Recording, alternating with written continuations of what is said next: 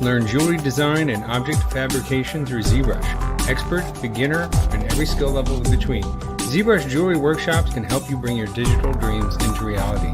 Taught by leading industry professionals. Use the offer code SUMMIT to get a $100 discount on membership.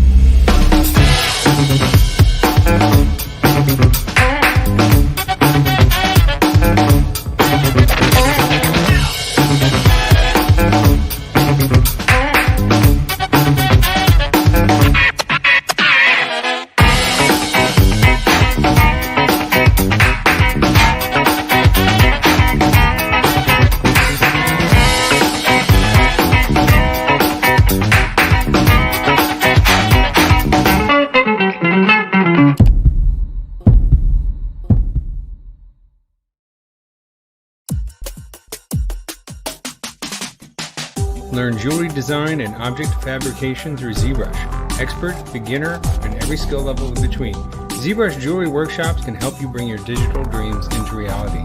Taught by leading industry professionals. Use the offer code SUMMIT to get a $100 discount on membership.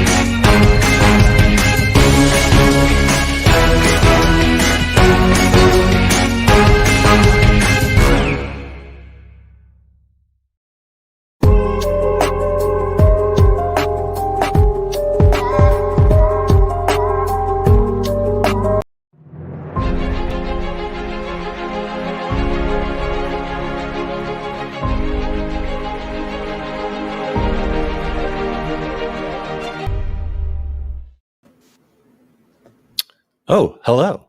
Welcome to another summit. I thought I'd start the day off calm because I usually go crazy. Well, welcome everybody to another summit. Day 3, technically. Day 2 of our presentations from many, many different artists. Hello from around the world. And you guys can see who I have with me. This is my co-host, Mr. Michael Popovich. Welcome. Hello, Paul. I'm back. He's back. Thanks for joining me on this day. Yesterday we had Ashley. Today Michael's joining me for the ride of the day. And tomorrow Jessica Drew's actually going to be joining me back again because she was already there for the sculpt off with me and Joseph. So I'm excited to have Michael here. It should be a lot of fun for us. We're going to be doing a lot of different stuff again this year. It's not, this year, today is not the exact same thing as what we did yesterday, but I wanted to quickly run through some things. But Michael, you're all warmed up, ready to go for this? Yeah, I got my coffee. I'm all watered up, so I don't have to move for the next 6 hours. You got water, coffee. Okay, good start. Good start. How many coffees are you in right now? 1.5. So how many do you usually have in a day?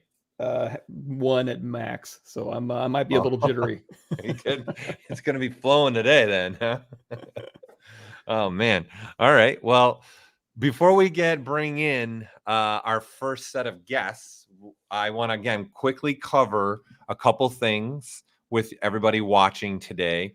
So again, your schedule can be found here. So I'm going to put this in because this is important for you all, especially if you want to come tomorrow and you want to watch stuff tomorrow as well. You've got the schedule here. So obviously now we are in day 2, right, which starts at 9. Just so you know, of course, I'm going to answer the question right now. This, of course, is being recorded. Day 1's already up on our YouTube channel. So I saw some people said I had to go to sleep during the ID presentation and I missed all the rest of the day. It's already up there, so you can go rewatch that whenever you want. Not right now because you want to be live with us right now. You want to be live, okay? You want to be a part of the summit, be a part of it, all right? So yesterday we kicked off the day with what we're kicking today off with, the ZBrush Live Streamer Challenge. So we're going to have several artists. Unfortunately, Brendan was part of the storm that came through in Northern California, took out his power, internet, and everything. So Brendan's not going to be able to join us this morning. Brendan, if you're watching your phone, right here, tier, catching, putting it back, catching, putting it back, okay? Just feeling it, right? It's just too bad, but we do have another artist joining us in Brandon's stay. So Andre was also going to be joining us on the last minute, so that's great. We'll still have 6 artists. And then we have a special artist that's not on the page right now, but it's going to be a surprise artist, okay? You know who you are. I'm just going to go right here, okay? So this was fun yesterday. I don't know if you got to catch it, Michael, at all, but it was actually a lot of fun jumping between everyone's screen, talking to them. People started sharing a couple little tips and tricks. That was a lot of fun, and just seeing the way different artists approach things was really good. And everybody was talking to each other and bringing up stuff. And even them yesterday was like, this is great. They'd like to do it longer. And they want to see maybe doing it. That group was wanting to do it maybe on a monthly basis from time to time. So it's something that we're going to look into for sure. So we're going to kick the day off with this again. But again, just different artists that are going to be joining us. They're going to be doing the same kind of theme that we did for the sculpt off. But they're here also to help give some tips and some tricks and show some techniques. So they can be anywhere in their model and be wherever they are in the model. Okay. So in that way we can get 6 different looks of things for you guys within this first segment. And the reason why I was wanting to show this is there's these get reminders. So I'll open up a later one. And after that, we got Marcin Kleggy. So if you don't know who he is, again, you can come to this page, you can click on artists' names, and it'll pull up their bios, what they're going to be presenting. So he's part of CG Project Red. He works there. So amazing studio. I'm sure you guys are all familiar with their games, right? Cyberpunk, the most recent. And you'll have links here. So he's going to be coming in showing how he uses ZBrush to do really, really hyper-realistic stuff, right? So that'll be a lot of fun. Then we have our team over there at the ZBrush Jewelry Workshop, which Thomas is also joining us this morning to be part of this streaming group. So what's really nice about this, so obviously this is going to be a jewelry presentation, but what's great about this one, again, is Thomas is going to be in ZBrush and Eric Keller is actually going to be in ZBrush Core. So they're going to show you guys how you can make jewelry from either one of those applications. And they're going to have printouts and they're going to talk about all that stuff as well. So if you've ever wanted to make jewelry, this is one of the ones you definitely want to get and come and take a look at. Okay. Because they're going to show you a lot of ways that you guys could go about. And I say for me, whenever I'm talking to jewelry people, a ring is the best thing to start with, because that's probably I don't know, Thomas can tell me that. I think that's probably the number one jewelry purchase probably is a ring. I would say close second necklace. What do you think, people? I would say rings, right? I would say rings are probably the most popular thing. I don't even know. Thomas, you set me straight. Is that right? What do you think, Michael? Do you think rings are like the most popular jewelry piece? I mean, what's cooler than a ring? You see the NFL guys with all their rings on. That's the first thing you go to. So that's true.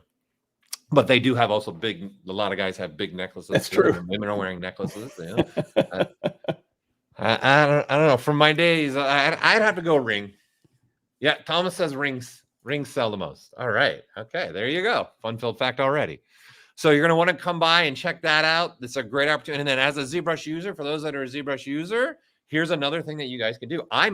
Actually, Thomas helped me. I made my wedding bands and ring for my wife for us in ZBrush, and then Thomas helped me get it made. Okay, so a great opportunity. And with that said, we are giving you guys a ZBrush Summit pricing, which is 20% off ZBrush, okay, or 20% off ZBrush Core, or 20% off your first payment of a 6-month subscription to ZBrush, 20% off a monthly subscription to ZBrush, and we're throwing another $100 off for those that are using ZBrush Core and want to get into ZBrush. You can now upgrade from ZBrush Core to ZBrush for $695.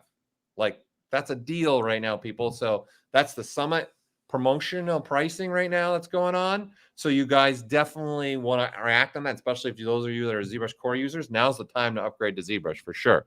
Okay, and then after the ZBrush Jewelry workshops, we'll be going in the tips and tricks. For as much as I know, Michael and I talk fast. Who knows how many we're going to kick out through this? We're both speed talkers.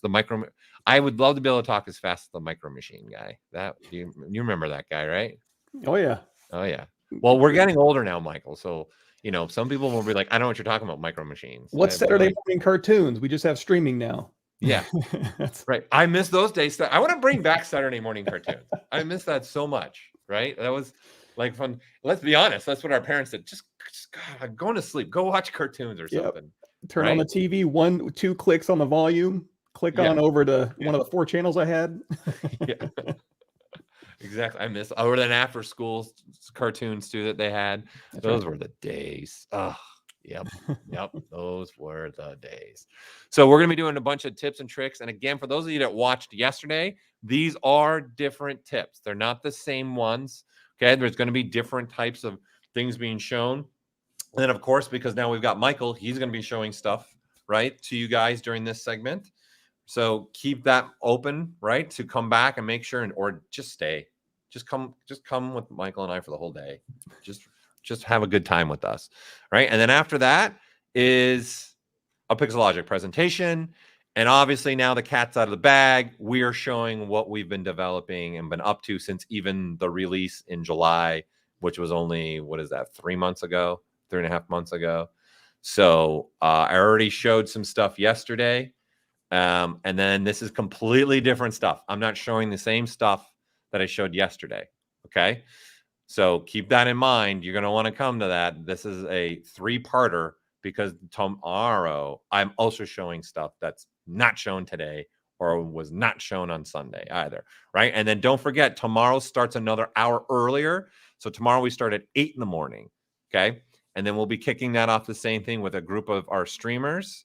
Okay. Got another fun, great group to join us. Should be a lot of fun like today's. And then we have Pitch Dev coming in after them. And remember, this is where you can click on the Get Reminders, and it'll send you to a calendar. And then you'll have a Remind Me button. So if it's within 24 hours, you'll get an email 24 hours before the presentation and 1 hour before the presentation. The benefit of this system is it will look at your time zone. Okay. So that way you can at least be in your time zone, because all our times are Los Angeles time, because that's where we're based out of. So anytime that I'm saying throughout this stream, it's always going to be Los Angeles Pacific time. Okay. Just so you're aware of it. So pitch dev is a great one for you guys wanting to get into maybe different sectors of industries, because they do a lot with a lot of different industries, i.e. the film industry, the game industry, concepting. They're at the very beginning stages and sometimes at the projects. So it's going to be a great one. It's also going to have a little highlighting of some hard surface in here. Okay. And they're also going to have a little promotion during their presentation as well. So there's something that they're going to be giving for free. You got to come to the presentation though to see what that is. Okay. So we're going to be following up with them. And then another tips and tricks segment after them.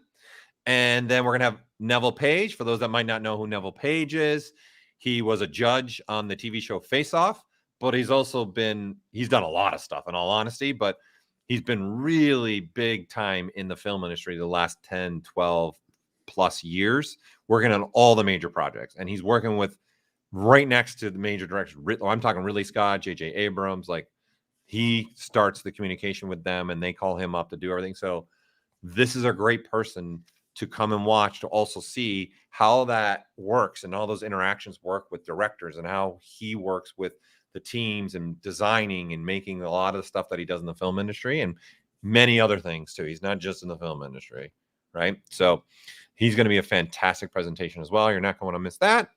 And then we're going to end the summit again with one of our presentations. Okay. So it was a lot to digest there, but you guys have the link to the website as well. And then one other thing that I want to cap before we start to our first segment, bringing all of our streamers in, we are doing giveaways different this year. Okay. So if you guys it's your first day here at the summit, you weren't here yesterday, giveaways are going to be working different. It's not a single registration anymore. You have to be here. So we're going to close registration and open it at certain times. And when we're going to be opening it is near the end of every presentation, because then you got to be here in order to go register. Our team will be sharing links with you in the chat and on screen. So don't worry, you'll be able to get the links to that. But again, we're going to send that out. You're going to register. The only thing you have to put in is your name and email address. That's it. That's not a long form. It should take you a couple seconds, unless, something's going on with your keyboard, right? So make sure when you guys do that, please put like at least your full name, at least first and last name or surname, right? So don't just put like Paul. There could be a lot of Pauls, right? Or Michael or Mike. There's a lot of Michaels and Mikes watching, right? So put your full name in, okay? And your email address. And that's important. The email address you give is how we're contacting you. So if you guys aren't giving us an email address that you're looking at, you'll never get your prize, your giveaways, okay? And also give us time to do the giveaways.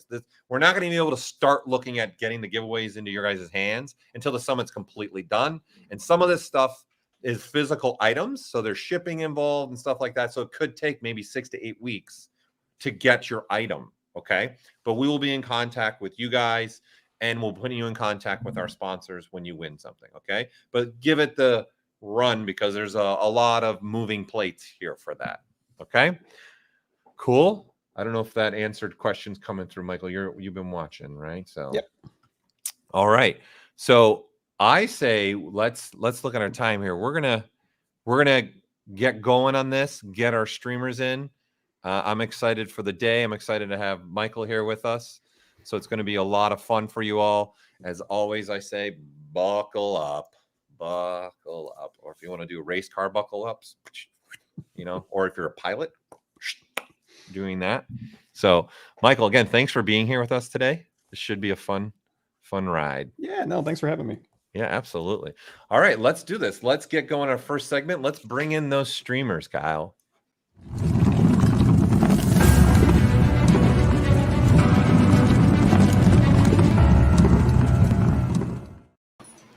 Hey-oh, here we go. Hello. Hello, everyone. Hey, everyone. Hello. I love it. Let's see. Wait, we got some people dressed up. First of all, Andre was kind enough to join us a little bit there. Because of Brandon in the storm. Spicer's got to have, there you go. Halloween it up. Lovely. Love it. Okay, Matt's also dressed up. Matt, what's Matt got here? You shouldn't even go to me after Count Yeah, let's see. Spicula Come on, there. let's see what you got. Oh yeah, The poor man's Spicula. it's a little Phantom of the Opera too. It's a little Phantom of the Opera. You know what I'm dressed up? You know what I'm dressed up? A big billboard. Okay, that's what I am. I'm a billboard. There you go. Okay? Ooh, that's what I got going on. Very nice. So as you guys can all see, we've got a great group here. We've got Thomas, Jose, Redbeard, aka Matt. We got Derek. We got Spicer, and Andre was kind of to join at the last minute to fill the final slot with us because unfortunately, like I said, Brendan, if you're watching on your phone or anything, we miss you. We miss you. Okay, so we've got another great group here with us.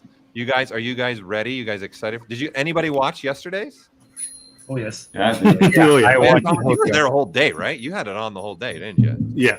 Yeah, and then you're here again all day because you're Woo! starting it off, and then you're doing your presentation with Eric. So that should be good too. So I'm looking forward to it. Guys, thank you so much for joining us. It's good to be here. Yes, it is. Spicer could not be here. He felt drained of life. Okay, now can you do the countdown? 1, 6. Okay. Count chocolate.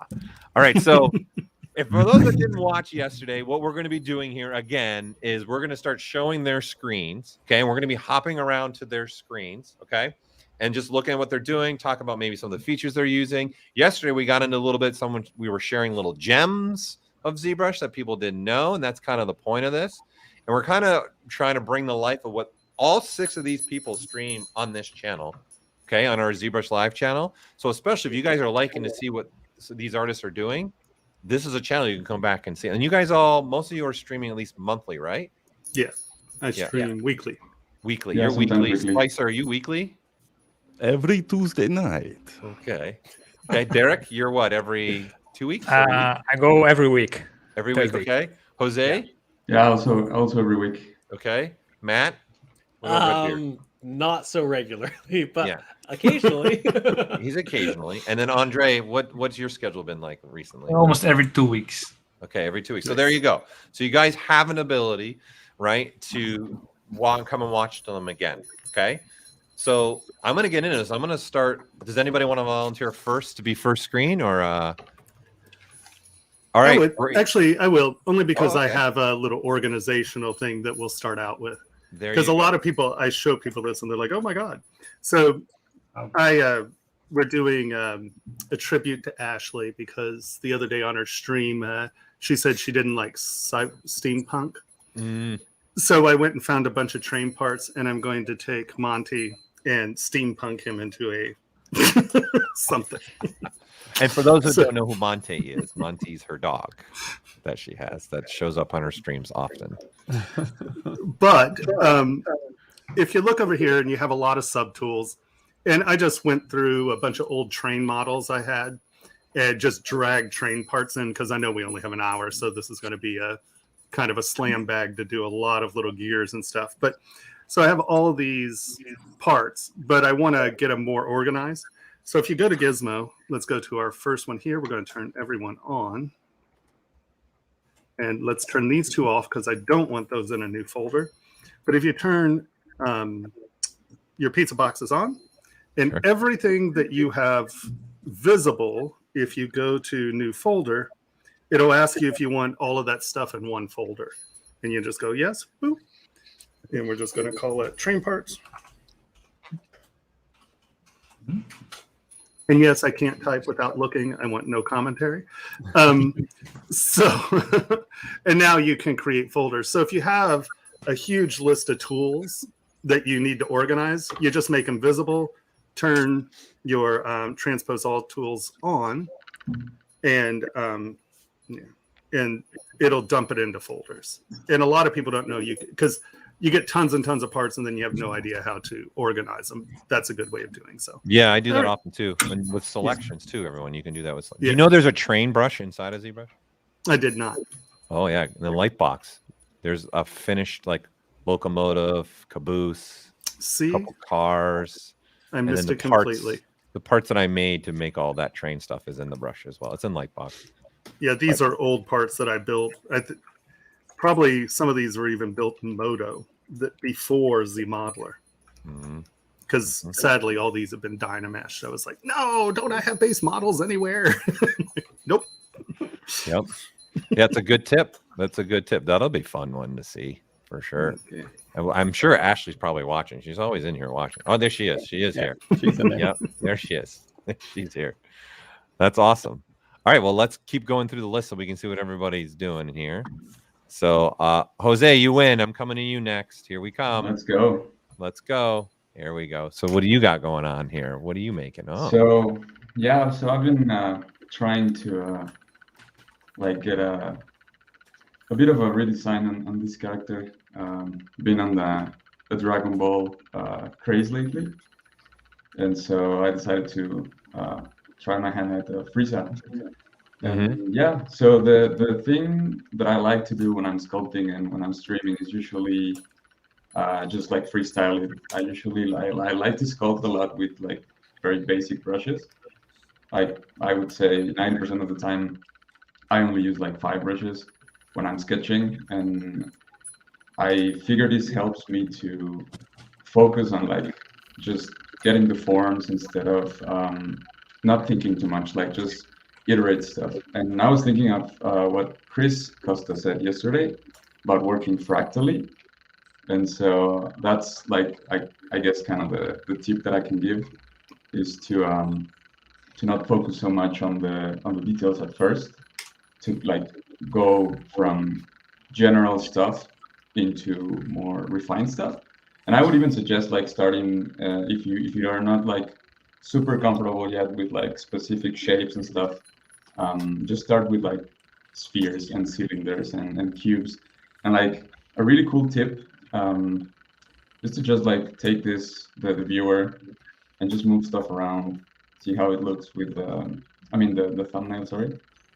See how it looks, the silhouette, if the shapes are working, because I feel like this is the most important thing first, and then start growing from there.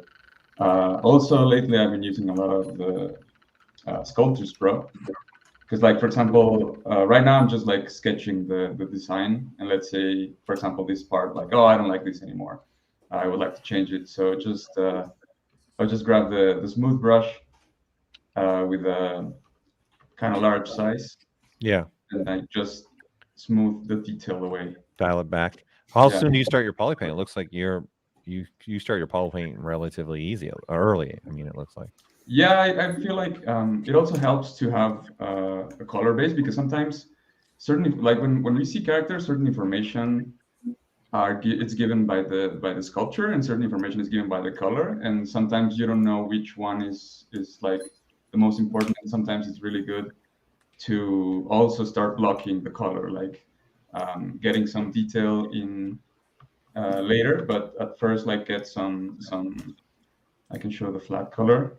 So it looks kind of weird. It's really dirty because it's not supposed to be refined yet, but it's helping me to get an idea of how the character is looking, how the contrast with the color is working. And a really cool tip, a really cool technique. It's really simple, really, but I like to just, for example, get a very basic mask by cavity sometimes. And usually I would just tweak the curve a little bit, depending on what type of cavity I want to get. Like, for example, just moving the curve gives me different results.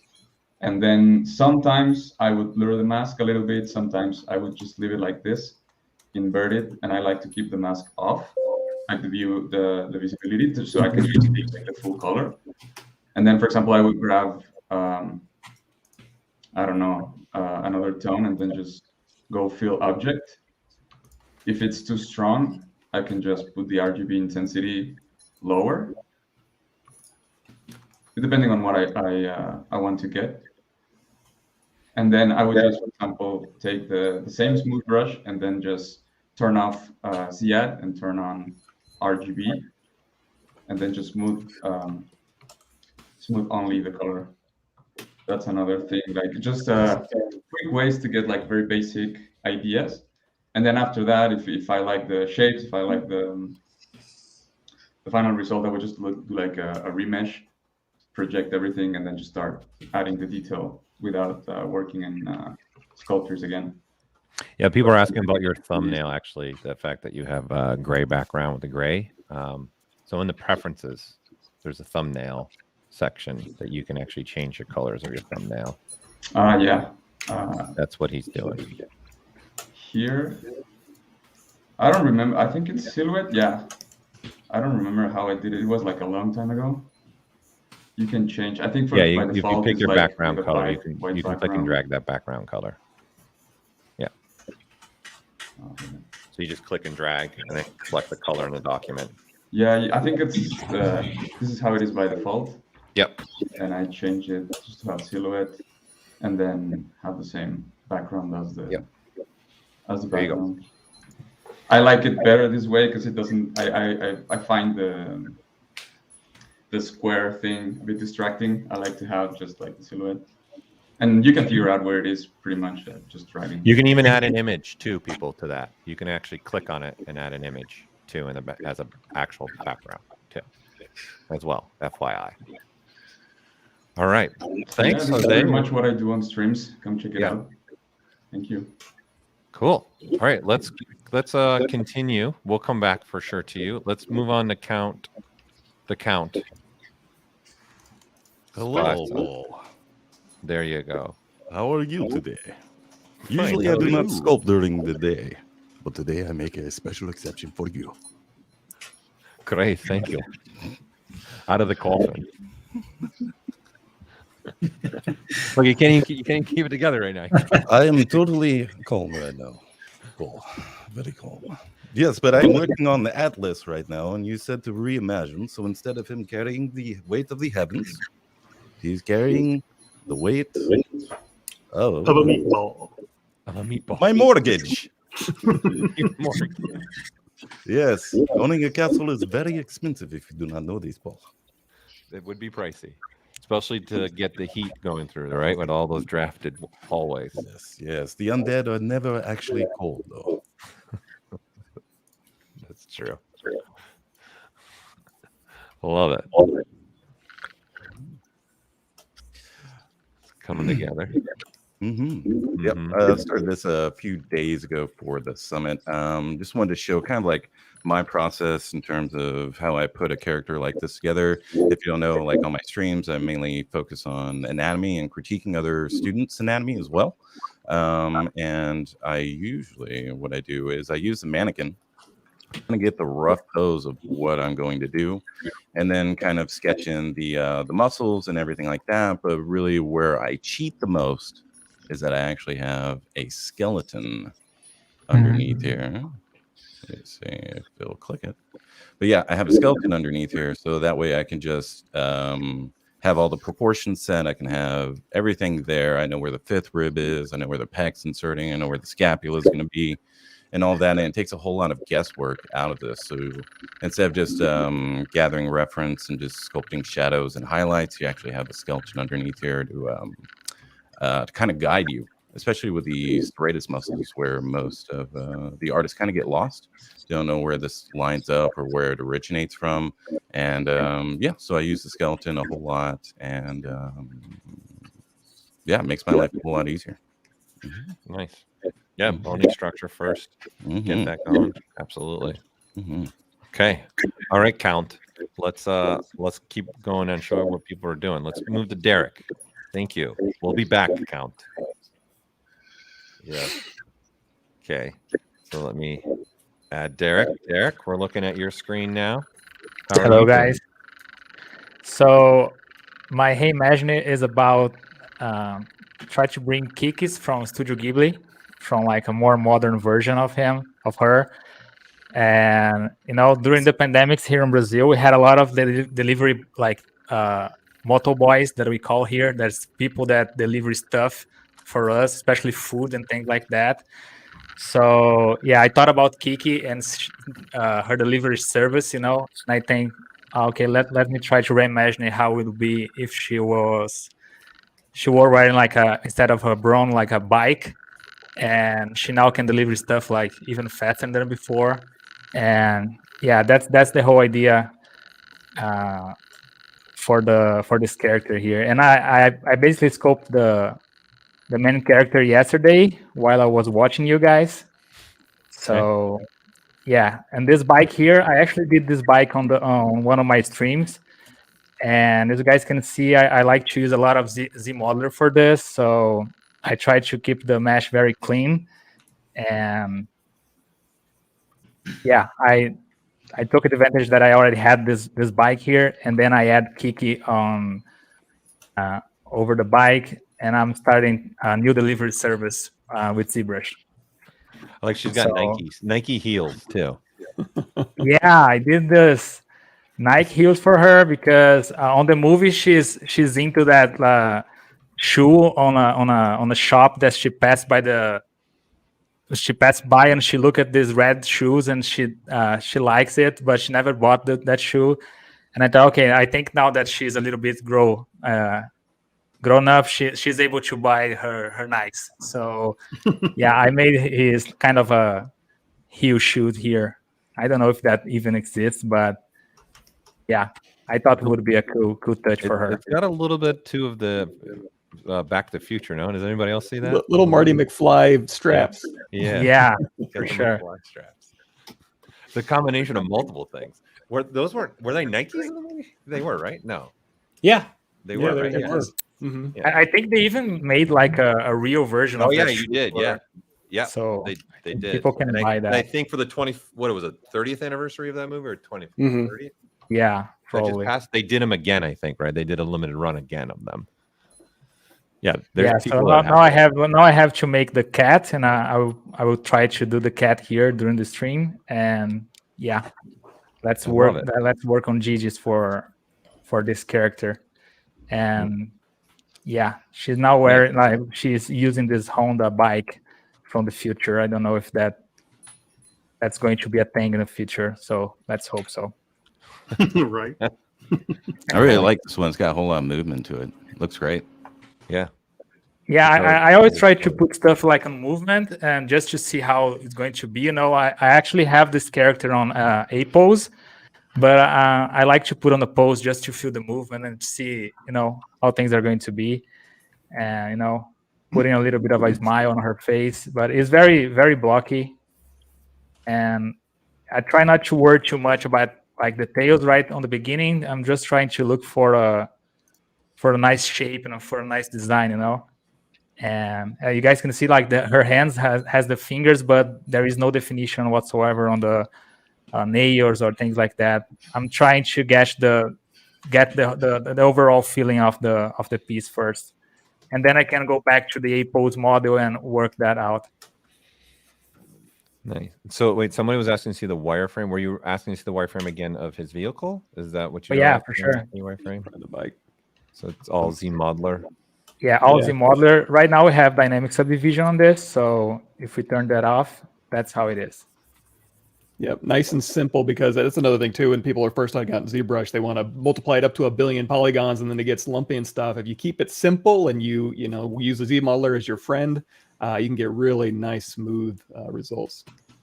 Yeah, I like to call the divide king or the divide queen. Divide. Yes, skin pores. Yes. Oh wait, the nose is in the wrong spot, right? Oops. So Are you making fun of me again already? No, you're not a divide king. You're the Dynamesh king. Subtle difference. And I'd like to add, Thomas is also the quick save king. How many quick saves do you have right now? Well, I shipped 125 terabytes of drives to my business partner to put on a NAS system, and we have 77 terabytes of ZBrush files. So that is. What do you have your quick save set to, right? Do you have it set to the default 1,000 right now in ZBrush? Oh yeah. Oh yeah. He lives on the quick save, people. That's why I've had the conversations with him. He loves the quick saves. He's using. Well, but it's also for provenance, so we get copied a lot, and so I can go back and show time, date stamped models that show the development of a part, as opposed to, oh look, here's the final part. It's like, wow, that looks a lot like my part, doesn't it? That's a great point too. What the projects do, they save timestamps of your date and the time you actually worked on. I love doing that as an instructor too, and like, Oh, let me see when you did your homework. Oh, right before class. Interesting. Yeah, how convenient. I wish I would have known that. I could have. I If could have you made scroll above, students feel even worse. any of your undos, you'll see a date and time stamp on your undos. So, Yeah. And so, that's a great legally, point, it's Thomas. a very good thing. It does wind up that you spend a lot of money on drives, but I've had a few contestations where, people put their things in books, and it's like, well, that's a knockoff of my ring. And I literally had the guy send me back. It says, well, when did you make yours? And I was like, 2005, 2006. And he's like, well, look, on the label in the magazine or on the label in the book, it says 1988. I'm like, and I sent him back an email. It said 1764. I got old Gothic, I was like, well, look, my picture says I made it in 1764. That's what you just did to me, man. It's like, are you kidding me? It's a great point, though, for those of you out there freelancing and stuff like that, or making stuff. That's a great point to protect your work too. Yeah, because people steal your work all the time, every day. All right, let's see what Matt's up to. Redbeard, here we come. Oh my goodness. Well, I was working on something else, and then good old Steven Anderson practically stole my idea. So we're gonna meet after lunch and we're gonna duke it out. So I decided to put this friendly little guy together, just a reimagined Freddy Krueger kids show. Dream with Freddy. He's a happy little guy. So I just blocked this guy together this morning with some simple primitives, the curve brush or the curve tube tool, and just blocking him out. Isn't he just a friendly? Just come on, enjoy the show. Can't be that bad. Yeah, it can't be that bad. He's Kid Freddy. He's the kid version of Freddy. He's like, just come on, little children, come with me. Come play. Come play. I was talking about this in another stream. I actually watched Nightmare on Elm Street on Elm Street. Oh my gosh. Brought it to another level as a kid. That's terrifying. Yeah. This thing, for some reason, my parents were showing this to me when I was like 5. I mean, they didn't mean to. Right. I walked into the room, like right when the girl gets taken up onto the wall, and I'm just like devastated. The Johnny Depp one? The Johnny Depp one. The original first one. Yeah. I mean, that thing is it ruined me. I'm still ruined. I still have nightmares of Freddy Krueger because he's just so terrifying. I don't know why my cousin and I did, but we watched I think the first 3 or something like that. And I'm like, what are we doing? And we didn't go to sleep. I'm like, why are we? Let's just put on the next one. Let's do it. What are we doing? I think it's because we're getting away with something we shouldn't be doing. Exactly. Yeah. So they're like, we can do it. Let's do it. Little you know, it scars you for life. It scars you for life. There's no way to get over it. Yeah. It's ingrained now in my head. But now we're going to make a nice TV show for kids. So that's nice. There you go. Yeah. That's a good take on it. I like it, though. That's a fun take on him. Yeah. I love it. All right. Well, let's get Andre in here, too. So we can see. Andre, I'm going to come to you now. Bingo. Okay. Thank you for joining us, too, on such short notice. Yeah, no problem. I was just having dinner, and then I noticed that it was today instead of tomorrow. Oh, yeah. To drive yeah, really because fast. Where are you? You're located in Europe, right? Yeah, in the Netherlands. All of it. Yeah. So it's late in the evening for you, for sure. Well, it's early evening. It's 6 in the evening. Yeah, not that late. Not that late. No. I had to rush down. So I'm here. So what were you starting to make here? I got inspired yesterday by Mr. Costa. He was I always wanted to make Adams. Oh, yeah. And to give a try to make her a realistic version. So stepping out of my comfort zone of a set of monsters and cartoony stuff. Going to trying to go something realistic. So now blocking in some clothing. So you're going to continue this then, because you're going to try and continue this through and go all the way to the end of this. Yeah. Maybe not as close as Kris does with all the pores by hand, etc. Go Yeah, see he how far I dropped can. a bunch of information and knowledge yesterday, right? So Oh yeah. and then his stream also from the 2018 summit. If you those are like great 1-2 parters to go watch for doing Sure. hyper realistic portrait style work for sure. Be Really perfect. great way to look at models in persons. Mm-hmm. I noticed I cannot look at normal people anymore. I'm just always studying faces and shapes. So, yeah. I'm just looking through the chat. Knowing Wednesday Adams, does that make us old now, Mordecai? Does it? Maybe. Because that's multiple generations, right? Because the first one was a TV show, what, in the 60s, I want to say? Yeah. Is that right? 60s, Or so. 50s? Yeah. And there's now a movie here in the theater, so. Oh, no. You don't have the cartoon one that they just did for this Halloween? Yeah, they have. Just Oh, okay. Yeah. my son watched it. So it is the 60s. Okay, someone said it is the 60s. Yeah, I think so. Yeah. Yeah, so I always have trouble making girls and females and young persons. So why not make a young female? Try. Yeah, it's a softer touch to make females over males, I think. Yeah. And When that's you what go- I think some people struggle with, including myself. When you getting go that strong touch with right. the cheekbones, etc., it turns into male or an alien really fast. Nice. Yeah, Christina Ricci was it. All right. I think I got everyone's screen right at least once, right? I didn't miss anybody. Yeah. All right. So now let's just start bouncing around, see where you guys are at in your process, and keep sharing some stuff. Thomas, I want to come back to you because let's show where you're at with this. Let's see where you're at with this. Here we go. Wow. Moving right along. Good Omani. She's like, no, she's gonna have nightmares about this for years. Love it. And then you always use this material, right? This is your go-to material that you like to use. I find that it, when you're sculpting, so many of these matte caps have exaggerated depths and highlights.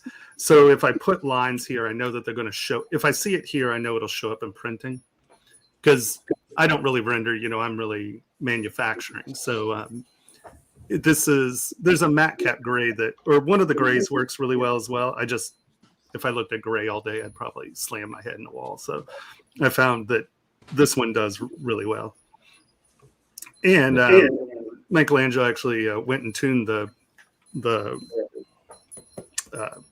matte cap for me. So we changed it a little. So it's good. It works great. Yeah, I like it. Because a lot of people, they'll use really nice, exciting matte caps, and then you get to print, and it's like, wait, where'd everything go? It's like, yeah. It's gone. I think someone said Batmobile. Maybe it's a Monty Mobile. There you go. The Monty, but it's very steampunky though, so it's running on steam. Yeah, I had monumental computer catastrophe this morning. My camera was making weird noises. My screen won't come up. I was just like, how can everything blow up last night? And I lost all of my pre-work. So this is going to be a slam down. Yeah, the joys of computing. Someone put in chat the full Monty. Wow. Sir Monty the good boy. Nice. I love it. This will be fun to see though. It's I think that's also part of some of this too, having fun with this and see where you can go with that. I think that's also some of the stuff that you guys are able to do with ZBrush is just go be creative, use it as what it's intended to be, an art tool as well. Without a doubt. Yeah, I love it. Yeah, this came up in the chat a couple times, and this could be a question for anybody, but I'll put you on the spot, Thomas. How do you, when you're evaluating the thumbnail or just evaluating what you're making, do you have a good way to evaluate your shapes and what's working for you design-wise when you're tumbling around and looking at stuff? Well, I think they're right. You get your basic forms and shapes in. Now, I am one of those people that instantly goes to, I start sculpting at 1 to 5 million polys on all of my parts, each of my subtools. But I go all the way back down to my base models when I'm working out form and then come back up. So I use the subdivisions from the very, very beginning. So I can take advantage of all of the low poly tools and forms and shapes so you don't get tied into it.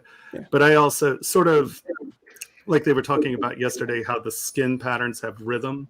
So surfaces have rhythm. So then I go back up to my high and I sculpt at a really low pressure.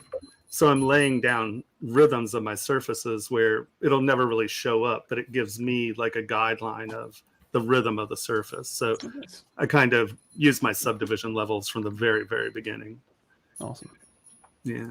So yeah, basic shapes, man. Is the matcap, someone's asking, the matcap you're using is available anywhere for someone else to download? Yeah, this is Mod Dirty Blue number 2, I think. On you can download it from Pixologic's matcap library repository. Yeah, Did someone just put it up? it's a good one. Yeah, someone just put it up. All right, let's see. Let's go back to Jose. Let's see where you're at with yours. Coming live. Come on down. Yeah, so I did a remesh on this one. Okay. So I locked in the main features I liked, and so to not have to deal with uneven resolution, I like to do a remesh and then just project.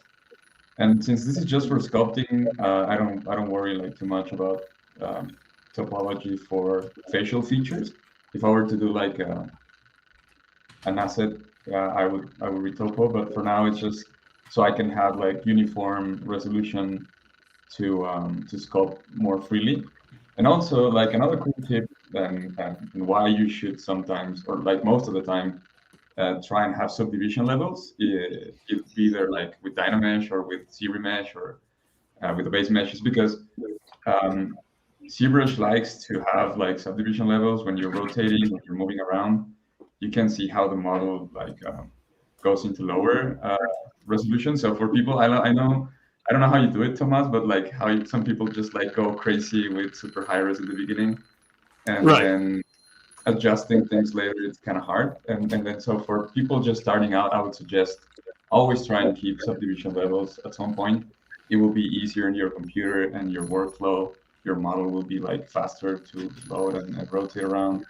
So just like I have the sculptures one here that I did, and then the remesh one, it's like so much faster after you like locked in the main shapes, and then you can just go like detailing mode. And yeah, I try to mix a little bit of anatomy with just freestyling. Like I like take inspiration from many different things. Like I don't know, I look at animals all the time, like shells, bones, like even architecture structures. I just have like all that info in my brain, and it just sometimes comes out when I'm trying to sketch and design things. And I try to maintain the, like if I were to go to the very basic volumes, to like the primary shapes, it's pretty straightforward. It's just like a sphere, a cylinder, stuff like that. But then afterwards, I like to play with the surface a lot. I like to try and manually get the shapes that sometimes are not like explicitly human-like or whatever. I just like to take inspiration from, I don't know, whatever I feel like at the moment. Trying to make it work, trying to make the details have a certain rhythm and not overwhelm certain areas, like to have rest areas and then some detail areas. Just a nice balance, I guess. Yeah, it's coming together nicely. And like Yeah, you said, you're keeping it simple, using just like 5 brushes and then just sculpting away at it. Yeah, I would say when I'm trying to like sketch something, it's just like 6, 7 main brushes, mostly 5. And then if I need to do something specific, I'll use other stuff. And then I'm also like changing my interface all the time. For a while, I kept it like at a certain like fixed point, but I think I'm realizing that I'm using different tools in different projects, so I like to keep things fresh, move things around. That's why right now it's a little bit messy, because sometimes I need different tools for certain things. And if a different project calls for, like, for example, I was working on a project recently with a lot of surface details. So I have a lot of alphas here for quick surface detail for like painting as well, or creating some pores and wrinkles and things like that. noise as well. So yeah, it really depends, but mostly just the very basic brushes. I use a lot of standard, clay build up, move, pinch, dam standard. Like I would say you can get 95% of the way with just these brushes in an idea phase. Of course, like for polish and stuff like that. Yeah, there's way more tools. Nice. Okay, let's keep going. Let's keep pulling up people's. All right, Count. Are you ready, Count? Yes. Yeah. Yeah. What's going on? Welcome. I wanted to talk about female faces for a little bit. Is that cool? Go ahead. Like Go structurally? ahead. Okay. Go ahead. You got 10 seconds and go. Oh, okay. All right. So things that you want to pay attention to whenever you're sculpting a female foot. All right. So things you want to pay attention to. The angle or the length of the jaw right here is going to have a very oblique angle as opposed to males, which is going to have a little bit more of a horizontal feel to it. And then the angle of the jaw here is going to be much softer. Also, you're not going to have that much of a brow, and your glabella is going to be more towards the middle of your eye as opposed to the top. And then the chin will generally come down to a nice soft end as opposed to males who usually have that little cleft in their chin due to testosterone. And then also just make sure the sternocleidomastoid is much more narrow than it is for a male, because the testosterone allows the sternocleidomastoid to grow, so it makes that neck nice and thick for males. But for females, it's a little bit more subtle. And lastly, just make sure that the hips are wider than the rib cage, and you should be good for females. There you go. A little knowledge drop on everybody. That's good to say. That's the stuff you got to look for, the difference between the males and the females, right? It's those little anatomy differences. And then also, too, in different parts of the world, the structure will change a little bit, too. Even in faces, depending on where people grew up, the skeleton will be a little different. Yeah, it's good. There's plenty of sites that you can find, different skulls from different races. And then there's, I don't know if they have scans of that. I've gone to 1024 mostly to get my skull scans. But yeah, there are very clear differences between each one. So yeah, definitely take a look at those. I'm trying to think of the site that has all those. But yeah, yeah. What, Thomas? I was going to say, yeah, there's a site that has a whole bunch of them. I don't remember what it is. I can't remember. Yeah. Anatomy Zone? It's not Anatomy Something Zone. like that. Yeah. There's a really good YouTube. It's called Anatomy Zone. So you should definitely go there. They have like 3D, 2D, and breakdowns of the muscles and the attachment points and the joints and everything you really need to know about the body is on that YouTube channel. Yeah, and I think I was helping a bunch of artists, obviously, reconstructing real human skulls so they can identify the person. In that world, you dive into that, you're going to learn a lot. I had to dive in deep into that world with a bunch of doctors and stuff like that, and just having conversations about the depth markers. Yeah, the depth markers. Yeah, but there's no 100%. This is the 50 markers you use across the board. The couple, everybody's got debates in that industry of, okay, these definitely 15 you use, but then the rest from that point on are like debatable. I've, at least at that time. I don't know if it still is anymore. But it's a good way to look at a human skull too, is look at what they do with those depth markers. And that'll help you guys also when you're sculpting a face. You know how much you should be building out compared to what should not be built out, just by using their technique, what they do. Right? How long did you spend on that project? It was a good couple of years project. I talked to one of the leading doctors, Dr. Carol Wilkinson, and she's written a couple she's books. awesome. Yeah, talked to her a couple times and a couple other people. I even had to have conversations with some of our federal agencies. Oh yeah, they put you on a lie detector. Not really. The only question that was asked is, are you sure you don't ever drink coffee? Who, me? Or yeah, you. Oh, yeah. You. No. No, never, ever. I honestly, I think I've maybe tasted even coffee once, and I spit it out immediately. Well, here's to you, Paul. So Here's to funny. you, Paul. No, That's crazy talk. You're welcome. I admire so much. You have no idea, man. How much do you have? Me? No, Per someone day? else just jumped in and said they had a lot. I think they said. Oh yeah, I drink coffee all the time. Yeah. I live for coffee, but I just I like the flavor. Like I don't put cream and sugar in it. You know, I'm kind of a coffee snob. I like the flavor of the beans. You know, I know that's shocking. No. Yeah, I just put stevia and cashew milk in mine. And there we go. We're good. Not part of it. Nope. I'm not the only one. There's some people jumping in. I don't drink any caffeine. Forget it. No, the only caffeine I'll even have, and once in a while, is a tea. Very English. Yeah, so we are both. That make two of us. I also don't drink coffee. Yeah, I think that's the Canadian in me because my stepmom she would drink tea every night. So then when I was there, like, hey, have a tea. I'm like, okay. Pigeon water.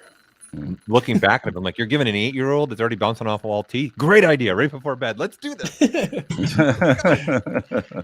To be fair, I do drink a lot of tea as well, though. So it's you do? Yeah, it depends on what time of day it is. You know. Yeah, I'm all I need coffee to teach. Yeah, for sure. Right. That's a necessity. Whenever I was teaching before, and then I took Paul's Everything You Need to Know About ZBrush. And I was just sitting there and I was like focusing on something else. He's like, look up here. And I'm like, okay, what's going on? What's happening? And it works every single time. So whenever I went to college and I taught and no one was paying attention, I would scream it as loud as I could, and everybody would just look directly up there. So I want to thank you, Paul, for teaching me that teaching doesn't have to be boring. It can be totally fun and totally comedic at the same time. And you can still grab your audience that way too. So good job. I think comedy helps in teaching a lot, actually. Oh yeah. I'm chock full of bad jokes. Okay? Chocked full of them. Oh yeah. That's very true. That's what I do. It's what I bad do. Jokes and food association. That's how I teach. Yeah. Listen, I'm going to drop a bunch of useless 80s knowledge as well at the same time. Oh, here we go. 80s knowledge. Yeah. Always going to drop some. What about you, Michael? You're a teacher.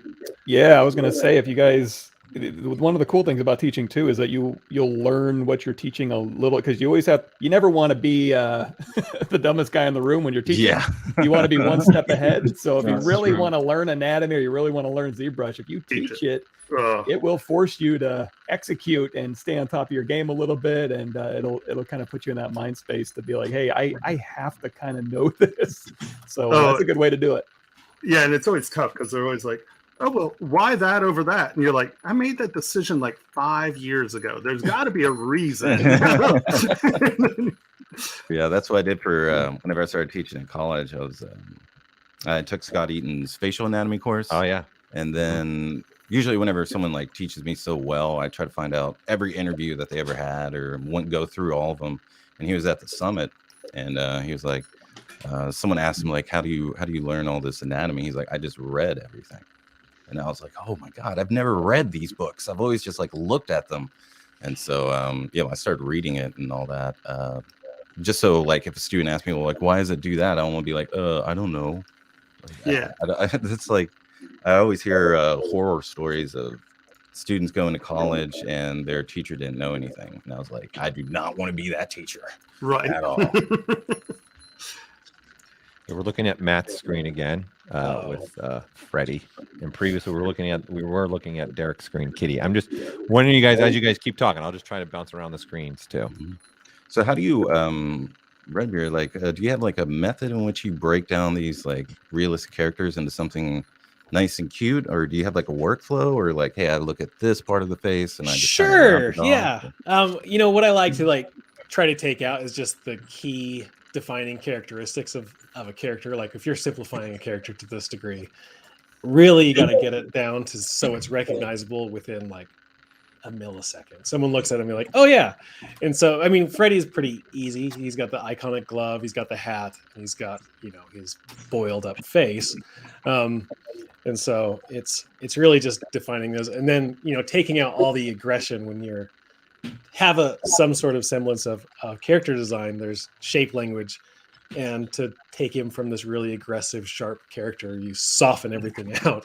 So he's got almost no pointy bits to him, except for his nose and his little claws there. So other than that, it's just the simplest form of what makes this character this character. Boy, You draw a lot too, right? So yeah, you- and I you draw quite a constantly bit. draw. I would do warm-up sketches every morning, so I do like 20 to 30 minutes of gesture sketches or character design stuff. This is my warm up. A little Wacom pen warming up. Here we go. Oh yeah, there you go. Yes. Man, what are those like? Clang and bang, clang and bang. 0.1 pounds there? Yes. Little. Man, you're keeping it tight. You're sitting at the computer screen, gonna keep it going, right? Oh yeah. Yeah, that's a good thing too, is to draw and sketch out some stuff. I think doing that to really hash out your idea too helps, I think, too. Yeah, I like to have some sort of a vision of what I'm doing before. I mean, like the vision that I did before this, you guys are going to love. I mean, it was really thoroughly thought out. It was really maybe like 30 seconds of like, okay, this is what I want to do. You know, something. It's basically the same guy. And just take him down, and then, you know, if I have a little bit of time, I'll throw this in the key shot and put a 3-point lighting setting, you know, rendering on him, a rainbow behind him, so he looks real friendly, and everyone's going to want to join him. Yeah. So by the way, he's using the 3D mouse. I saw it in chat. He's using the people's 3D minds. mouse to do his navigation. This 3D mouse is life changing. I mean, it does take a solid 2 weeks to set up, to get used to it, but after you do that, I mean, I'm no longer going from, you know, moving my arm a ton. It's more gesturally in the middle. You opened it for me. Okay. Right click army, man. Right click army. Well, this takes away Right-click the army. right click completely. RCA. I was a right click man, but now it's all 3D mouse. Yeah. Yeah. Oh yeah, that's right. Because you rotate with the right hand, right? And now you're doing it with the left. Yeah. Now I'm doing it with my left hand, and it just takes true. a little while. You know, it's fairly sensitive, so you have to like learn how to navigate it and do the things so you can zoom into all the spots that you want. But it's pretty awesome. Yeah. There's actually 4 navigations now inside of ZBrush if you really count them all up. This would be one of the 4. No one uses the third one. Who uses the interface one? Do you know anybody? A lot of people use buttons. it. Yeah, I see a lot of people use that. Mhm. You're kidding me. Yeah, a lot of people. I tell them A lot of You're kidding. I always tell them to stop, but they do it. Space bar is usually how they do it. A lot of them will do space bar, but yeah, some will go over to the interface and use the buttons. Wow. Brennan made it. Brennan. Hey. Hey, Brandon. Hey, there he is. What's going on there, brother? We miss you. Let's see how Wednesday's doing with Andre. Coming together. Someone already mentioned Andre. It was looking really good, like her in the movie too. I think you're doing good at capturing Christina Ricci at that age. Trying to. Yeah, I think it's coming together nicely. I'm excited to see you go all the way with this and see how far you get. Yeah, maybe I can even do the hair with fiber mesh. I was thinking. Oh, Crazy going too hard, but here we go. Here I we go. can challenge myself, right? Yeah. Well, I think that's also great things to do. Challenge yourselves, right? And Yeah. as artists, I always trying to challenge myself to do different things a little bit outside the comfort zone. Not all the time, but I don't know. I find it's easier just to do the things that I've done forever. It just makes things easier. just stay in my lane. Just stay in my lane. Stay in your lane, guys. Stay in the lane. Stay in the lane. That is one tough thing about product design, is that like when you're doing lines and you get known for things, that's what sells. You know, you're literally selling a product, so that identification is important. So how do you keep a style that's identifiable, or a vocabulary that's identifiable, and change your styles? That could be very tricky. And that's why a lot of companies stagnate out, because, you know, where are you getting your ideas and how can you keep them, you know? So what got you into jewelry making in the first place? Weirdness. I was working in the film industry, and then I did some really, really early sculpts of some pieces on Pirates of the Caribbean, and then I switched films. And everyone's like, "Oh, you got to make skull rings." I'm like, "Yeah, dude, I got a real job. I'm not doing jewelry." And then when I left the film industry, I was like, you know, maybe I'll try jewelry. It was just a random fall-in thing because people kept asking me to make jewelry. I was like, "All right, well, okay, give it a shot." Do you have any favorite jewelry artists? Honestly, I don't look at other jewelers much. I mean, I look at historic jewelers like Lalique, some of that stuff, but I'm not. I try not to look at other jewelers because it's very easy to inadvertently get very inspired by other people's shapes, and then it could be a year down the road or something like that, and you start.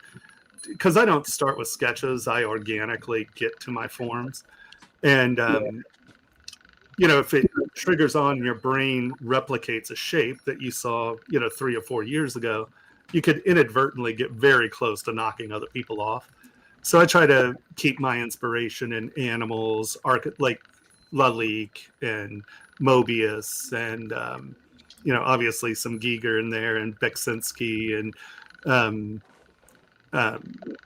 Louis Sullivan is like one of my very early big inspirations. So I try to keep it more in the architecture and design, because that way, even I get incredibly inspired by a shape, there's no way I'm going to translate that directly into a small object, and I just, for my safety, I don't really do a whole lot of looking at jewelry.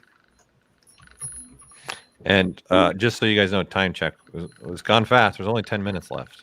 Oh my goodness! Oh wow! Yeah. Already? Yeah, yeah. Oh, shocking! I'm not going to get the rendering. Yeah. It goes quick, man. It goes quick. That's why the first group was like, we need to do this more often and longer. Yeah, for sure. Fun. Just hanging out. It's like I said, the old LAN days. Thomas, is there any unique or memorable jewelry pieces that you've been asked to do that you're allowed to share? Well, I can't talk about some of the more recent ones, but I'm actually moving back down to LA to. I have now some celebrity clients that are. It's just easier to be around now, and so I'm going to spend a few years back in LA at least. I did a piece for once again, can't really talk about it, but it did a piece which was a tiara and a brooch that was $33 million worth of material. The material I used was ancient, and so it was.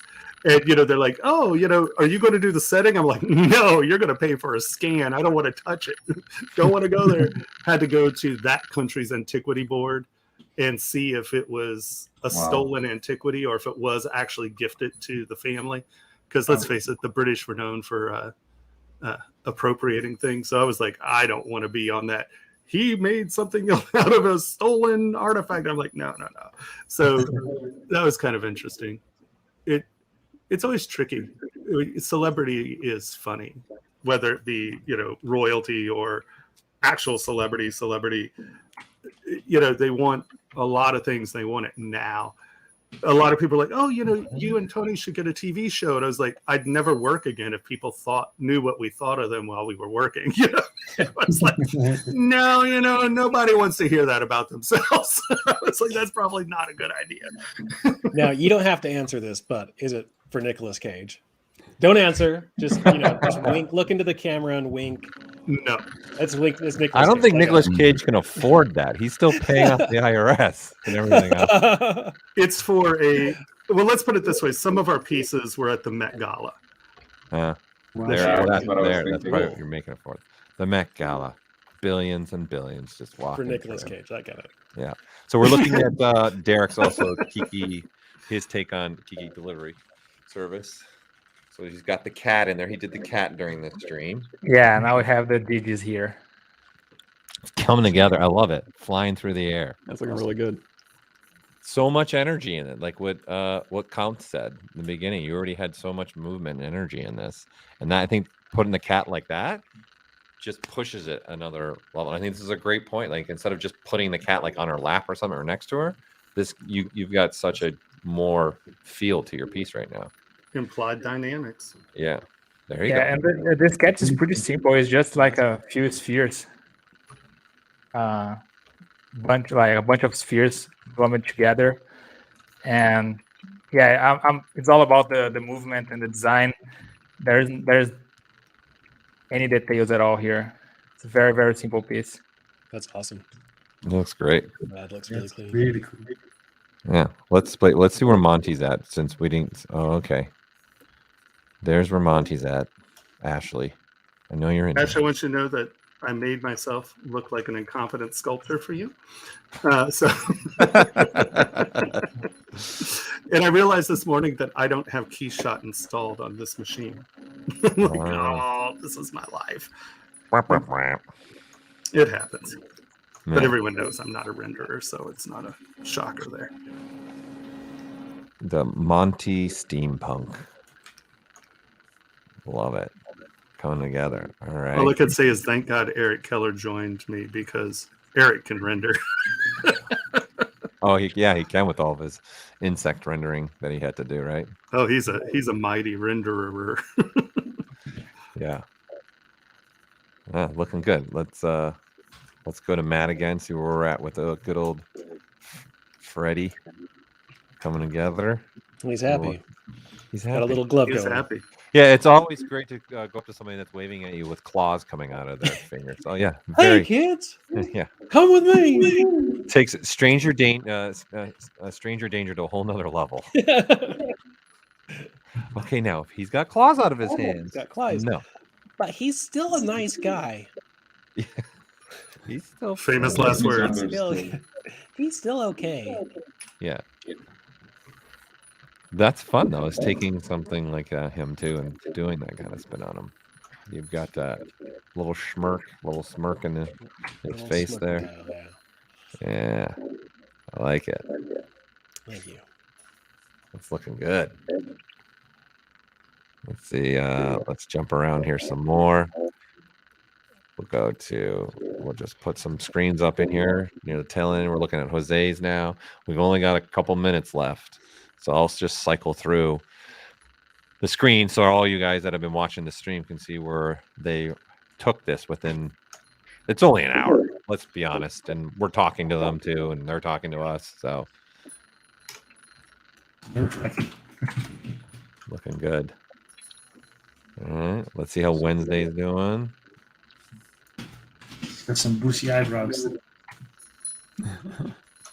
Did you paint those, sculpt those, or fiber mesh those? Just slap on the fiber mesh. Okay. To prune them. Yeah.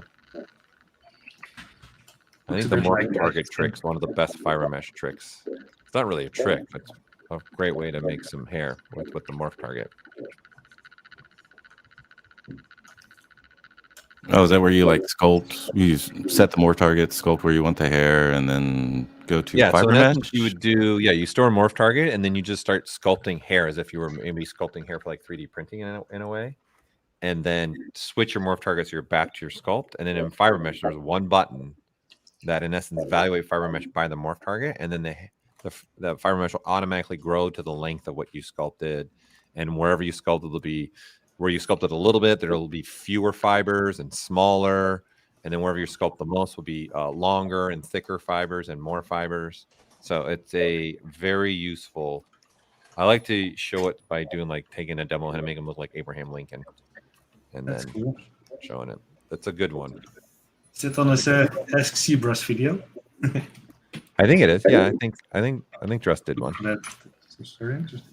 I'm pretty sure there is one. They're putting it in chat where it is. Nice. It's just fiber mesh morph target guided. Oh yeah, I remember doing that. I'm going to check that out. Yeah. So if you go into fiber mesh, you'll see a button there. It works really well. It's a great way to just quickly get your hair. We'll check that out. It sounds awesome. Yeah, so I make all my mohawks. You just pull out a big wedge out of the head, and then the fiber mesh will just fit right in that wedge. That's great. We're looking at count again. Oh. It does, because Thomas said it. It does look like a meatball to me now. Because you said meatball. Oh, the universe looks like a meatball. Yeah, what are you holding? It looks like a meatball. Yeah. Put a little Parmigiana up there. Yeah, Put a Little tomato sauce on there. Yeah, you can do dynamics with that. You can throw a little plant on, throw a little sauce on there. Yeah, I'm gonna have to change that. on there. I don't want meatballs. Going to printed spice. Yeah, I'm gonna. Maybe he's holding the world's largest meatball. There we go. The Atlas of meatballs. The mortgage is heavy. A mortgage is The heavy. mortgage is extra heavy. AKA rent. But yeah, this is gonna be for 3D printing. I'm just trying to figure out. Oh, you're gonna print this? Yeah, for sure. I was actually sculpting this. I was like, man, how is this globe gonna sit on here? It's gonna break. You know, it's gonna like bend over or sag. And I was like, well, I'll just put some robes on there like they do. And they go, oh, that's what they used it for. And I was like, oh, they use it for support. Right? I was like, oh Exactly. my gosh. I was like, I never even thought of that. But yeah, so it just went on a class. So do you have your own printer? Yeah, I have Elegoo, Mars 2, 3, and Saturn. Oh, okay. Who else has got it? Let's do it. Who else? Thomas, you've got printers. We know got that. printers, yeah. Yeah. Actually, we're Derek? getting new ones from Elegoo and from Anycubit. They're sending Okay. some over. So I that- love Elegoo. Love Elegoo. Okay, let's go through the list real quick. Matt, do you have a printer? Yeah, I've got a few printers actually. Okay. I've got the Anycubic Mono X, and Yep. then I've got the Prusa, one of the older Prusa models, the FDM Uh-huh. printer. But I do a bunch of printing on those. That's a bunch of fun. Excellent. Derek, do you have one? Yeah, I do have one. I have an Ender tree, and it's been a while since I didn't use that because, yeah, printing stuff is a lot of work. Yeah, I did this print of one of my characters here that I really enjoy. I don't know if you guys can see that. Nice. Oh, nice. Yeah, that's the Sweet. character from the poster behind me, and Cool. yeah, Very nice. I'm basically doing this kind of stuff, trying to create my characters and print them. But yeah, it is a lot of work, and I also like to paint, but I don't know how to paint stuff, you know. So, I like I to know do the this feeling. kind of miniature like this one, Sure. Uh-huh. you know. And yeah, it is a lot of fun, but it's also like the double of work. So I'm trying to print more stuff. But yeah, let's see. But yeah, it is a lot of work to print stuff. Right. So What about you, Jose? Do you have a printer? No, I don't. It's on my plans for next year. Do you print though? last Do you couple of years. print stuff on a regular basis? I do, but I send them to with friends because I Yeah. have a couple of friends who have printers. So that's another reason why I haven't been like forced to get one myself. Sure. And I've been moved. I've moved apartments a lot in the past 2 years, so it's like I haven't been like settled enough to get one. But it's on my plans for next year for sure. And what about you, Andre? Do you have one? Yes, I have the Elegoo Mars Yep. Trade Okay. Pro version. All right. And I want to get the Saturn to make some bigger prints. Just printed this one. Yeah, I'm really interested in that Frozen that they just came out with. That's the large format. 4K. Yeah. Nice. Well, I hate to say it, everybody, but we're out of time. Is it done? What? already? We're out of So time. fast. Started. I hate to do it. I hate to be that guy. Okay. I hate to be that guy. But we got more stuff coming up, right? We got Marcine. Marcine's going to be joining us here to do a little presentation for you guys. And then Thomas is going to be back after Marcine, right? And then you guys, we've been putting up for you guys to go get into the drawings for the giveaways. And again, it's different this year. You guys got to be here right now so you know when we actually turn the system back on. So you can go register, and it's just your full name and your email address. And I've got about 27 items. I don't even know anymore. 25 items to give, over 20 pieces to give away again today. I said tonight. My time's all messed up right now. I don't even know what day it is anymore. All right, well, guys, thank you Thursday, so much right? It's for Thursday. joining us in this. Mhm. It's good to Sounds be great. around so many artists with great taste. Yeah, that was amazing. You really brought the outfit too, Matt. Yes, you and did. the count. And I watched Bram Stoker's Dracula twice yesterday. Oh, well, Oh, there, there you go. There we go. Just on a repeat. Jeez. there you go. There you So- go. Get the accent right. Funny story. You know, he's a method actor, and so they actually had to rig a thing around one of the beams so in the mornings he could go hang upside down from the rafters in the soundstage. Method acting. Yeah. I love Gary Oldman. He's great. Oh, he's awesome. But a method actor. Gotta feel that roll. Feel the roll. Yeah, I'm surprised he didn't ask for blood. He might have. Maybe they just didn't tell us. He liked to bite people, but that's something else. You never know. I think that started before that, though. All right, guys. Thank you so much for joining us and taking time out of your Mondays. Again, some of you, it's the evening for some of you as well. Besides also the middle of the day. So thank you for being a part of the summit and coming and doing this. It was a lot of fun. Yeah, it was a pleasure, man. Thank you. Thank you guys for having That us. was amazing. Thank you, It was everyone. fun. Awesome. All right. We'll see you guys later. See you. Bye. Bye.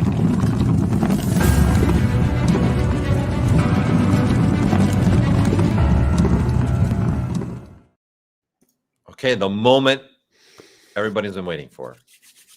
Giveaways. Not really. But let's do some. Let's do some here, Michael. Let's do some giveaways. Let me get up my system. And again, we are doing these between every presentation. And then you're going to have to register during the end of that presentation. When we open the system up, you'll be able to put your name in the hat, or i.e. the big silver bowl of tickets, and have a chance to win something. So let me get my system up and running here. Let's see. What do I want to start with today? Let's start with this today. Let's start with, hold on. I got to put my screen. Hold on. Let me get the stream out of the way here. There we go. And let me put my screen up. There we go. All right. So we're going to start with this today. So 3D Connections has now come out with a keyboard. That's a wireless keyboard, and the number pad's wireless, and it has programmable buttons for, and when I say programmable, I mean like for programs along the top. So this is what I'm going to be giving away now. Let me draw my winner and see who we got. And we got a winner. Mike, you're always going to have to help me with these pronunciations. Narvax. I'm not even going to try. Narvax. I'm not going to even be close with this one. Someone else help me. Narvaxa. Narvaxa? Narvax. That's a good. That's a tough one. That's a tough one. All Well, right. that's- You that's have just positive. won the keyboard. Congratulations. All right, let's do another one. Let's do, here we go, some anatomy tools. Okay. The animal or human anatomy piece, online or on-site course. So this is great. I've done one of his courses before, and it's game changer, man. If you get to do one of these courses with Andrew, it's big time. All right. I'm just telling you, this is, and the lucky winner for this is Kent. Kent, you are, and again, I'm going to put your name in the chat because there's more than one Kent as well, probably possibly watching. Okay, so there you go, Kent. And then the team's putting it up right now. Who is the winner? Congratulations.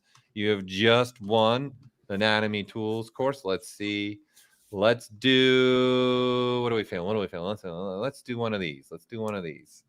Okay, so we're giving away a bunch of the XMD lifetime memberships to the toolbox. So this is a great thing for you all ZBrush users. It's going to be a little plugin that you're going to be able to use.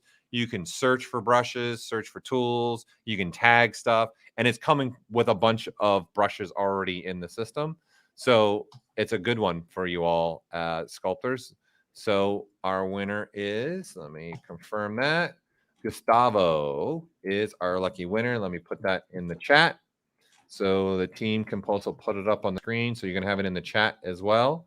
And then you guys will see that. You are the lucky winner. Nice. Nice. All right. Let's see. Let's do another one. Let's do another one. Let's do this one. Here we go. Let's do a Gnomon Workshop 1-year subscription to Gnomon Workshop. So it's got a ton of courses on here for you. It's a great way to learn a lot of things, a lot of ZBrush on here as well. So I would highly recommend, if you're the winner of this, to really take advantage of this. You're going to have 1 year of classes for free. So Bruno, you are the winner, Bruno. You're the winner of a 1-year subscription to Gnomon Workshop. Again, I'm putting your name in the chat, and the team behind the curtain is going to put it up as well for you so you can see it. All right. So let's, what do you say? Let's do another. How many? I don't even know how many I'm at right now. Do you know? Oh, geez, I was supposed to be counting. Well, I don't know. I think we're at least 4, right? We're 4 in it. At least 4. At least 4. All right, let's do one of these. Here, let's do one of these. Let's do one of the KeyShot Pros. Okay, and this is the full version KeyShot Pro with the bridge. So it's the $2,000 version of KeyShot with the bridge that allows you just with one button send everything back and forth between from ZBrush to Keyshot. All right. Okay. So let's see who has won this one. And here we go. Alexandru. Here you go. And in the chat now. There you go. Alex, you have just won a Keyshot Pro with the bridge, right? So there you go. Look, see, you're winning stuff, and all you're doing is just coming to the summit. That's all you're doing is just coming to the summit, and you're winning stuff, right? Can't go wrong. All right, let's do one more. We'll then do one more. Then we're going to take a slight little break, and then we're going to have Marcin join us, and we're going to have Marcin from CZ Project Red join us. So it should be a lot of fun, people. You don't want to miss out on this one either. All right, let's do one of Pablo's classes. So ZBrush for Illustrators. This is an intensive course. Great artists, really knowledgeable, like Michael with ZBrush. So you can't go wrong learning from him. Let's draw this winner. Okay, I'm going to put a part of your email in this as well because your name is just AG86, which really is not a name. So as far as I know, but I could be wrong. So I'll put a portion of your email address in there too, so you know who you are. All right. All right, there you go. Congratulations to all the winners. Again, we're going to be giving stuff away throughout this stream, okay? And again, all day tomorrow as well. So, but we're going to take a little bit of a quick little break. Again, we're going to come back. We're going to have Marcin at in a couple minutes at 10:30. We're going to have Marcin with us, and we're going to keep moving along the day. All right, let's take that little mini break.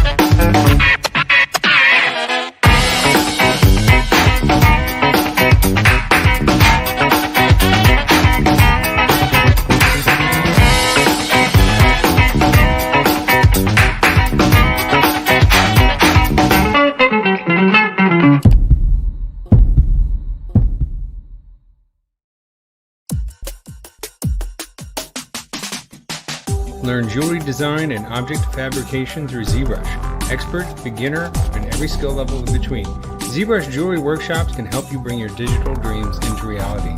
Taught by leading industry professionals. Use the offer code SUMMIT to get a $100 discount on membership.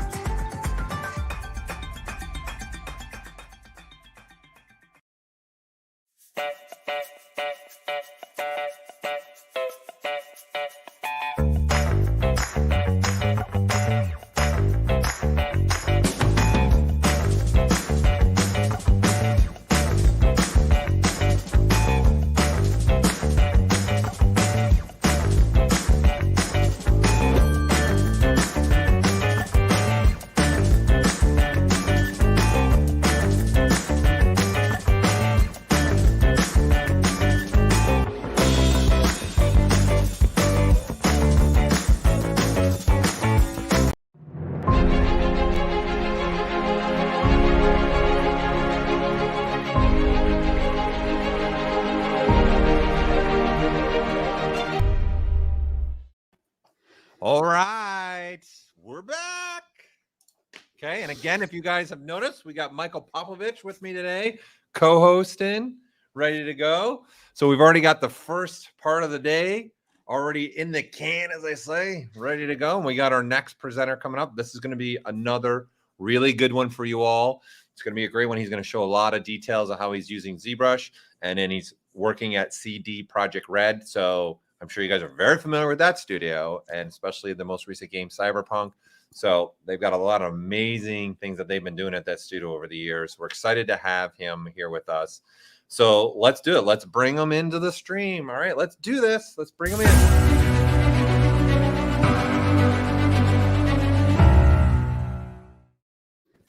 Hey, Marcin, how are you doing?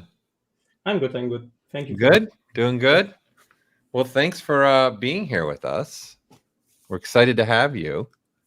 We will also be monitoring your chat for you. Myself and Mr. Mike Popovich will be monitoring your chat for you. And as we go through here, as like anybody that are presenters throughout this summit, we'll be looking at the questions and trying to relay questions to you as much as possible. So thank you again for joining us. Thank you. Yeah. So what we'll do is I'll put your screen up now, and I'm going to hand it off to you and let you take it from here. Okay. Thank you. So first of all, hello. My name is Marcin, and today I would like to show you guys how to create the detailed maps for your creatures. And of course, sorry for my voice, but I'm a bit sick, and 2 days ago I actually lost my voice, so I was really like trying not to speak with anyone, just to quickly recover, right? Just to be here with you. So one more time, sorry about that, and yeah, let's proceed with the presentation. So because I'm first time here, so I need to introduce myself. So hello everyone, thank you for having me. That's the first thing, and thanks everyone that came here. So my name is Marcin. I'm working at CD Projekt Red in Poland, and I started doing 3D like almost 20 years ago. So I don't want to bore you to death, but yeah, as I told you, that's my first time here, so I need to tell my story of my life, but I will try to be super fast with it. Okay, so I started 20 years ago. I was born in a small town in Poland. Then, because of the 3D, I moved to the bigger town, but that's like a bit different story. So I started with 3ds Max, as far as I remember, and this kind of like small Polish portal, like CG community called Max 3D PL. Actually, this portal still exists. But yeah, I was doing the first steps there, and I was like doing like maybe not the speed sculpts then, but like speed modeling, speed painting, like, you know, all the things. I was trying to, you know, push my skills a bit further. Yeah. And because of that forum, I actually nailed the first work, and it was like back in 2009, I think. I moved to the bigger city, and I started to work in Platige Image. Yeah, so that for me that was something really, really big, because it was huge studio, well known for a lot of adverts. They did a lot of small animations also, like, you know, the cathedral from Tomasz Bagiński and all the stuff. So I was super excited. Yeah, but time flight. I was like stuck in the adverts, right? So I decided that, okay, that's time to change. So I changed Platige to different company. It was called Humanarc, like really small company, still exists. Then I switched to Arstania. Then I went back to Platige Image. Then I went to different company, and for the third time, I went back to Platige Image. And at that time, I was like, I know that I needed to change something in my life, because I want to do the characters. I don't want to do like small props, like small kind of 3D elements for the bigger projects, right? I want to do the characters. I want to focus on that. So I decided that the perfect idea will be to switch the career and to start my career as a freelancer artist, right? Unfortunately, back then, I didn't realize that you need to have, first of all, clients. The second of all, you need to have clients that will provide you with the work that you want to do, right? Mhm. Okay, so I started to, for almost a year, I resigned from doing like adverts, and I was still doing the adverts, even on the freelance, right? Because all the clients, they were actually from the same world. So unfortunately, I was unable to get out from that loop, you know.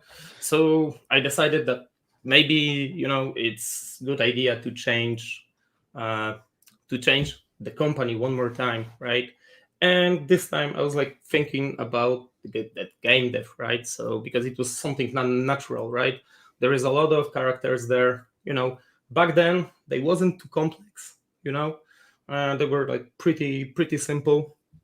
But yeah, I was like, okay, let's try. We'll see what will actually change, you know. So all my friends sent me a couple of studios, and I picked CD Projekt Red, and I was fortunate enough to actually get invited, do the like not the demo, but the test for the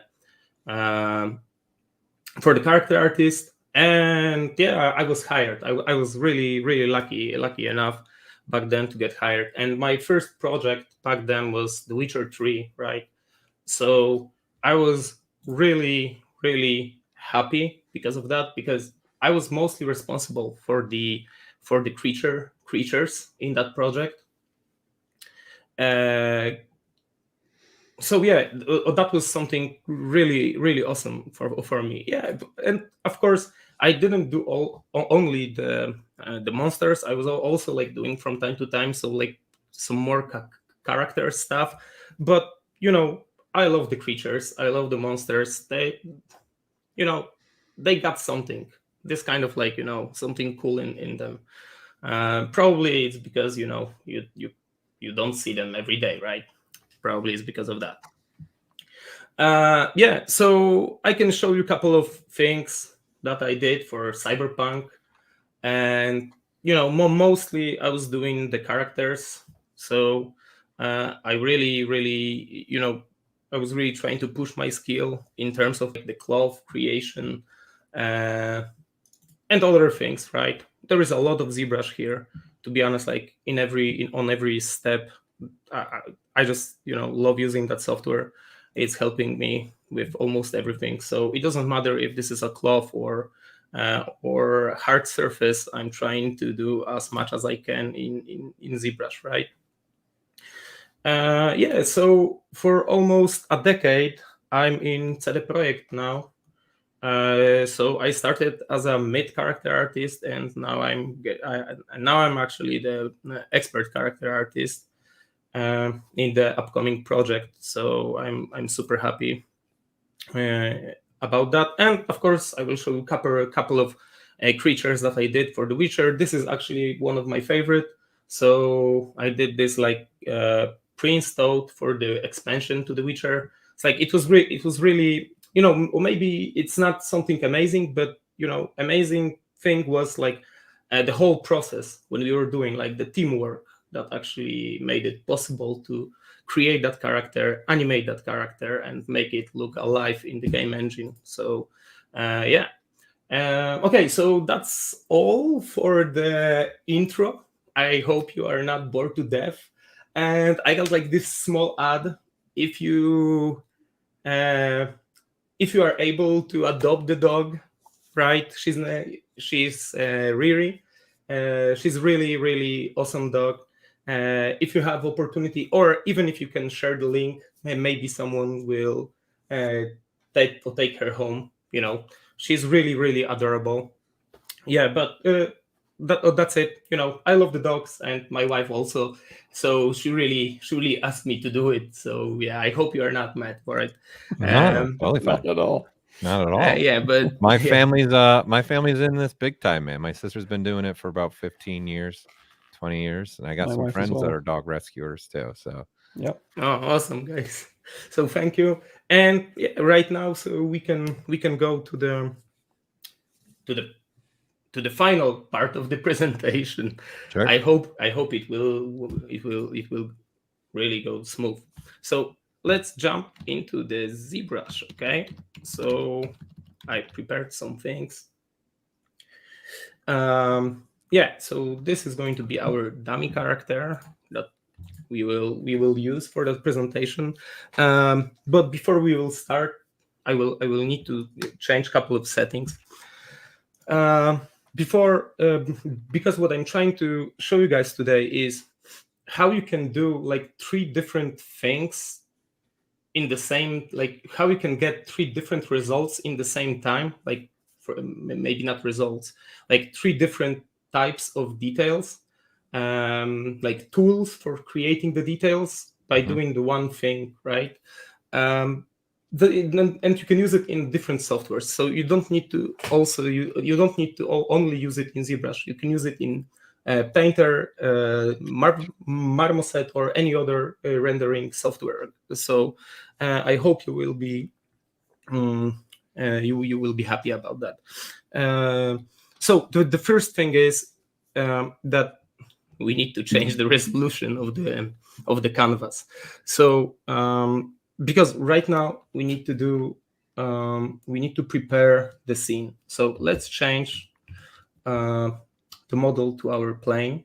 Let's click make polymesh 3D, right? Because one side of the plane needs to disappear. Now what we need to do, we need to change the document side. If I'm too fast, let me know, guys, because my friend is always telling me like, dude, you are talking too fast and you are doing too many clicks per second. So if I'm going too fast, let me know. Yeah, I just enlarged your ZBrush more, so the webcams are gone, so they can see where you're at right now. Okay, awesome. Thank you very much. Yeah. Okay, so there is a couple of things that we need to set before we can proceed. So the first thing is we need to turn off the constraint. So basically, we can set the width and the height. They are not connected with each other anymore, like linked. So for the first map, we will use like 1K map, click resize, and you will have this small kind of box here, okay? And this is what we want at the beginning, okay? The second thing is that we need to double check that we have actually turned off is perspective. Double check if we have perspective turned on, off, because everything that we do right now, it needs to be in ortho mode. So those 2 things are pretty crucial. And there is one more thing that we need to grab. Go to config, enable customize, and we need to grab one feature that will be very useful. Go to brush, curve, and grab mode. Control and Alt, hold Control and Alt, click, and drag and drop whatever you want, right? So now you can turn off enable customize. This will be very helpful because what you want to do, we want to create the tileable map, right? And we want to create like, not only alpha, but also normal map in the same time. Yeah, so going back to our plane, this plane, let's name that guy cam dummy. So this guy will be our camera target. And now duplicate that guy and change it like workspace or whatever, right? Doesn't matter. So what we need to do is we need to slightly move it from our camera dummy, right? And just a bit make it bigger, like that. Something like that will be okay. I will turn on the double, so you will see. So you will be able to see it from both sides. Okay. So now, because of this, what we can do is when we will switch to our cam dummy, I will just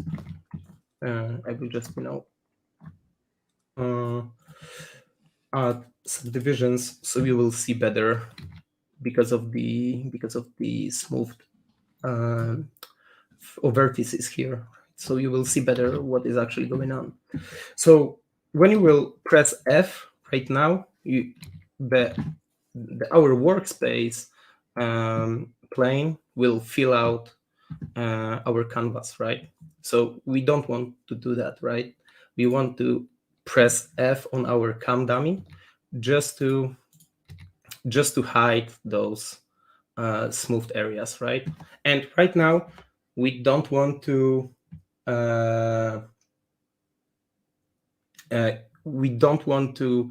change our camera position. We don't want to change the rotation whatsoever, right? Now we have prepared our brush to create first map, okay? The one thing also that you need to do, you need to put on every brush that you will use, wrap to 1. You need to set it to 1. So what you will gain, you will gain something that is called tileable map, okay?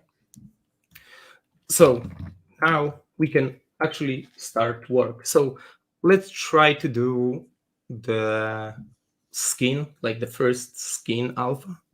So grab the diamond standard, right? So open the palette, grab the diamond standard, set it to 1.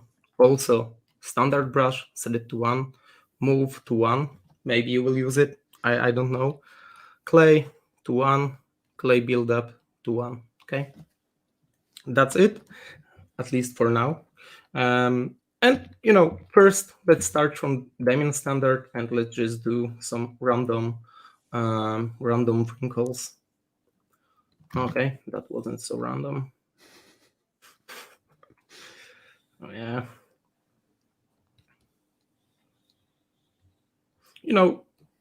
You don't need to be super precise. You can always change it later, in the when you will start to sculpt, you will change many different things. So don't be super attached to the things that you have right now.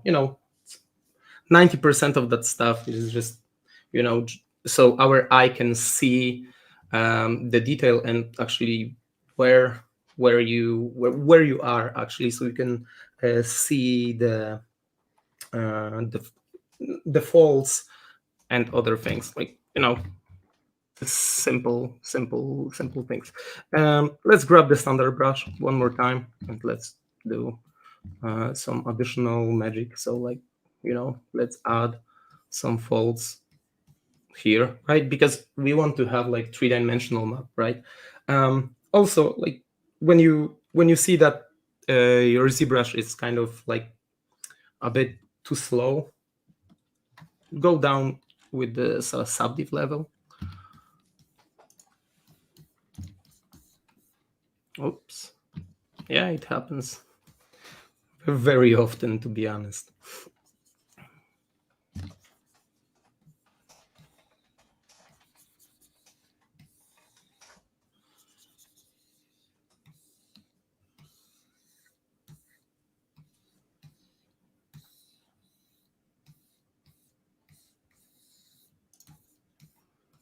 I'm just mesmerized right now. Like I'm in the like, it's the sculpting is now taking over my mind right now. It's like it's dead silence, and I'm just like totally. Oh yeah, by the way, we're live. It's just cool to watch when it does, especially warp mode. So cool to just see it do what it does. Grab the inflate brush also, and actually we can push those wrinkles a bit more together, so they will actually interact.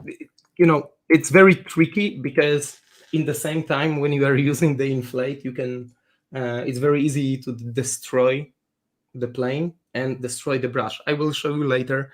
I hope I will not have those bugs, but I will show you later how to deal with some of them, right? Because as I told you, we want to have a map that we can export.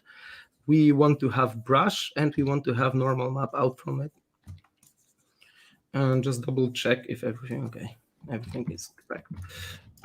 Let's smooth it out a bit here and there.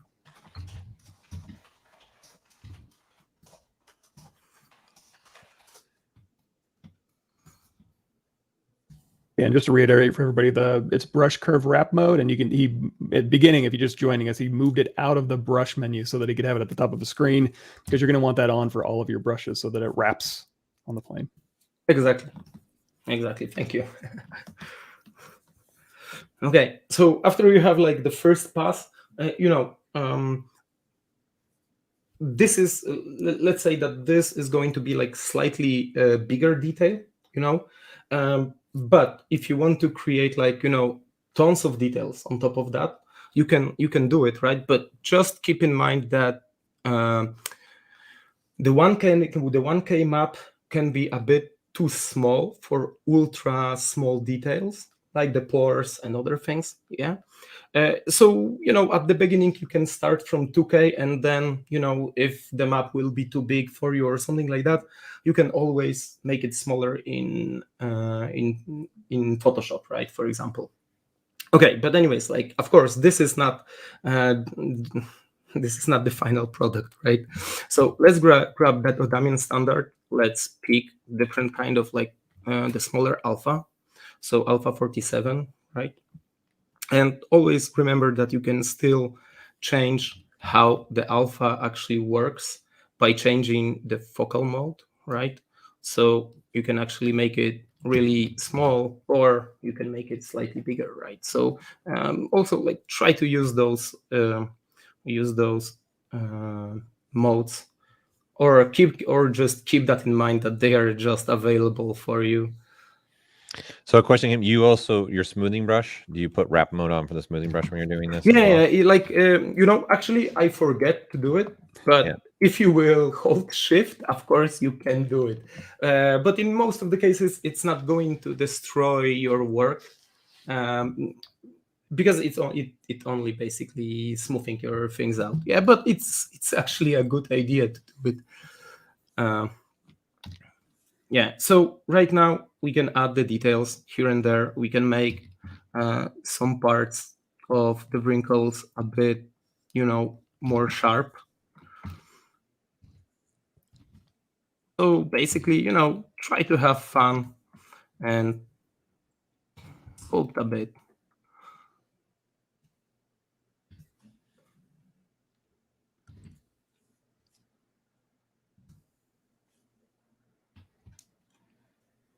And I noticed you're switching through brushes rather fast, so you got your own hotkeys for your brushes as well. Of course. Yeah. But I'm assuming that most of you know what I'm using, but I can always say, like, right now I'm using clay buildup. In most of the cases, I'm using it very often, because it's actually leaving this kind of like a fleshy surface, and I kind of like it. So it's like, it's really, really cool. Are you using the number keys? Are you using 1 through the 9? I got ZXCV QAZ and then shift something out something.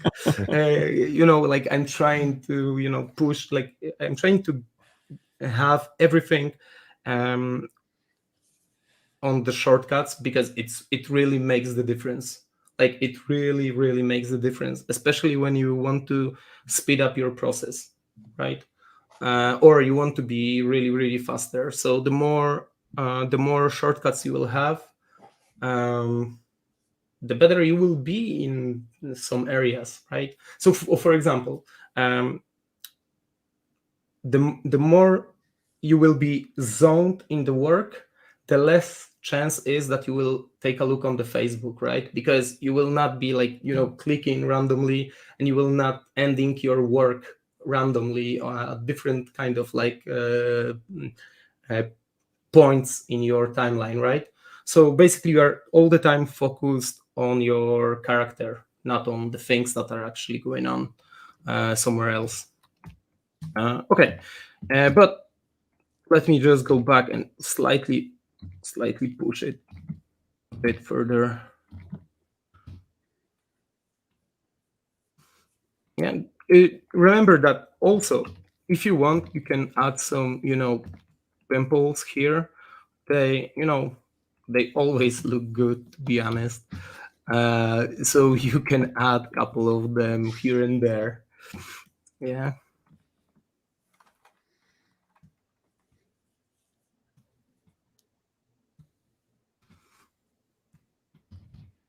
And you're using the standard brush for those, right? Yeah, of course, because the F is the fastest to do it by using the standard brush. Yeah, most of the time I'm using the Damian standard. As I told you, like I like to see more or less what I'm doing. So in most of the cases, like the Damian standard is like the sketching tool for me. So I'm doing those lines, and then I'm just like filling all the things in.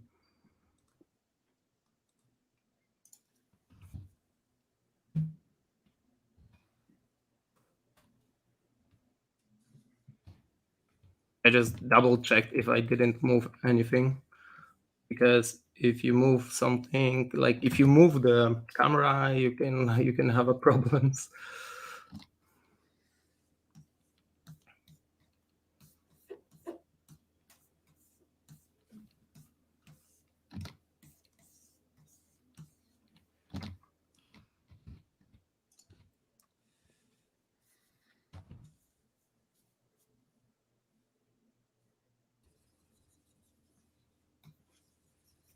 Do you, someone's asking, when you're doing this technique, do you use the lock camera feature ability? Actually, I didn't know that there is something like Oh. that. But let me quickly check. Yeah, down there is right something there. like that. Okay, Yeah, cool. that's lock camera. Yeah. Someone was just asking if you use it when you're doing this. Not really, no. But thanks. I will check it definitely.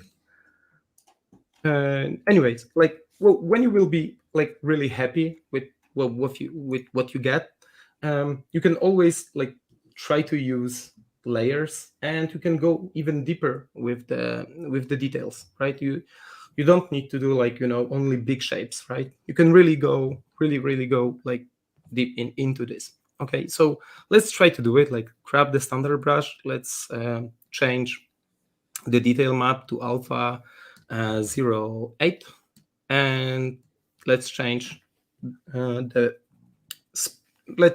stroke to spray.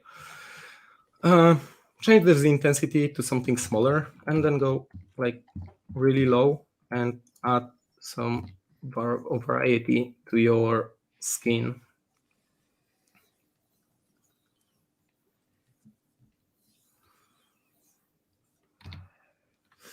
Go higher a bit, and then you can add a smaller detail. Just remember, like that there is like some small tip. Whatever you use alphas, just remember to later just grab the brushes and also like try to add more three-dimensional shapes to them. But yeah, before we will do it, let's add a couple of pores here and there, just to have this additional level of detail. Okay, so after you've finished, you can just reset current brush and change the wrap mode to one more time, and just go in and add this additional wrinkles.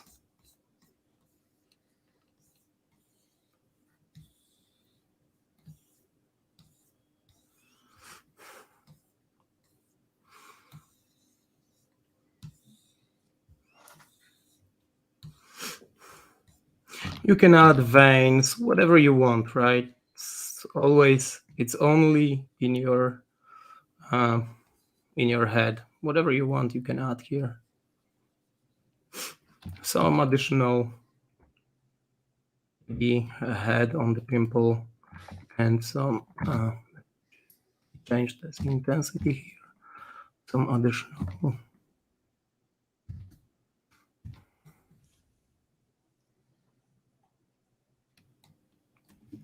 Yeah, the happy little trees. There.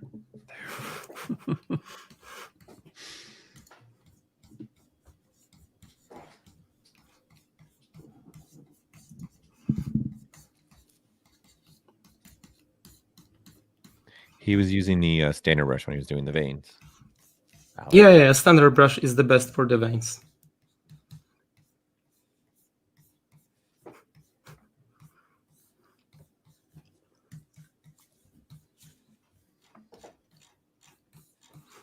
It's amazing to see how quickly you're able to make this come to life with just a few brushes. You've really only been using maybe 3 brushes to do this? 4? Yeah. Like actually, I try not to, like, before I will go into the details on the character, I'm only using like 4 brushes. So standard, move, clay buildup, and diamond standard. Those are like the basic things that I'm actually using. I never use something like, some specific brushes. I don't think that there is a point.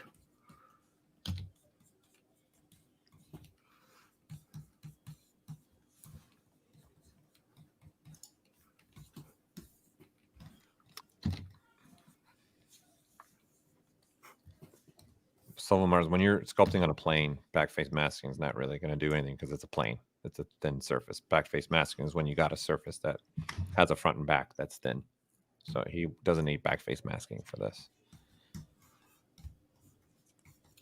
That's true. You don't care about the second side of the plane. It's irrelevant at that point.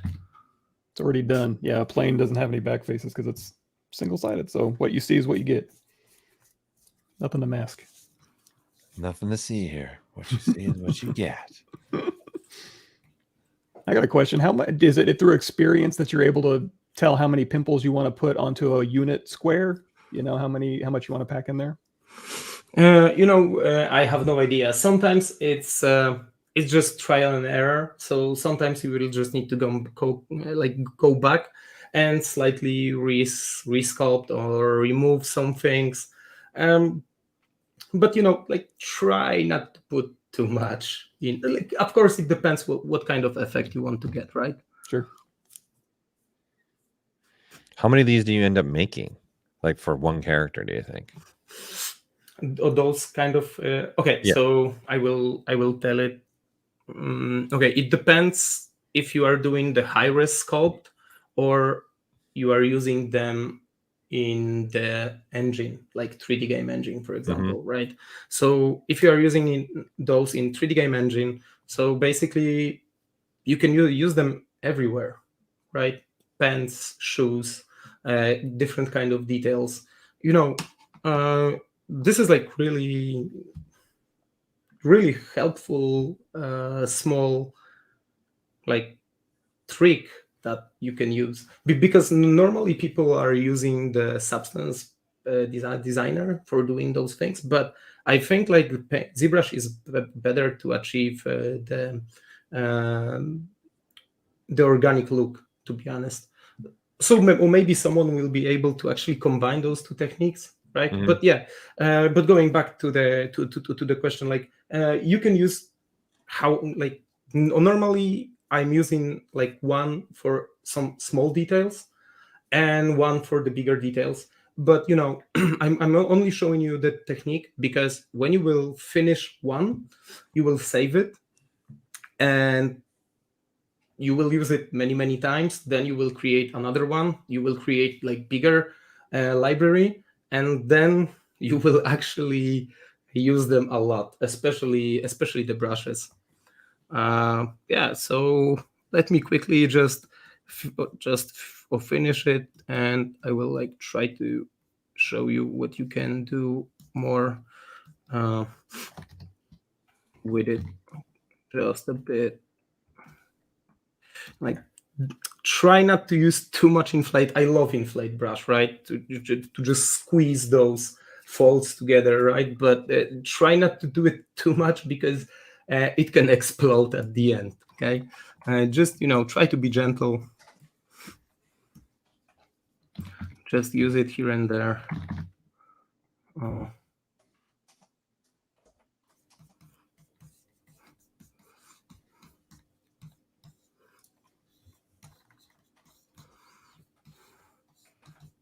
Oops. Yeah. Okay. So go to the dummy camera one more time, and Okay, so let's say that the first our like small detail map is done. So sorry for that. So there is two kind of ways that you can grab those things. The first thing is change the standard material to normal map. That's the first thing. You need to do it because of that you will get the normal map out from it. The first technique that I was using, it was I was grabbing the whole document by MRGBZ grabber. Hard word, sorry. It's a twister. It's a tongue twister. MRGZB grabber. Try saying it 5 times fast. Everyone go. No, thanks. But I found like the small problem that it actually causes. I can show you guys. So click on it, switch, and try to grab it, right? And you already got the textures. This is fantastic, right? But there is like small but. The texture is not even. I don't know why.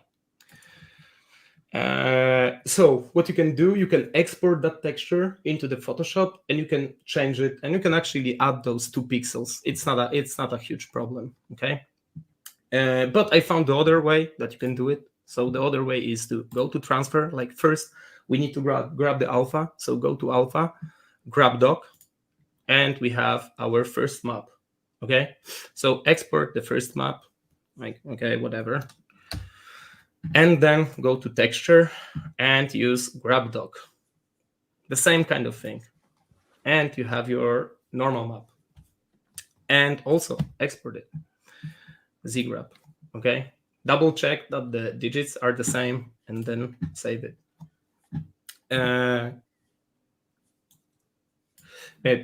Go back to your to our plane and quickly change the material to standard. Go to edit mode, like clear the canvas, Control N.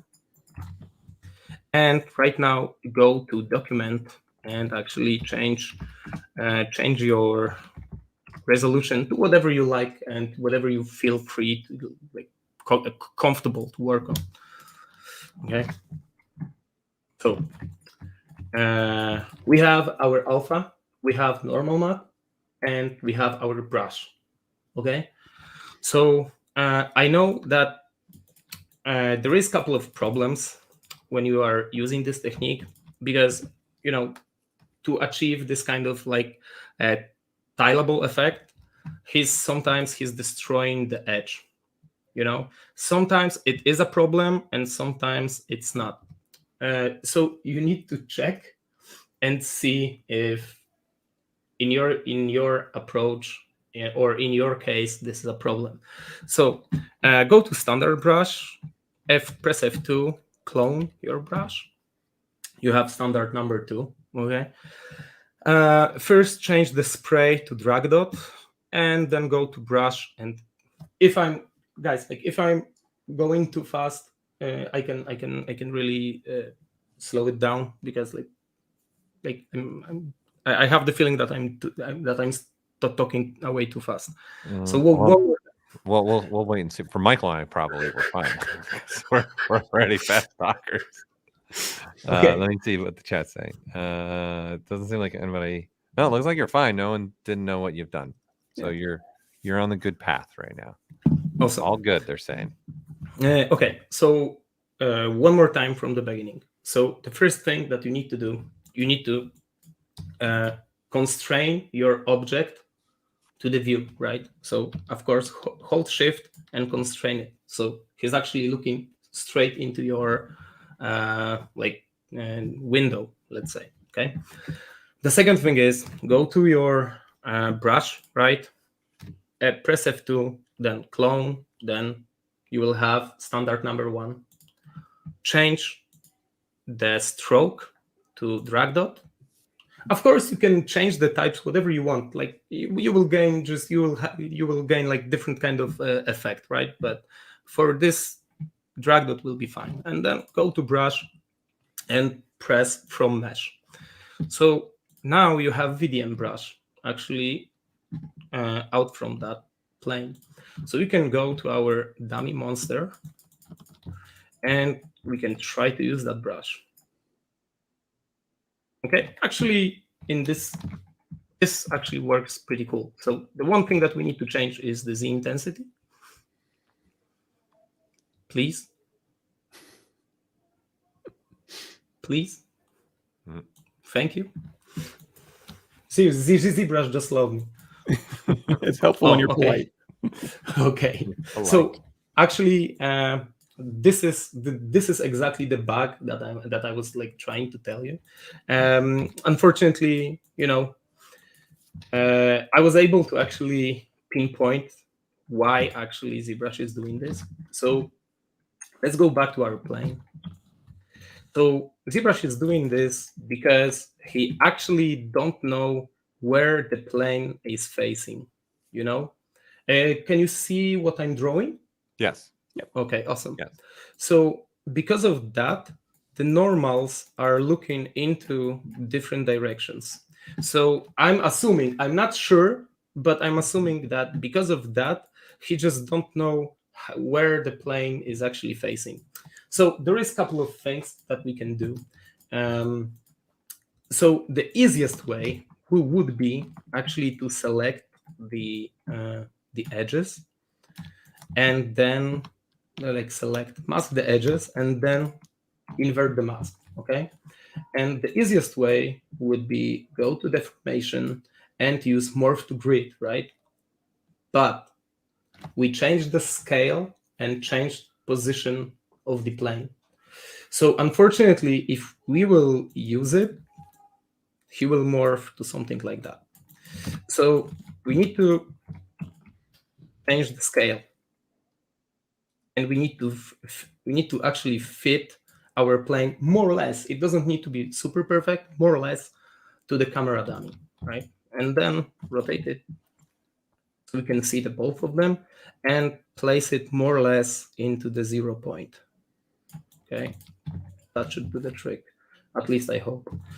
And now one more time, mask the edges, invert the selection, and then morph to grid.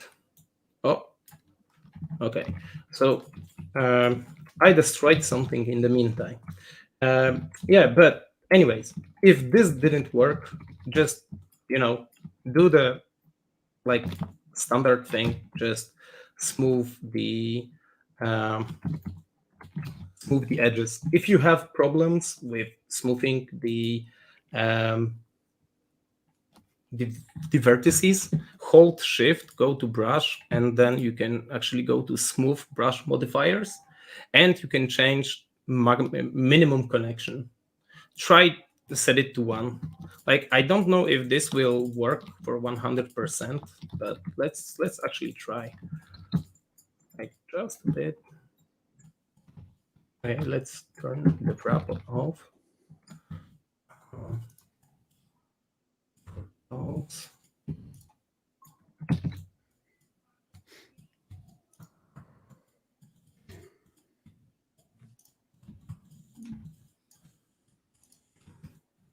Okay.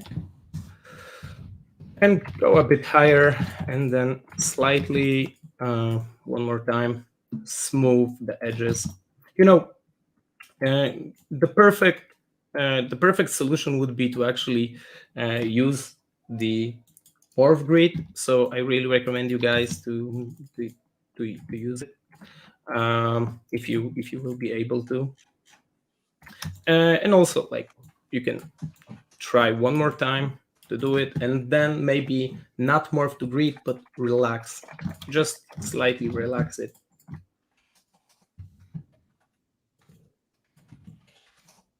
Okay, go to the top, go to your standard, and one more time, zoom in a bit, and one more time, try to grab it.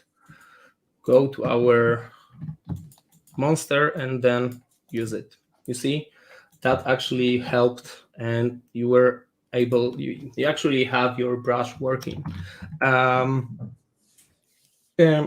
Why, like, if you will not have the problem with the edges, the only one thing that you will need to fix to make your brush work and look nice is to change the focal shift to something like 5, 10, right? What focal shift will do, he will actually it's actually working exactly, maybe not exactly the same, but like really close to radial fade on the alpha palette. So basically what he will do when you will set it to 9, he will try not to use the edges. I was trying to be smart ass, and I'm trying to skip the things that I don't want to do. So we needed to add like a couple of steps on top of that, but actually we achieved the proper effect. So but sometimes if you will maybe you will get away without cleaning up the edges, So now you have something like that, right? So because you are using drag dot, you are only putting this like that, right?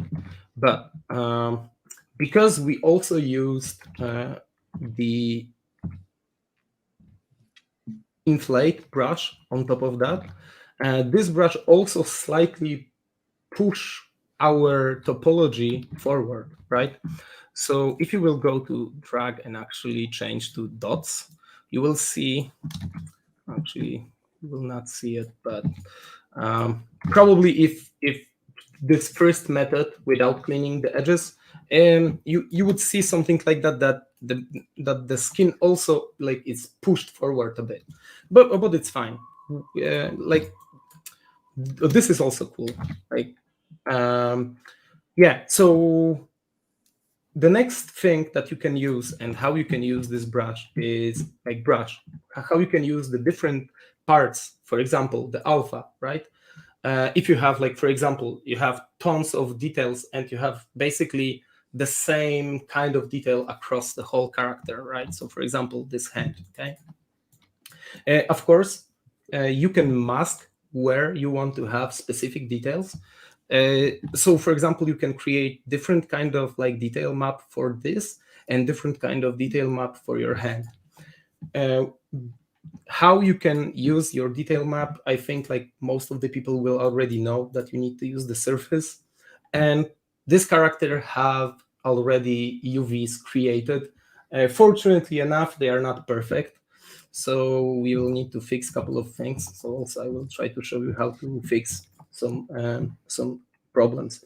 Click here, like, okay, first open up the surface, like noise editor, change it to mode to the UV. So we want to use the UVs that we already have. Then press alpha and load your alpha, okay? What you can do, you can change noise scale to 0. You can change mix basic noise to 0. Because those things are like, this is additional noise that is added on top of your alpha. So we don't want to have that, okay?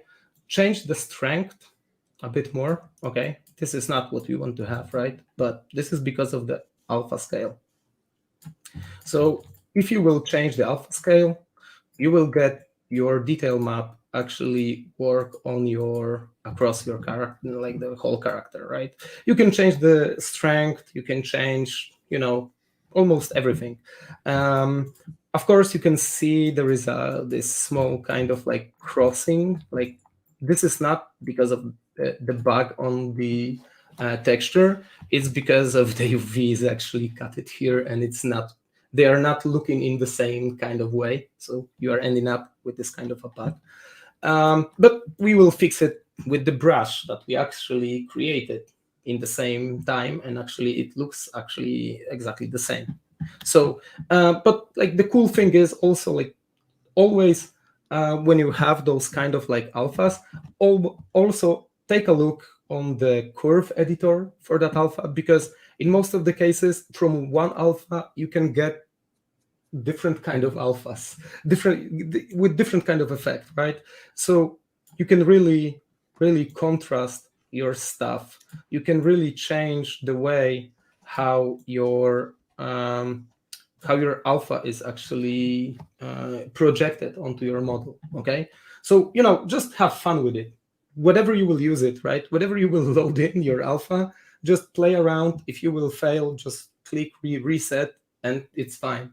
Nothing happened. You will not alter your alpha.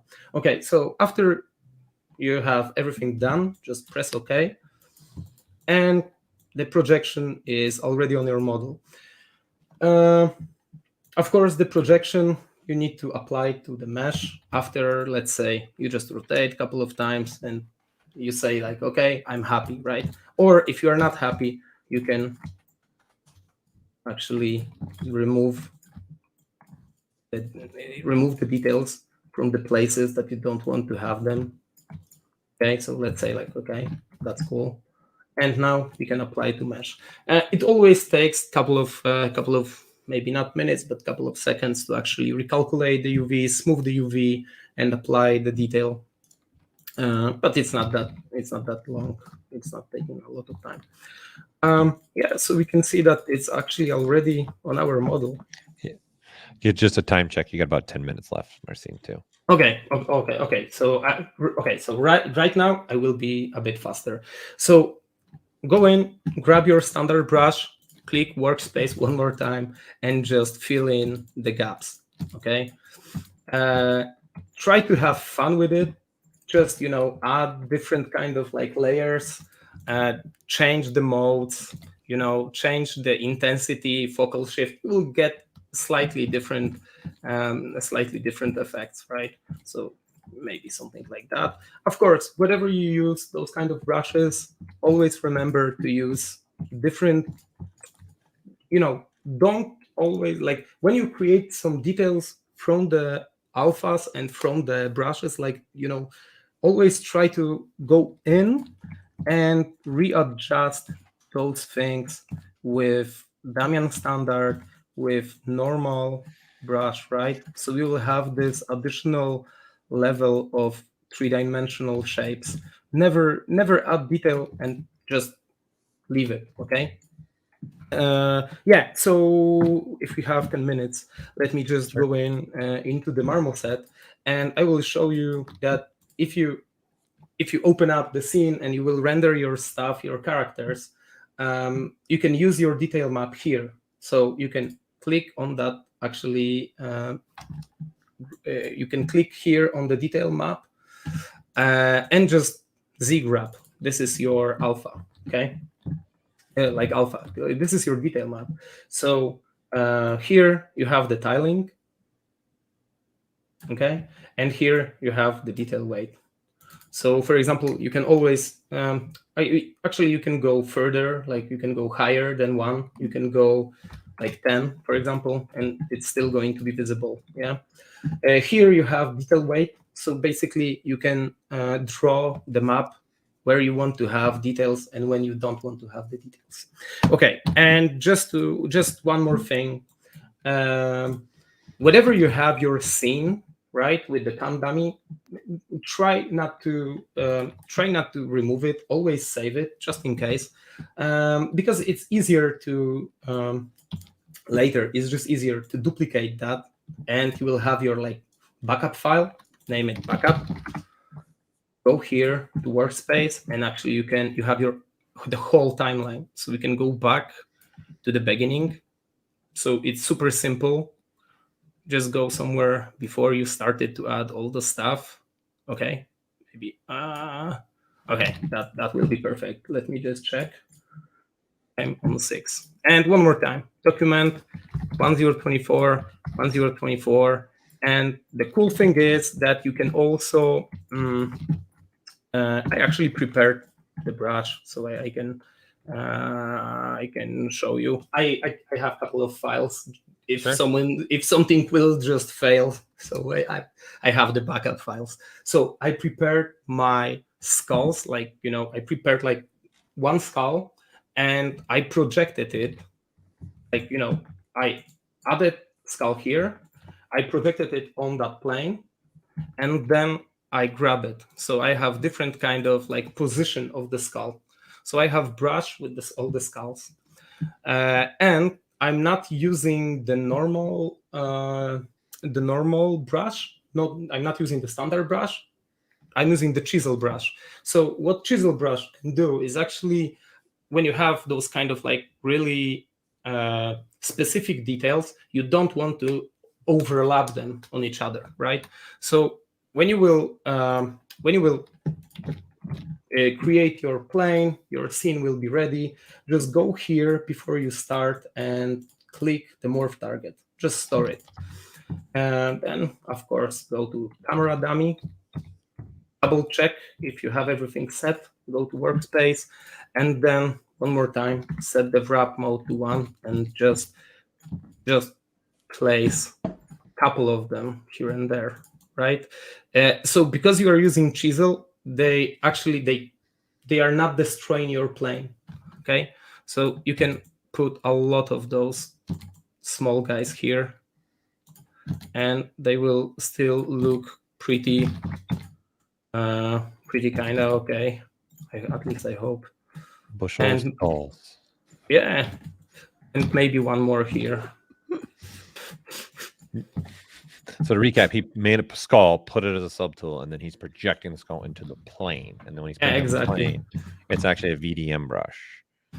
Exactly. So I'm projecting one skull across the plane. So at the end, you will end up with the tileable textures. Just do exactly the same things. Like go here, RGB, double check if you don't have the perspective on, and just, you know, create like grab alpha, grab doc, texture, grab doc, export the texture, RGB grab, press OK, go to marmoset, and you can actually open up that guy, and you will see your skulls everywhere. Okay. Skull skin. It's never been done before. Yeah. So okay, guys. That's it. If we don't have time, like you can create like a lot of a skulls. couple questions when you're doing that technique with obviously your surface noise and then applying by hand changes. Someone was asking, do you use layers at all for that, or you just go for it and then use undos? You know, I'm always saying like use layers all the time. Whatever you can, use layers. I know that they are heavy, right? Of course, if you have like 20 of them, they are heavy, but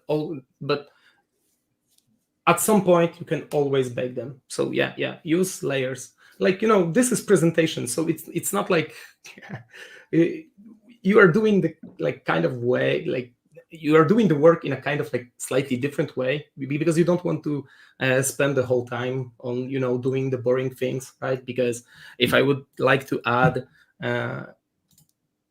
okay. Anyways, if you would, it's autosave. I was thinking that I turned that off. Sorry for that. So if you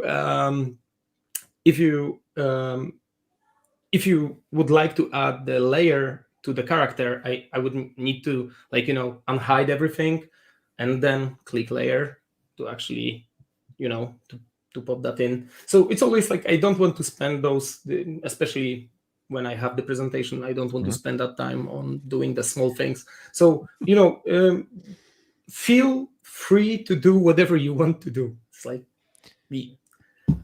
That's it. And don't forget now there's also adjust last people, right? So even if you forget to do a layer, you can use adjust last to adjust the last stroke, or you can use your undo history points to say what strokes you want to get rid of even or change too. Don't forget about that feature too.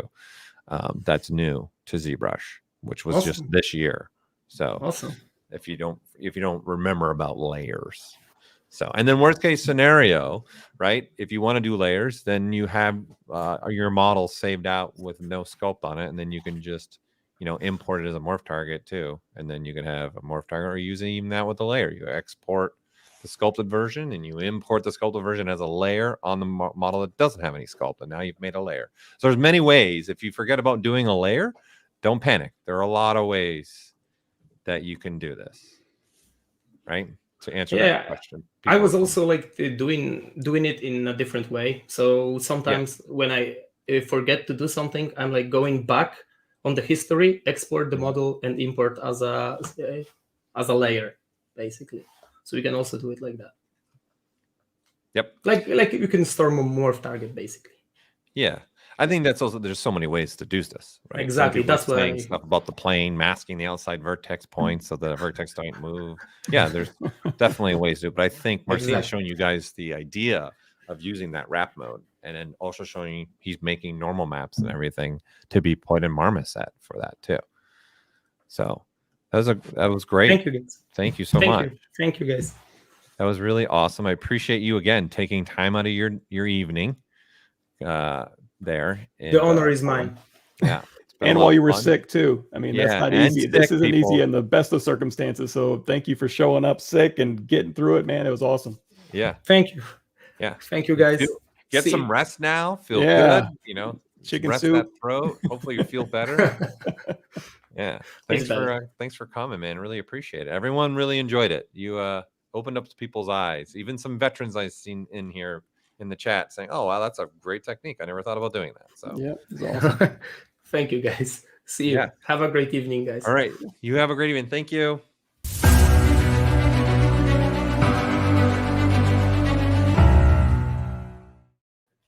Okay. A good one. Warming up. You warming up over there? You warming up over there? I got a cold front blowing in from your guys' storm. Is it cold in Tejas right now? Tonight, it's going to finally get cold. I'm excited. Oh, man. Well, we're getting rain here all day today in LA area. So we're probably getting that storm that was up north and working its way down. I don't know. I don't pay attention to the weather anymore. I live in California. Weather's usually not a problem. All right. Let's do some giveaways, right? And let's not forget, we still have more coming down for today.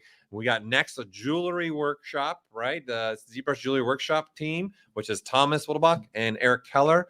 And again, they're going to be showing some great techniques here for you guys making jewelry. Eric Keller is going to be in ZBrush Core, and Thomas is going to be in ZBrush. So you guys are going to see different ways to just using those two applications to make pieces of jewelry. It's going to be fantastic. It's going to be a really good one for you all to understand. And I think any ZBrush user, if you're a ZBrush user or a ZBrush Core user, or even ZBrush Core Mini, you can make jewelry. You know, there's another, there you go, another revenue stream for you, right? So definitely a way that you can do this. So let's do some giveaways. And again, we are doing giveaways in between all the presentations. Again, our system's going to shut down, and then we're going to reopen it, and we're going to reopen it, you know, within near the end of a presentation. And that's when you guys go fill your name in and your email address. And that's all you got to do. And then we'll be polling you from there, and you're big winners. That's how we're doing this, right? So let's make sure, let's put my screen up. Oh, blue, beautiful. Just gorgeous. Just wonderful. All right, let's give one of these away. All right, let's do another XMD lifetime membership. Right? So I'm going to draw the winner. And the winner is, let me copy this. Put this over in the stream. Kris, you are the winner. All right. Kris Fried. Maybe not pronounce the L. Friedel. All right. So, Kris, congratulations. You have won an XMD. All right. So there you go. Let's continue. Let's keep going. Let's go. How about let's give away, where are you? Let's give away one of these. Let's do one of these. Let's do from our friends over at the Good Smile Company and Max Factory. Let's give away one of their figures here. Let's do that. Let's see. Let me make sure I click on the right one. Let's draw my winner. All right. And our winner is, let me confirm this. Excellent. April Newton. You are the winner of what you're seeing right now on the screen from our good friends over at the Good Smile and Max Factory. And that wasn't on purpose. I just said good friends just to say good friends. It wasn't any kind of thing. All right. No one's laughing today. Great. Okay. Let's see. Oh, let's do one of these. Yeah. Let's do one of the 3D mice. Okay, so this is from 3D Connections. This is the 3D mouse. If you were watching since the beginning of the day, this is in essence what Matt Thrope was using, what he was talking about. So this is a great thing, another way for you guys to navigate with ZBrush, and you can use the keys also as hotkeys as well. So let me draw that winner out. And the winner is Johnny. Come on now. We got to get you guys excited here. Johnny Marshall, you are the winner. Chicken dinner. Okay. I don't even know where that phrase came from, but I can't get it out of my mind. Okay. Let's see. Let's do another item here. What do you think? I don't even know what we're at right now. I'm just throwing things like I'm the one really doing it. Here we go. Let's do, yeah, nah, we already did one of those. Here we go. Let's do one of these. Mega bundle. Okay. Whoa. So an on-demand bundle includes all 4 on-demand courses from XMD, the Academy. So the same people that are making the XMD plugin for ZBrush, I'm going like toolbox. Thank you. All right. So let me draw that winner. All right. And the winner is, okay, Jim Duncan. You are the winner, Jim Duncan. So you have just won the on-demand bundle, which includes all 4 demand courses from XMD Academy. All right. What do you think, Michael? One more? Why not? Why not? Just giving them away. Just throwing stuff out there. Let's see. Oh, let's do one of these. Here we go. Let's do a lifetime membership to Mr. Shane Olson's class. Nice. Great class, great workshop. You'll learn a lot from Shane. Beautiful style, very stylistic characters. It'll be a lot of fun for whoever wins this. Let's give one of those away. Let's draw that winner up. All right. And the winner is Mark Planko. Mark Planko. So put that up. It's going up. It's going up. It's going up. There you go. There we go. And there's who our winners are for this round of giveaways. We got plenty more. Don't worry. I got a lot more stuff to give away throughout this day. Okay, so you're going to want to stay tuned. Again, we're doing giveaways in between every presentation. And not only that, but you guys want to take advantage of the Summit special right now. We got a ZBrush Summit special on ZBrush, ZBrush Core, and the upgrade from ZBrush Core to ZBrush. We're giving 20% off to ZBrush right now. And we're giving 20% off your first payment of a subscription monthly or 6-month subscription. And we're giving 20% off ZBrush Core. And for those that are already in ZBrush Core, which is a great segue because Eric Keller's going to be showing ZBrush Core, we are giving another $100 off your upgrade to go from ZBrush Core to ZBrush. Okay, so this is the time. If you're a ZBrush Core user and you're liking what people are doing in ZBrush, this is it. This is the time to do it. Or if you're watching right now, raise your hand. If you don't have your own license to ZBrush, raise your hand. Wave them like you just don't care. Okay? Get in it. Get it now. Get it while it's hot. Get it while it's hot. Right? This is the time to definitely take advantage of the show special that we have going on. Right? So, again, we got a great schedule still ahead of us. We're only at halfway point, really. We're really just starting to warm up. We got to do a little of this. Since Ashley's not here today, we got to do a little of this every occasionally. Yep. Yeah, she would do this all the time. Okay. I don't know if she's still in here. She's been watching today. Yeah, I think I've seen her pop up a couple times. Is she still in there? Yeah. Yeah. That's great. So, again, we've got up next, okay, is a big one for us, is the ZBrush Jewelry Workshop, followed by tips and tricks. Okay, again, that was a popular segment from last year. We're continuing it this year. We're going to have a bunch of little videos that you guys are going to see some tips and tricks from some of our streaming artists. And then where we can sprinkle in anything, Michael or myself will add a bunch of little tips and tricks in there. So it's like, I like to go beep, beep, beep, dump truck of information coming at you. the whole summit is that, really, right? Yep. Pretty much. For the Fire hose part. out. Yeah. Right. So we're going to do a little commercial break, i.e. Little videos here for you guys so we can get the team in and get Thomas and Eric ready to go. And we're going to come back with the ZBrush Jewelry Workshop team. All right. So play that reel.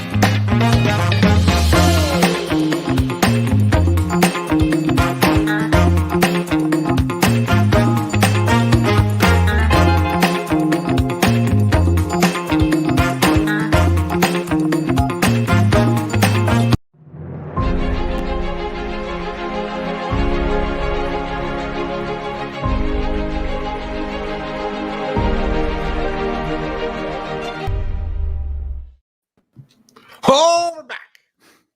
Here we I'm on go. the wrong side. You're on the wrong side. You're right. It flipped. Oh, There we go. that did throw it off a little bit, right? Like Like, you're hold used on. to just seeing yourself on the one side. It's so true. I didn't even notice. Like honestly, I noticed it, but then my mind didn't register until you said it. And then my mind registered it. Yeah. That's so funny. Okay, so our next presentation again is a great presentation. You guys are going to learn a lot about jewelry in this one. That is for sure.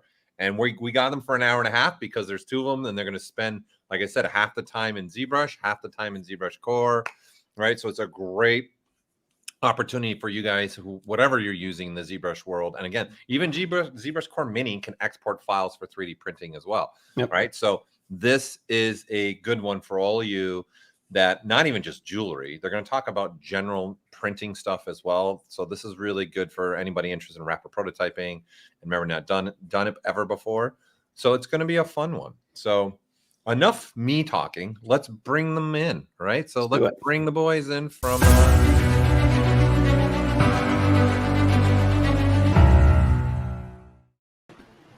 Hello. Yay! I want to know how Eric got top billing there. Wait a minute. It's the hat. It's the hat. See, Self-medical, man. Self-medical. Yeah, keeping it strong. Those are a little bit older school hats right there. Yeah, I'm surprised you're not wearing the green and yellow one. I could go and get it if you like. It's right over there. I've got like a stack.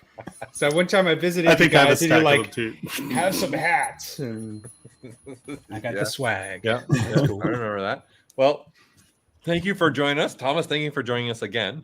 Of course. So we are excited to have you guys here. And I for didn't you put guys my full name in that description. Look at that. Sorry. Okay. What happened? Oh, it just says Tomas, not my full name. I wasn't paying attention. You want to change it? Nah, I think, yeah. You got to make space in case you get up to 100 million polygons. So I'm serious. That's why you just want to have your first name. You need more than 100 million polygons per subtool. I'm sorry. It's a reality. It is. I'm sorry. He's starting off well today, people. He's starting off. Okay. Let's see how it's coming. All right. So our next presenter will be. Let's skip over these. Okay. So we're excited to have you. Who's going first again? I don't remember now who's going first again. Eric, you're going first. I would like to say something real quick though. Yes, absolutely. There's always like a big exodus when people see jewelry because they're like, "Oh, it's not a monster. I don't want to see it." But remember that everything we're teaching here really is about manufacturing. It's how to get your models out of ZBrush and into printing and manufacturing. So, I mean, I make furniture, we make lamps, we make set pieces, we make costume pieces. So, it's not, when we say jewelry workshop, it's really a manufacturing workshop with the focus on jewelry right now. But all of this is applicable to how to retain detail and miniatures and, everything. It really is, how do you get clean models out of ZBrush and into manufacturing? And we're focusing on knife handles too. obviously. You do knife handles as well. Oh yeah, I do lots of knives, glasses. Stabby. Been doing a lot of grills. That's been interesting. Oh yeah, teeth grills. Yeah, Mhm. You're in multiple. You guys are in multiple sectors and industries for sure. Lots. I'd say probably 5 or 6 deep now. Different At industries. least. Yeah. You guys haven't noticed I've Eric's the lost- comic relief of the company.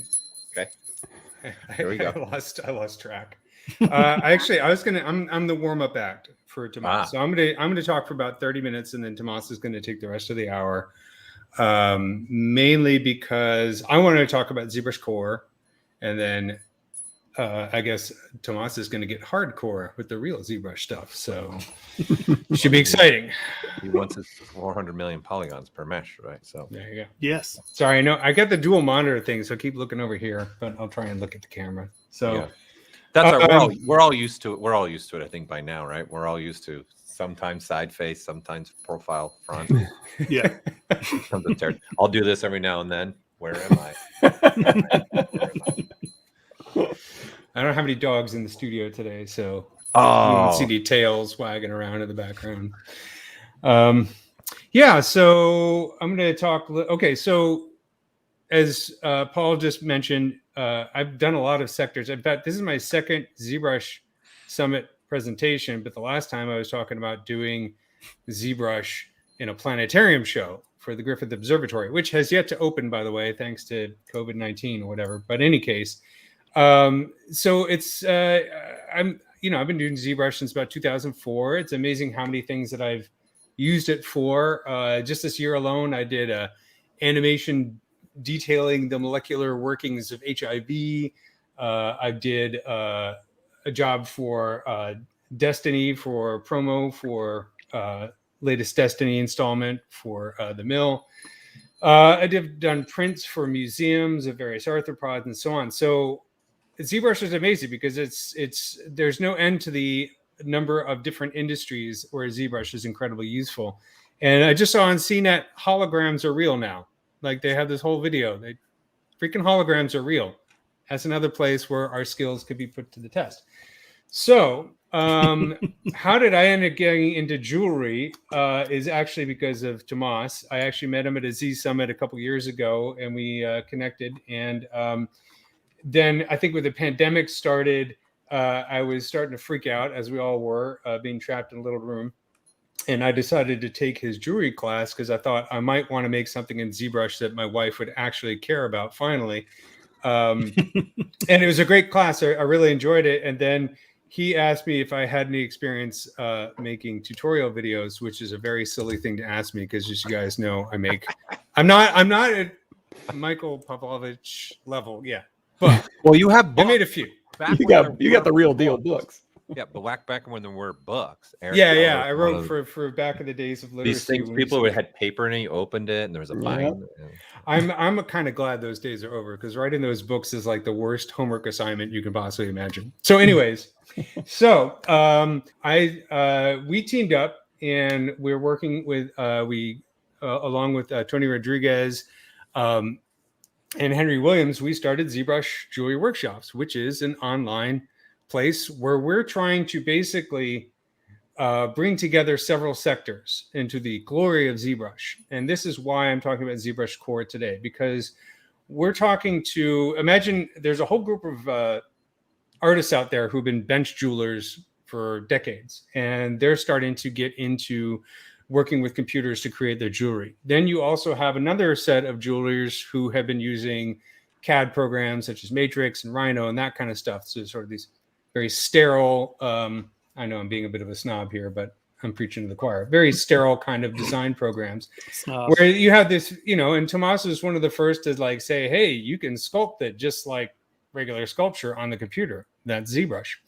So we want to get those people in. And then there's also people like me who are visual effects artists who've done all other kinds of things. And now we're getting into the 3D printing thing as well.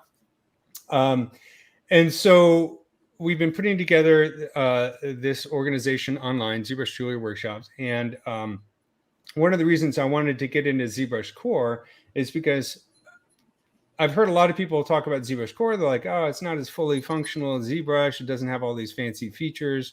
I can't really make anything with it. It's not true. You can absolutely make great stuff with ZBrush Core. And it's really great for getting people into ZBrush who are intimidated by the interface or feel like they're not sure they want to commit financially to buying full featured of ZBrush just yet. So ZBrush Core addresses these two issues wonderfully. For one thing, it's a very stripped down version of ZBrush. And number two, it's also, you can rent it for like $10 a month, something like that? Yeah, the monthly subscription is $9.95 a month for ZBrush Core. And you can cancel it and reinvigorate it, you know what I mean. Reinstate it anytime you want, as much as you want.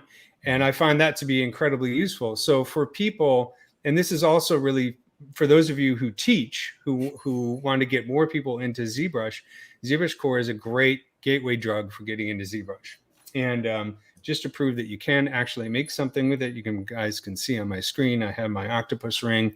Well, here's the actual ring. Of course, it's not going to focus very well, but it is an actual ring, and it came out beautifully. We'll go full webcam.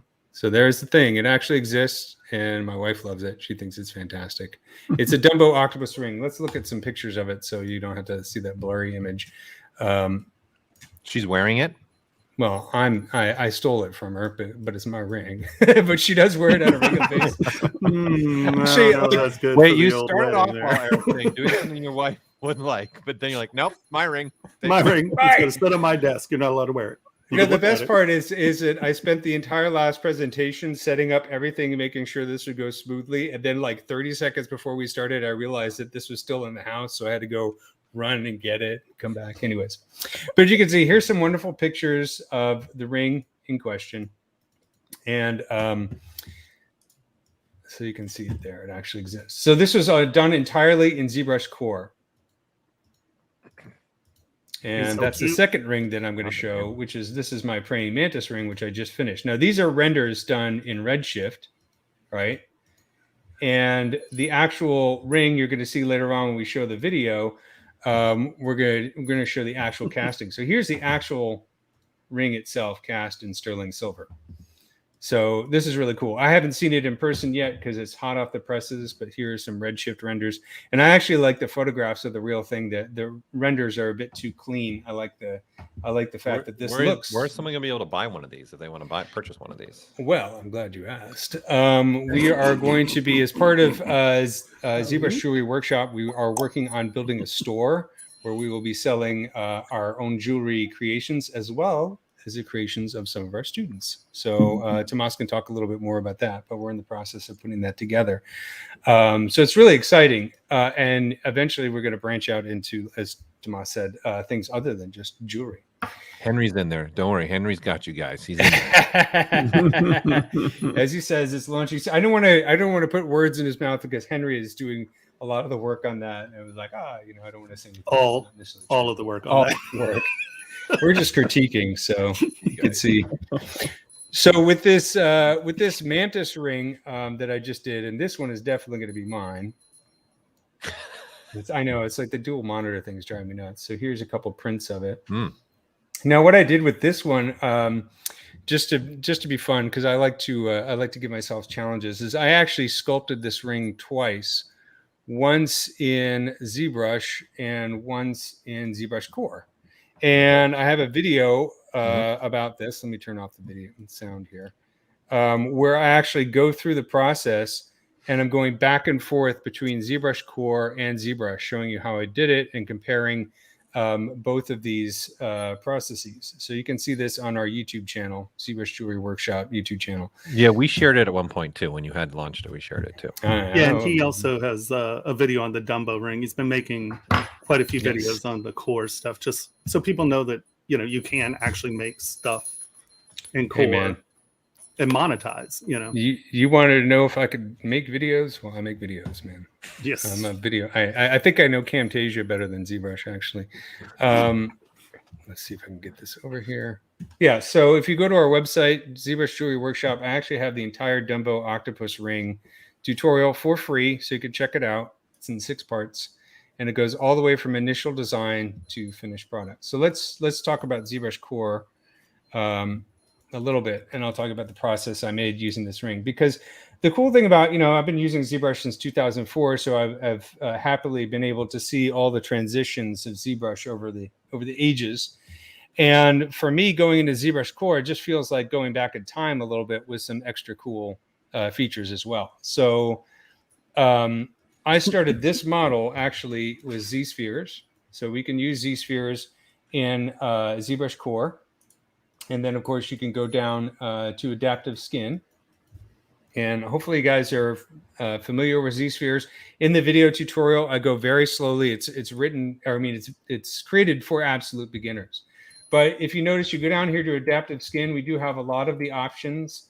Not all the options we have in regular ZBrush, but enough that you can definitely make some cool meshes. You can choose classic skinning or the new version of skinning, or even Dynamesh. So if I want to go to a Dynamesh version, I can use this slider. So that's all there. I mean, the most important things for creating jewelry are all part of ZBrush Core. And those would be things like Dynamesh and Z-Remesher, so that we can take our geometry and actually make it watertight so that we can export it. We also have in the Z plugins in ZBrush Core, we do have 3D Print Hub. So you can check your scale, update your size ratios, and you can import and export STLs. So for this particular project, I started with Z-spheres, and I wanted to do a Dumbo octopus because they're adorable. So yeah, I'm going to show you. Actually, last year I was commissioned by a museum in a group that makes things for museums to do some Dumbo octopus sculpts. So this is sort of a realistic Dumbo octopus. They're called that way because they have these big flappy fins. There's a number of species of them, so these fins change from one to the other. But I'm sure if you guys have ever seen videos online, they're just like the cutest octopus ever. They're and they're deep sea. Some of them look like cartoon characters. It's hard to believe that they're real. So I had some experience actually sculpting a real one, and one of the things that Tomas and I both philosophically agree on is if you're going to do an animal for a piece of jewelry or another type of sculpt, it's always good to go in and actually do the original thing as realistically as possible, so you can wrap your head around the anatomy. And then when you go to incorporate it into a piece of jewelry or another type of sculpt, you have that knowledge in your head that you can then transfer to your model. So these are done in ZBrush, full version of ZBrush, but I've imported them into ZBrush Core. So let's go back into take a look at the Dumbo octopus ring. So I have the various stages here saved out. So I actually, converted this into a skin. And actually, what I should say is one of the things I love about Z-spheres is that, of course, you can pose them, right? So let's see if I can find the posed version. There we go. We can see I started to pose this one right here. I was demonstrating in the videos converting this into a mesh. So we'll go into a later version right here. So you can see I took the Z-sphere version and I posed it as Z-spheres. And then I created a skin from it. And then I spent some time making some polygroups of it. So here is a version with polygroups. And I did a little bit of smoothing on it. And then, of course, if we turn off the solo button, there we go. That's what I was looking for. So here's the posed Z-sphere version. And then I used the ring band. This is found in the in Lightbox. If you go into Lightbox and look under jewelry, we have a bunch of projects, starter projects, or I should say, the good folks at Pixologic have created some starter project that you can use. So I just used the plain band. And then you can, of course, if you are concerned about the scale, you can always use the gizmo. No.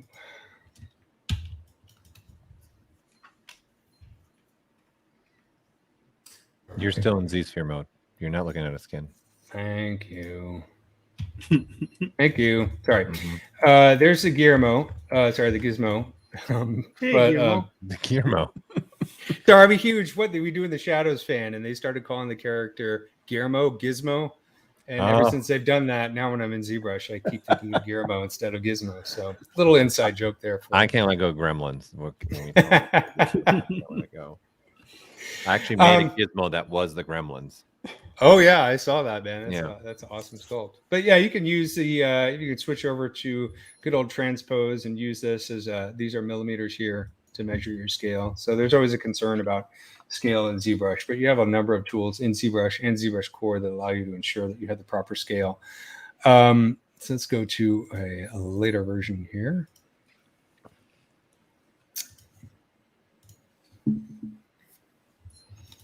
So once I had my Z-sphere version converted to a skin, then of course it's time to actually do some sculpting. And so you can see I have a couple versions here where I was adjusting the head. Like this one was okay, but the head was looking a little grisly. But you can see by creating polygroups for each of my tentacles, I can then mask and pose them individually. And the other important aspect that we have here in ZBrush Core, back to this version, that I use for creating the wing flaps is we have Sculptors mode. So if you have Sculptors mode, of course, that allows you to easily pull things out. So for example, if I could take this guy and I'm going to go delete higher levels of resolution here, and we can use something like, well, snake hook brush always works. Snake hook for everything is awesome.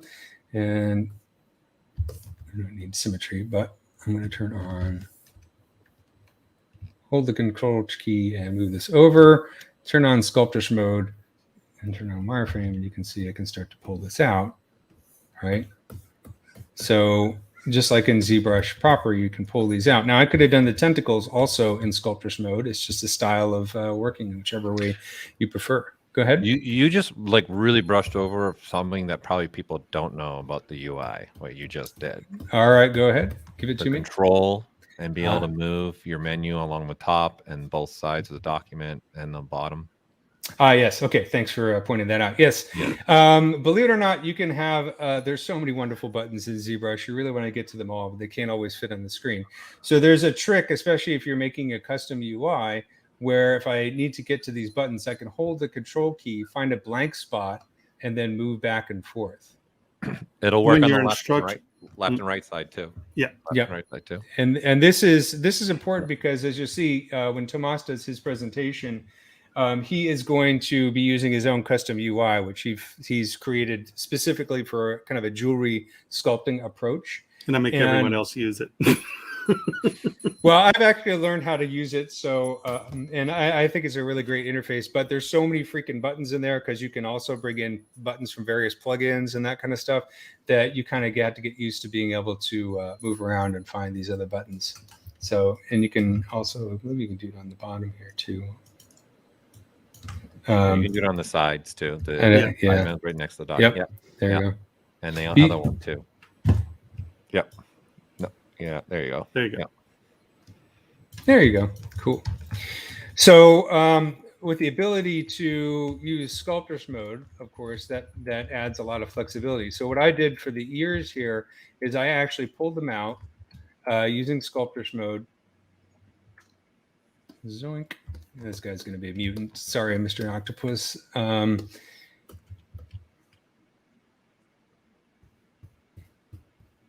Double wing. Yeah, he's a biplane octopus. Double Dumbo. So of course, once you do that, you have you've destroyed your topology, but have no fear, for we do have a ZRemesher. So there's a version of ZRemesher that is part of ZBrush Core. It's not as fully featured as the one in the main ZBrush, but it's still, to be honest, my favorite mode for ZRemesher is just to turn on half. So especially if I'm using something like Dynamesh. So just to briefly review, what Dynamesh does is Dynamesh allows you to create a single mesh where the topology, all the points are evenly spread out. It's also great for fusing things together because eventually I'm going to want to fuse all these parts into one thing so that I can make it a single mesh that could be then printable. So Dynamesh is really useful for that. You can use Dynamesh here in the main menu right here. You can set the resolution. So if this is too low, I can undo that and increase the resolution until I get something that I want. Or you can use Gizmo. All right, I'll stop doing that. Has a remesh by Dynamesh mode. So you have a bunch of different options. This one's nice because the Dynamesh that we find here, this resolution is kind of based on the overall scale of the object. So sometimes it takes a few tries to get the kind of Dynamesh that you want. Whereas if you're thinking, I want to create something that is just, 1,000,000 points or 500,000 points, I want to set the point limit manually, you can then go into Gizmo, choose Remesh by Dynamesh, and then I zoom out. You have this little cone here, and I can pull this out. You can see that point down, or that number down there is in thousands. So if I pull this all the way up, actually, no, there we go. It's an absolute. It's not in thousands. Sorry about that. So 5,000 points all the way up to 1,000,000. And when I let go, can we get that number to be 10 million? Yeah. Actually, I'm going to give you a little nugget. I'm going to show something special about this workflow also maybe that could help in our presentation today. All right, stay tuned for that, man. There's always more stuff to learn.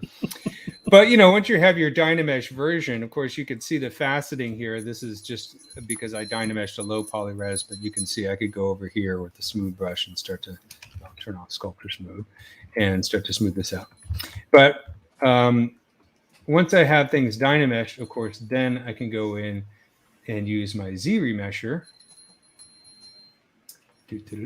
right here. And actually, I tend to use the half mode a lot. What this does is it basically Z-remeshes down to half of this point count. So I just do that over and over again until I get a nice low poly count. And the reason I like that is because I find, in my experience, that using the half mode tends to give you a really nice topology.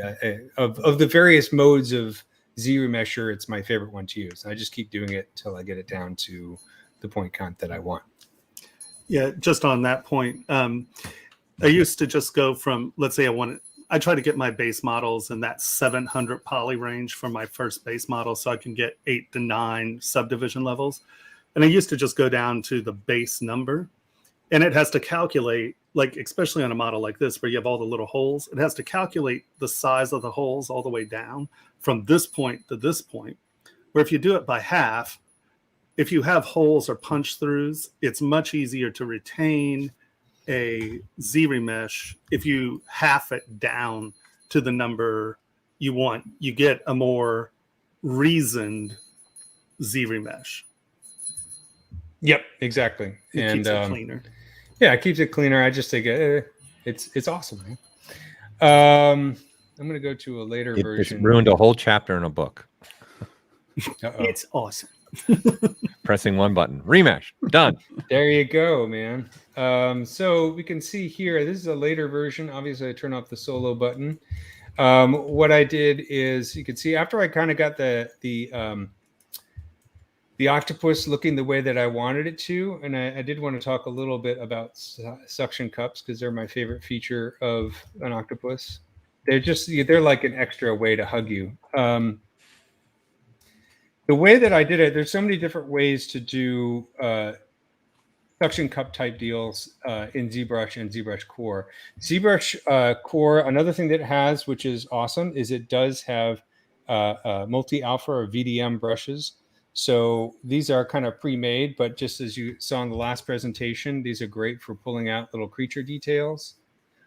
So what you could do is you could like use one of these and then kind of scale it down and adapt it. Now, from what I understand, I could be wrong, correct me if I am, Paul, but you can't actually make custom multi-alpha brushes in ZBrush Core. You have to do that in ZBrush, right? You got to do it in the full version. We don't allow you to make VDMs in Core.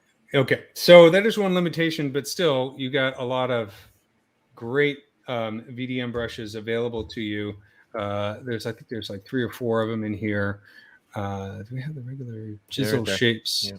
Chisel shapes. This is a great one. So this is probably good for doing suction cups. You could go in there and do a suction cup like that. And yeah, actually do one and then invert, the brush in there. That's one way to do it. The way I did these is I used actually the clay buildup brush, and I changed the alpha to this dude right here, and I changed the mode to drag rect and up to my Z intensity. So you can do this, and you can also do that trick where you press the 1 button and it repeats the last stroke. You can see 1 on the bottom. Yeah. Is that? I'm hoping that's helpful, not too much of a distraction. Somebody was asking what you're using to show that. It's called Sword Soft, which I think is a terrible name for Sword Soft. Sword. Wow, I use one. Soft sword. Soft sword. Or no, I think you're right. Hold on. I don't know. I'm working hard at not making any terrible jokes. I'll let you guys come up with your own. But this is a family program. So you could set this to like drag rect. So if I wanted the suction cups to all be the same size. But I think what I did for this one, because I like the kind of organic look to it, is I literally went back to freehand and kind of did this and just pulled them out like that. Maybe with a little bit lower Z intensity. Yeah, there we go. Because I kind of like that organic look, and that's how I made them. Now, of course, I come from a visual effects background, and I'm a detail junkie like a lot of ZBrush artists are. So I really worked hard at making details that no one will ever see in the final ring because, the suction cups, I don't know if you're going to see it on there, but you can see some of them. Say that again? They're important. They're important. I know that they're there. Okay, that's the right. Important. And then I actually, let's see, let's go back here. Poor mutant. Poor guy. Ignore his additional eyes. This guy was hanging out near some nuclear waste, I guess. I created the sort of the webbing, because these guys do have webbing between the tentacles, by using an insert mesh brush. So that's another feature that we do have on ZBrush Core. So what I did is I just went in with kind of like a regular primitive. It's like an insert sphere, and just pulled these out. And let me see, I have multiple subdivision levels. Let's go to a lower subdivision level, and I'm going to delete lower and higher. Pull out a sphere, just one of these primitives using the insert mesh brush, and it masks the rest of the surface. I'm going to hide this. Actually, I'm going to hide this. And then I switch over to Move Brush and just started pulling this out to make these little pieces of webbing that you see. All right. And eventually, once I had that, I basically hid the rest of the geometry and broke this out into another subtool. So I ended up with a subtool that just has the webs and one that has the mesh. And then I fused it together with Dynamesh. It's just one approach. I could have kept them all as one subtool. It's just kind of like, I think at a certain point, it's a little bit easier to work with these as a separate subtool. And I was just kind of finessing how they fit in here. I'll do that real quick. All right, so I have my octopus here. And then I worked on the ring. And for the ring, I sculpted these little corals. Now, marine biologists out there are probably going to comment that Dumbo octopus is a deep sea octopus and corals tend to grow in shallow waters. But let's just say that this one took a vacation and is hanging out in a coral reef, okay? And don't think they won't say something. I guarantee you there are emails now.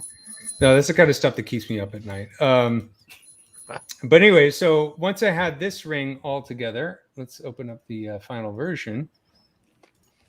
It was simply a matter of merging all the subtools, doing Dynamesh to fuse it into one surface, and then using ZRemesher to get it down to, whoops. I got it. That's my timer saying that I've talked too long and Tomas needs to go. But I got it down to about 250,000. Went over to 3D Print Hub, checked my size ratios, made sure that there was the size that I want. This is probably a little bit bigger than I wanted. And then exported as an STL file, which is a nice print format.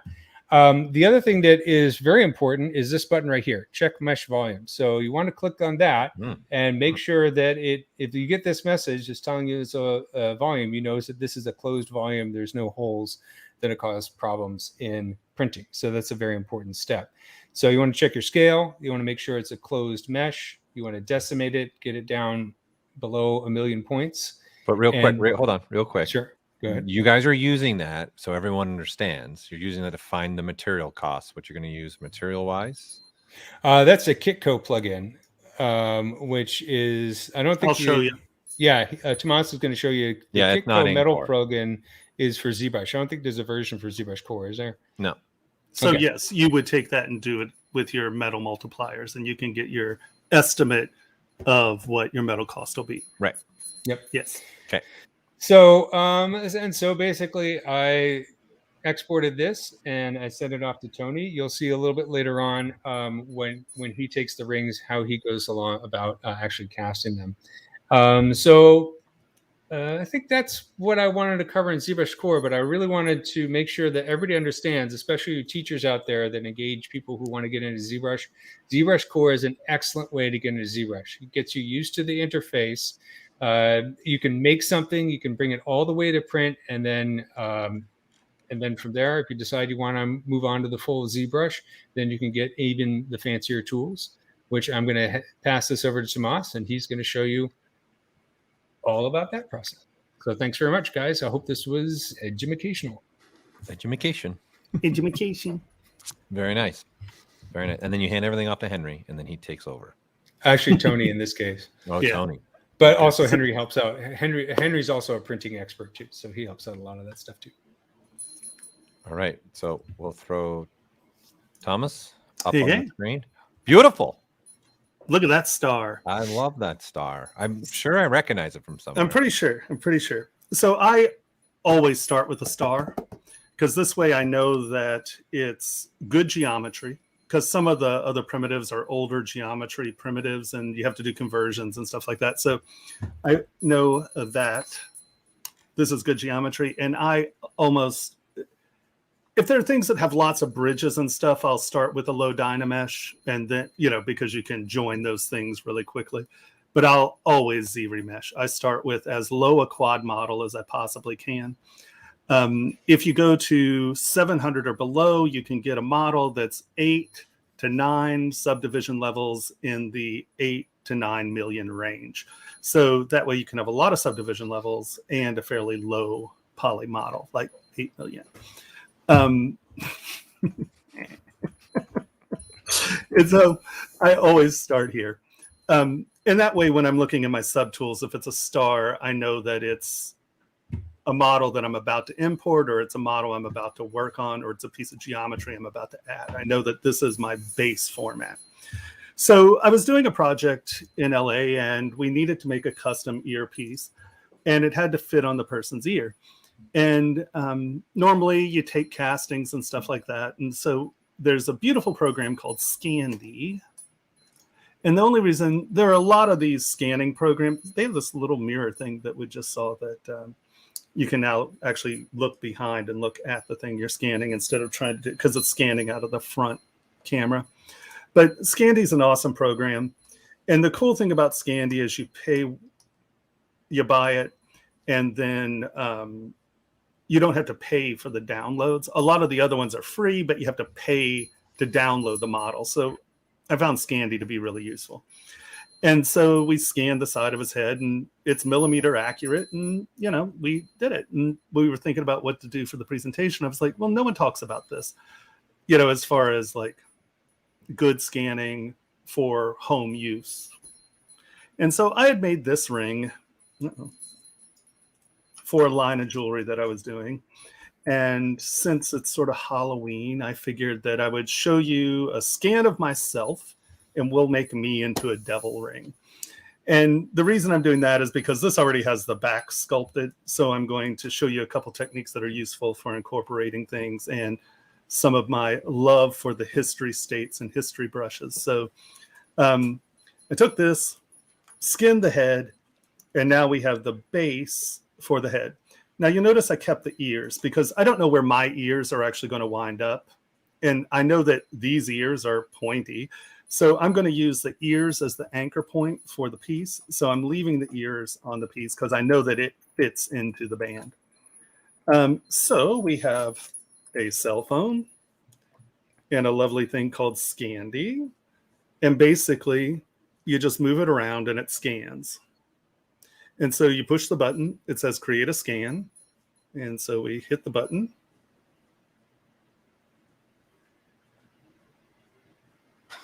Keep it together. I know it starts to no talking. Keep it together. I cheated. No breathing. No, you can't even breathe. All right, so I'm going to discard that scan, and I am going to show you a scan that we've already done and sent that to one myself. didn't work? That one didn't work out? Well, it did, but I'm not going to show it to you. It's horrible. And so you do have to keep I have a tripod for my phone, and I find that it's easier to... Very portable, Thomas. I see. Very portable. Right? I got my little scanning studio set up. And so here is the scan. Yep. We can see it. Yeah. Okay. Yeah. Yep. And so then you have the option of...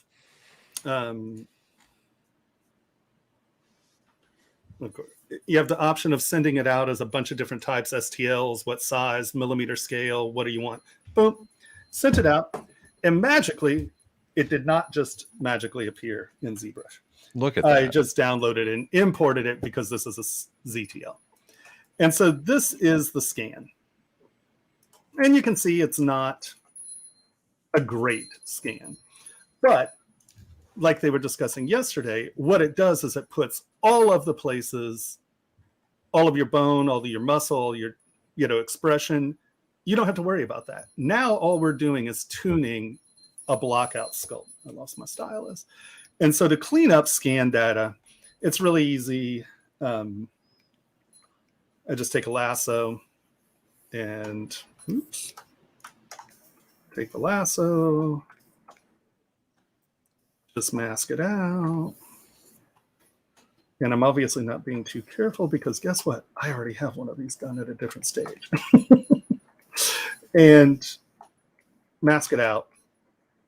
We need that. And then we're going to go, flip, hide part, delete hidden. Okay, so this is very important. I'm going to pull this out of that folder and I'm going to put it in a new folder. Always create new folders when you do this. Otherwise, you're sorting through a world of, I know we've all done it, split the parts and you have 900 parts and you got to find the 3 parts that are good. Do it inside of a folder, split the parts. And that's 457 meshes that were just loose floating garbage in there. You need to get rid of that. So now we just take this, drag it outside the folder, take this, delete all, and look at that. It's gone. We never have to look at those again. So organization when you're splitting things up is really important. And you really don't want those artifacts because if there's one of those artifacts inside the final shell you have, it will not read solid. It will not read watertight. And you can sit there and try to remesh. And if it doesn't work, split the parts because often you have like weird little artifacts from the Boolean or the Dynamesh. So we now obviously need a solid object. I just Dynameshed it. And we got this. And I cleaned this up a little. And I know I don't use Dynamesh a lot, but here's a perfect place to use Dynamesh. I know I'm going to remesh this tool. So I'm just going to divide it up. I divided it up to 9 million. And I put eyeballs in it and I started sculpting on it. And just trying to roughly get the likeness. I'm not out here to get photorealism. We're dealing with a tiny little thing. So you're going to have to blow out your details a little anyway. And so this is Dynameshed and started to sculpt on.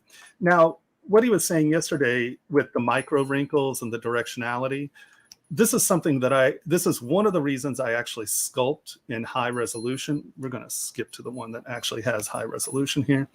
So you can see I'm at about 9 million. It's just whatever my Dynamesh divided up to, because this is still a Dynamesh. And you'll notice I use my stroking pattern. I use clay tubes so I get no buildup. I control the layers with clay tubes. And then I sculpt at like 5 to 3 million or 5 to 3% or Z intensity of 5 to 3. The higher the subdivisions you have, the lower the Z intensity you can use. And so you can see here that I start to lay in. I'm always clay tubes. I'm like, I don't even know what that was. So this way I can start laying in sort of the directionality of my surfaces. And I'm creating the surface rhythms as I go. So when I start to come in and do like other, let's say, details, I know what my rhythms of the part are. And so I can come in and stick with that. And I just keep slowly stroking up and stroking up. The thing about this is that when you print, prints work in layers. So if you think about sculpting in layers, I know I've said this for 16 years. If you continue to sculpt in layers, they show up in prints better. A small layer with a little lip that's definable shows up a lot better than just a big cut. Because if you just cutting your lines in, you lose surface continuity. So there's no relative geometry to judge where those planes are sitting. And that's why, like, if you're doing weaving and you just go through and draw the lines in, it looks incredibly flat because there's no continuity in your surface layering. So that's real important. And so you can see that we got here, And I'm going to kind of blow through some of this, and then we can kind of come in and do some of the stuff in detail, or if there are any questions. Now, I'm always asked, when do I know it's time to remesh? And it's like when you can't sculpt on the model anymore. Or you have something, geometry that's weird, you can't use it, remesh. So I got my rough features in that I wanted, and then I pulled some horns out. Okay, so I have these horns. We're all happy with the horns. And I'm sculpting along, and now we're going to jump to the next little feature here. Similar to what he was doing earlier today, I make textures because I can really quickly whip through and just come over to a flat plane and just whip out a fast texture that I need. And then I use Extractor. I'm a huge Extractor fan because it scales with brush pressure. And that's something a lot of the other curved brushes and all the other things don't do. And it's really cool because if there's something I like that I've already sculpted, I can just go by and record it and use it later. Normally I'll bring it to a straight plane like this. And then what I do is I actually save, let's go to Extractor. I actually save my alphas. And this way I can just bring them in. If there's some that work really well, I can just bring them in. And I always have successful or things that have been successful for me in the past. And this is just a really fast way. I mean, you can, in jewelry, it's tricky because you have very small detail and you have to blow everything up a little and you have to blow it out a little. So some of these really fast textures work very, very well with sulfuring. It depends on how you're finishing it. But, you know, I'm horribly anal about jamming lines on top of lines on lines that you'll never see because one day they will have a 2-micron printer and I won't have to resculpt my pieces. So that's my theory.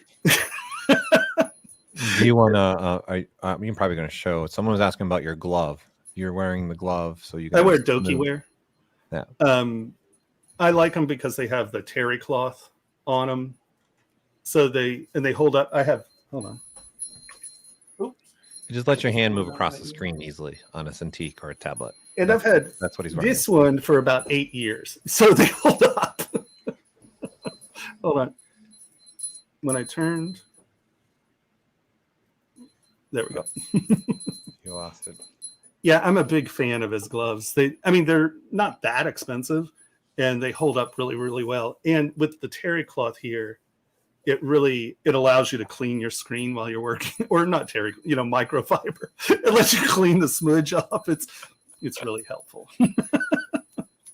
And they have the ones with wrist supports. So when I'm working a lot, it has the Velcro wrist and I use those as well. It just so happens this is the one I grabbed. I have like 18 of them because I keep buying them every year. Like, got to replace them. So, and if you don't know what an extractor is, it's awesome. And like no one uses it. I don't hear people. Do you want to show it? I am. That's what I'm about to show. Oh, okay. So what you have, let's just take a simple texture here. And so I'm going to use these ribs on that horn, right?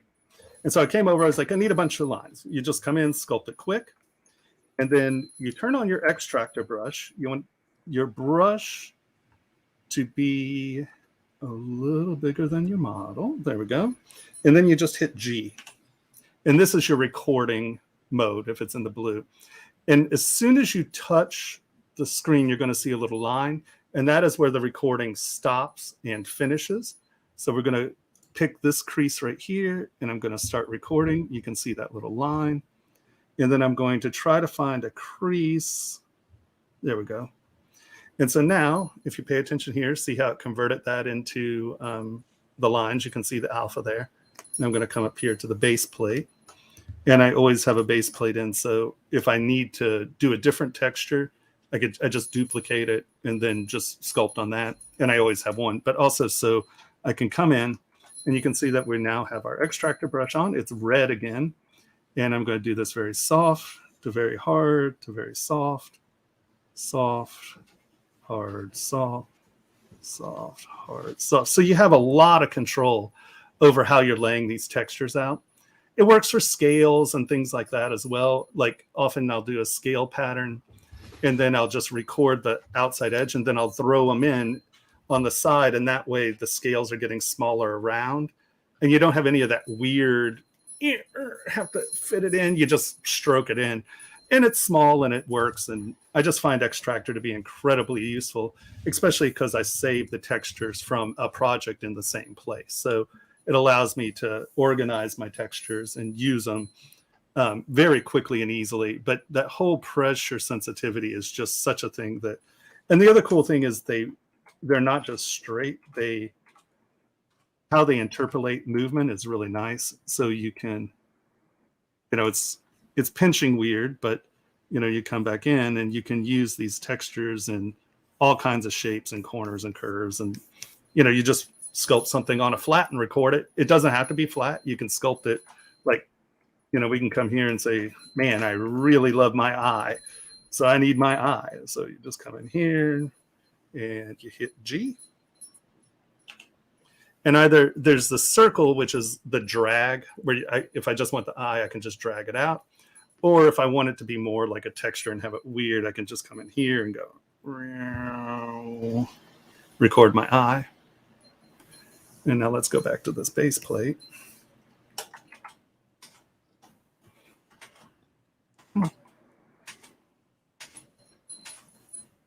What is going on? Oh, I forgot. Like, where are all those patterns? I just saw the one line. I'm like, let's go. And so now you can come in and it's going to repeat that eye.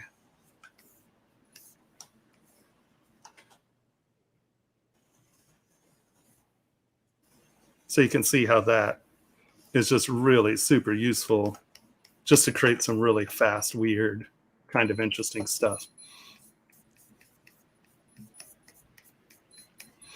And so if you do something you really, really like, bam, record it, throw it on a flat plane and save it for later. And then you can come in and tune it into a texture that you want to keep around. And, sometimes when you're twisting, it's not twisting right. So you go in and play with a little, and it allows you to fine tune the textures just super fast. And I find it invaluable. I use it all the time. I'm a big Extractor fan. So we came back over here. Hold on, let's go to Extractor and pick a good. And so I picked this. I was like, okay, I'm going to put some texture on my horns. Oh, look, I have no geometry. So this is as far as I can go with this geometry, ZBrush. And I'm just going to jump to the ZBrush so we're not wasting time on processing time. One guy in our neighborhood has a car that makes so much noise, it's ridiculous. Did you all hear that? It's like, come on, man.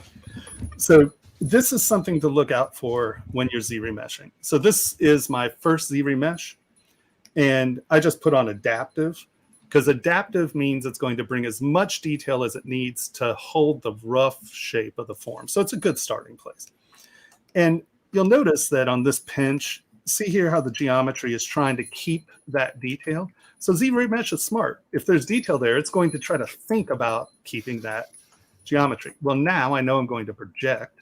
So I am going to come in here and I'm going to smooth that out. I'm going to smooth this out. I'm going to smooth that lump out. I'm going to smooth my eyes out a little. I'm going to smooth the hair texture out of that, because when it's ZBrushing, I don't want it to think about this. I want it to think about the big shapes. I don't want to think about the top lip. Really don't want to think about pupils. All right, there we go. And so this is where halving down is really helpful. On this, it's just one lump. We probably could do it straight down because it's not complicated. But if you have anything that has arms, holes, thin parts, you really want to do it half, because as you go down and you start to lose certain details, you can bring them back in at that low poly and then remesh again. So it allows you to control where you're remeshing. And so we're going to just come here. We're going to turn adaptive off. We're going to turn half on and ZBrush.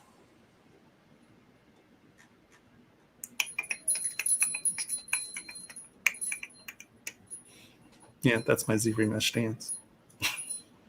Perfect. Right. Everyone's got one. Everyone's got one.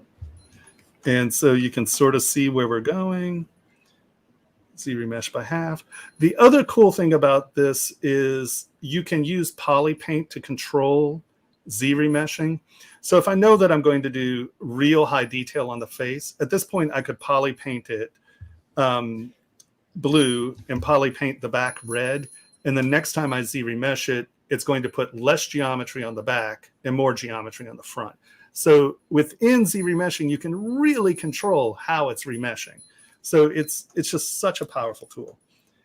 I can't believe people complain about remeshing in ZBrush, but I don't know. I don't do it for games and stuff. Maybe that's the crabbiness. I don't know. But topology snobs. Yeah, it's silliness.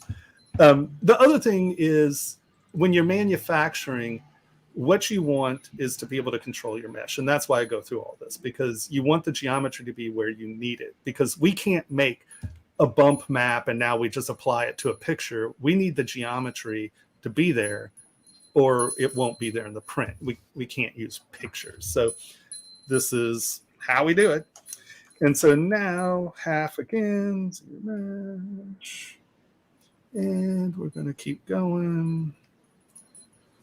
There's 737, and that's when I'm going to just start dividing it up again. And so now, let's just divide this all the way up to see where we're at. So I have 8 subdivisions with 12 million poly model. That's great. So I'm just going to lower this back down into maybe the 100,000 range. There we go. And here's our next most wonderful feature in the world. And that is history states.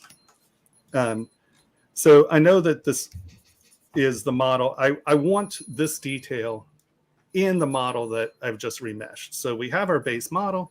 You hold down Control, you tap on your orange block, it turns white or gray or whatever that color is. And then you just come down here and you hit Project History. And you can see that, boom, there it is. And then what I normally do is I will go higher res. I do it at a lower res first, so it gets my geometry in the right place. And then I'll come up. 3 million is a good place to do your reproject so you don't choke out your machine. I tend to go to my 12 million and reproject there, but I have a lot of RAM and stuff, so it doesn't take 6 days to do. But we're going to go project history. Boop. And here it goes. What time do we end? You still got like a half an hour. Okay, well, I have a 5-minute video I need to deal with, so Yeah. I just need it to. We got a half an hour yet. Okay, cool. Just 1:15. Okay, awesome. So now you can see that we've reprojected all of our detail, and I have my subdivision levels. So this is super useful, very important for mesh control. So now we're just going to hop to this guy. Boop. A little bit different. You can see I've started to apply some textures to it, and it's real close to sculpted. So now I need to get my ears on, because I want my ears to be the reference point, or the place that it's connecting to the ring. So the ears are in the right place, but I need to get my ears onto this model, so when I merge them later, everything's in the right place. So I come in, and we have our ears here. And basically what I'll do is I'll take this model, we'll turn transparency on.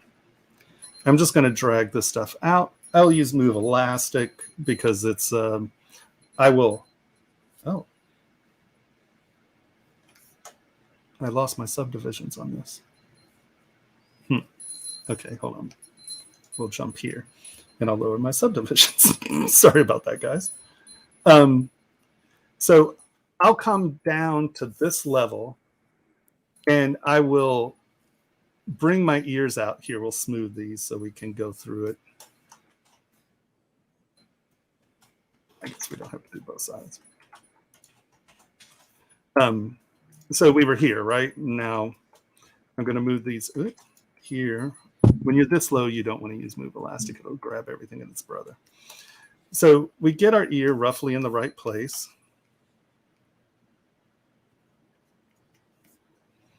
Get my head sort of in the right place. Make sure I have enough meat for my ear. And higher res. I'm going to have Meathead. to. What's that? Said meathead. Yes, right. Higher res. Higher res. Now we're back in that couple 100,000 range. And I am going to mask the. I'm going to mask this off. And we're going to take this, hold down Control, tap this. You can now see we're gray. This is our history state. I'm going to come back to here. Nope, sorry. Come up to here. I'm going to make sure. I tend to do a little pre-work and try to get it fairly close. Otherwise, you can get these very odd stretching artifacts, which you can get rid of. You just have to know they're there. That's how a lot of people fail with their projections, is they don't know that those artifacts are in there, and it is a disaster. And so now project history. So you can see that when we're projecting, we get a lot of stuff, right? All this stuff, because projection distance is how far from the surface it's looking for a negative normal to project to. And they now have the little buttons. I have them in my interface here somewhere. Inside and outside. Yeah, outer and inner. You can change what face it's looking for the projection. But you can see when you're projecting, you get all this weird stuff, right? You get these weird artifacts. You get this weird artifact. You're like, okay, so how do we do it? Well, let me come back over here. And I'm actually going to go to a higher res for this. And now we have the history brush. So we've assigned a place that it's going to look for. And then we just come in. I'll do a first quick pass. The thing to remember about your history brush is you need to be 90 degrees to camera for where you're projecting, because it is a projection tool. It's not a morph tool. So if it's going to, well, here, you can see these straight edges right here. If I do this and I'm like, oh yeah, this is great. I got this super projected, super nice. Well, no, you've just made a mangling of your mesh here. So you need to be careful and remember that you're dealing with 90 degrees. So move the camera a lot when you're doing this. Come in, make your brush smaller. And you just, and the other nice thing about this, here it's okay because we're trying to locate where the ear is at first. And so I'm just going to come in and do this quick, just so I have my locationing done. Get it around, get it around.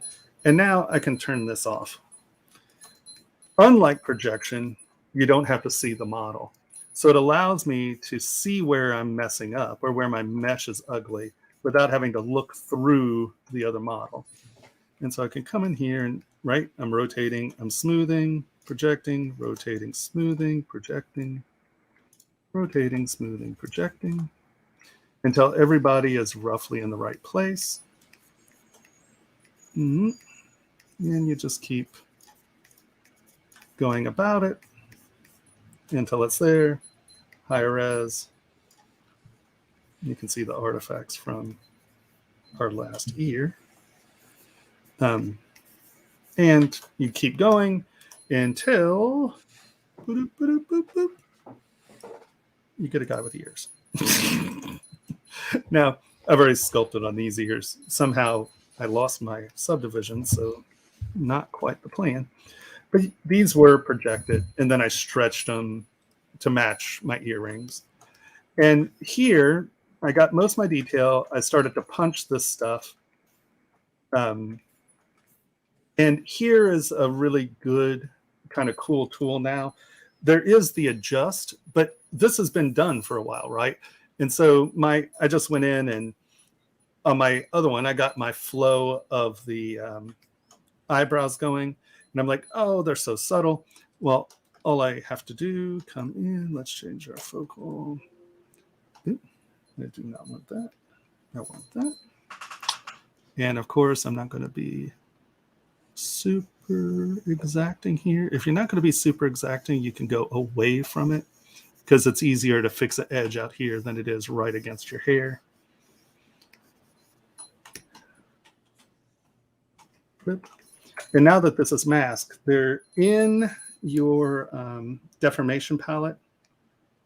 There's a thing called contrast. And if you like haven't stroked on these recently where you can use adjust, contrast works pretty close. And that is where you just drag it and you can see that it's starting to make these stand out more. So that's a really good way of taking the subtle brush strokes. Here, you can see it here. See how these are more bold than these because this it increases the contrasts. So that's a really easy way to bring detail out and ready for printing. And this is super nice because you can sculpt your model and then look at it and go, okay, that's not going to show up.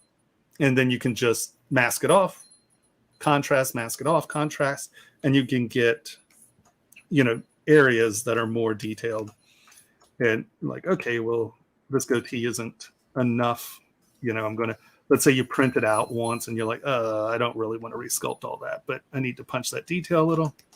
Boom. Contrast. And you can start to really punch this stuff. And often that's all you need to do to get it to read better.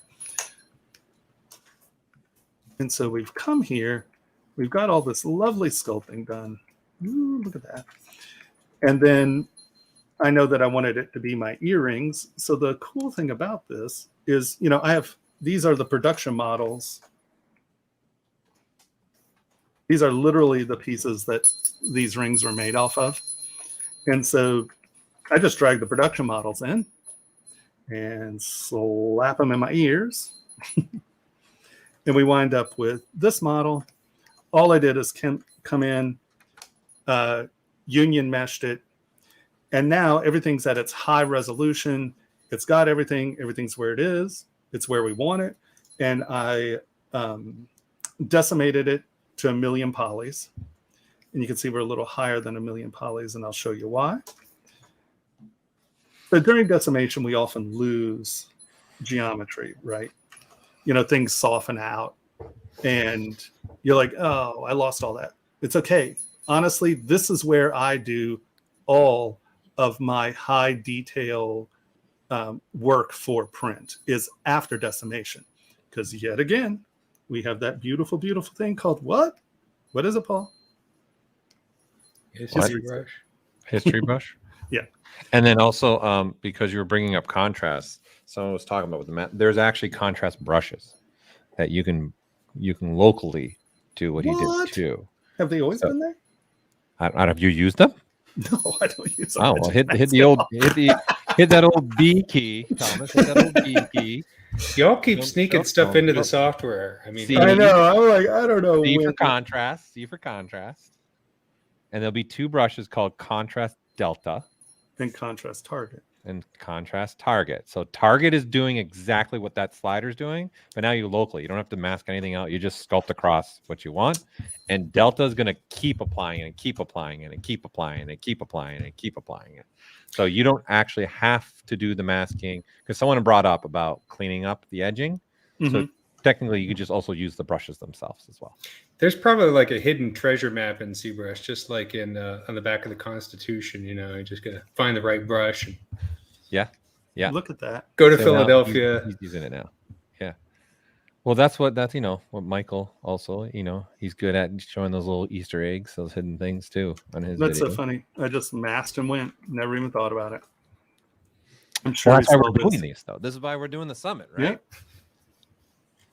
So yeah, you can come in and just. I was just answering the question. That's awesome. There you go. People want your ring now. They want this one of you. Wait.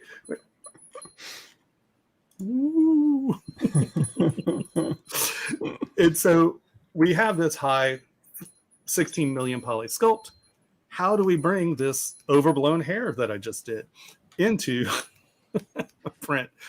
We make this our history state, control tap, it's gray, come back here. And the beauty of this history brush is you can use it with Sculptris Pro. So now I'm going to come in here. I am going to make this small because the scale of my mesh is based on the scale of my brush size. And I can come in and just in those places that we need that detail to punch, I'll do it slightly bigger first so we know kind of where we're at. And then I'm going to zoom in, make my brush smaller. And I'm just going to come in and tune this up for print. I can make it smaller. And get this really, really tight. And I know this was one of my tips and tricks last year, but I use this every time I prep a model for print because there are just some places you need geometry, you know? And you can come in and clean up all this stuff that's messy. And you don't need to do everything. You really just need the edges that are touching your planes, you know, because, right, the whole thing doesn't have to be amazing. That's why I do it sort of with a big, let's turn that down. No. Dynamic. Is this model already decimated? Is this the decimated version you're playing with? This is decimated down to 1 million. Yeah. And then I come in and then just slowly size my brush down. And, you know, a lot of this middle stuff. Why we made the decision with the history brush to do what it's doing. Then you're not restricted to topology. No, it's absolutely awesome. And I'm bringing 14 million poly details into a 1 million poly model. And you can see we've jumped 200,000 points. And I say 1 million. There's not a printer on the planet that can't deal with 1 million poly model. So it's just a safe target to hit. But, I mean, we have printers that will take 5 million poly models or, you know, 30 million polys worth of models on a plate. But it's just easier to keep things. Targeting at 1 million is just a good place to target your models. Yeah, Alex asked what printers you guys are actually using. Well, we have Formlabs. We have a Form 2, a Form 3. We use SolidScape. We're getting some of the cheap Chinese, or cheap in the sense of cost, Chinese printers to us so we can.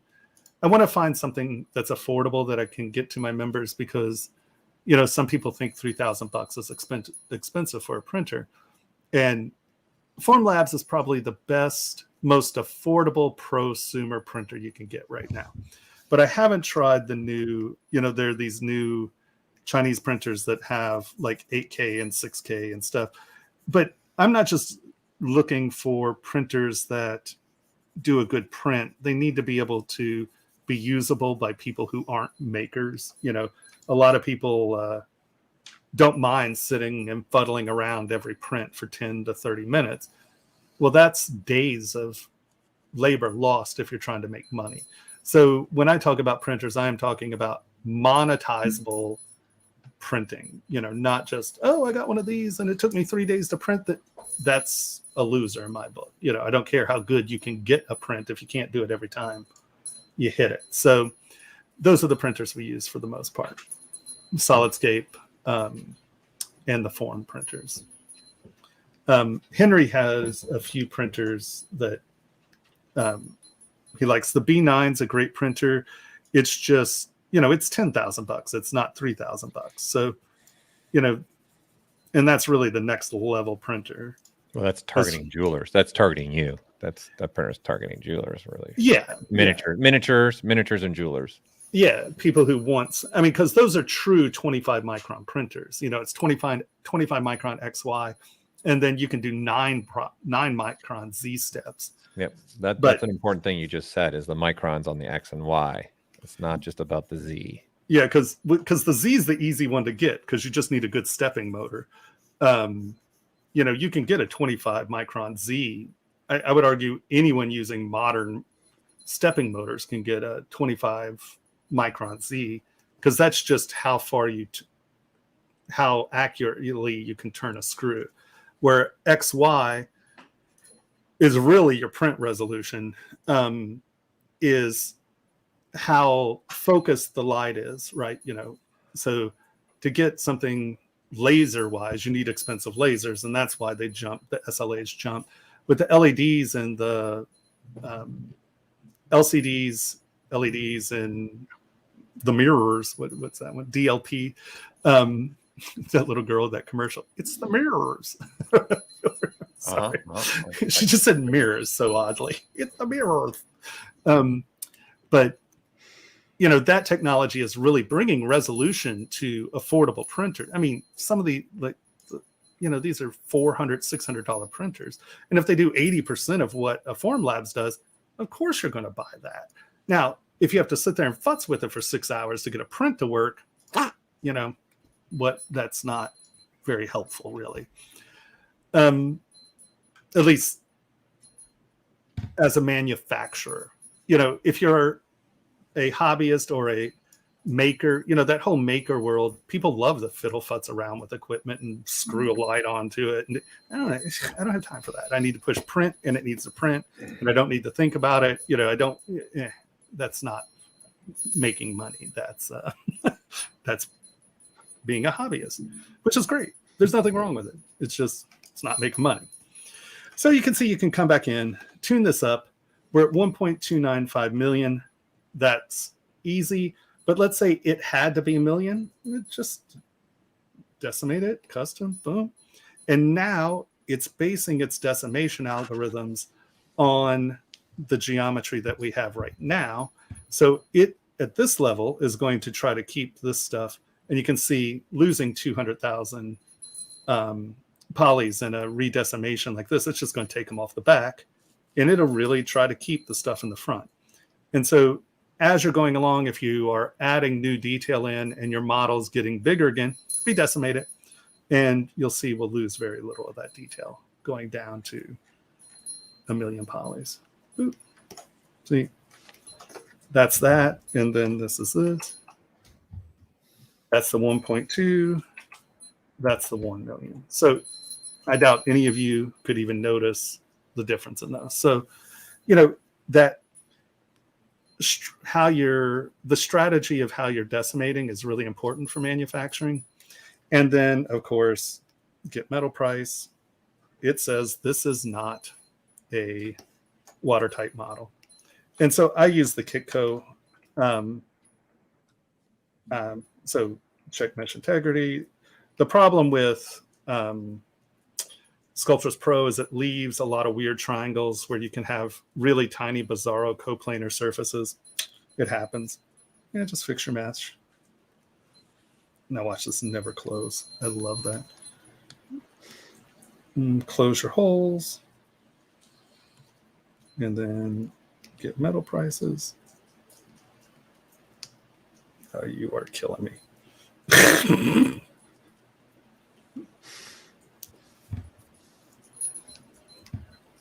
Oh, you're going to do it to me.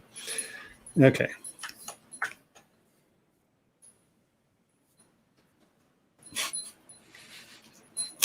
Old trusty. Go the old trust. Right? You just know it's going to happen. Okay.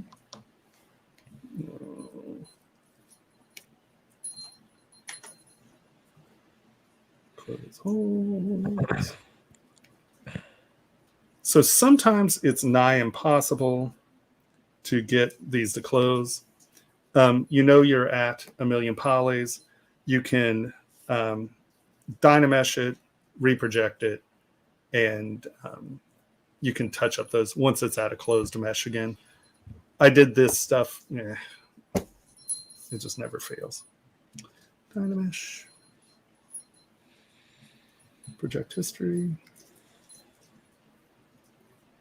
I didn't check if my so the nice thing about this ring is that if you're wearing it and you punch someone, they'll remember who punched them because they can see an imprint of your face on it.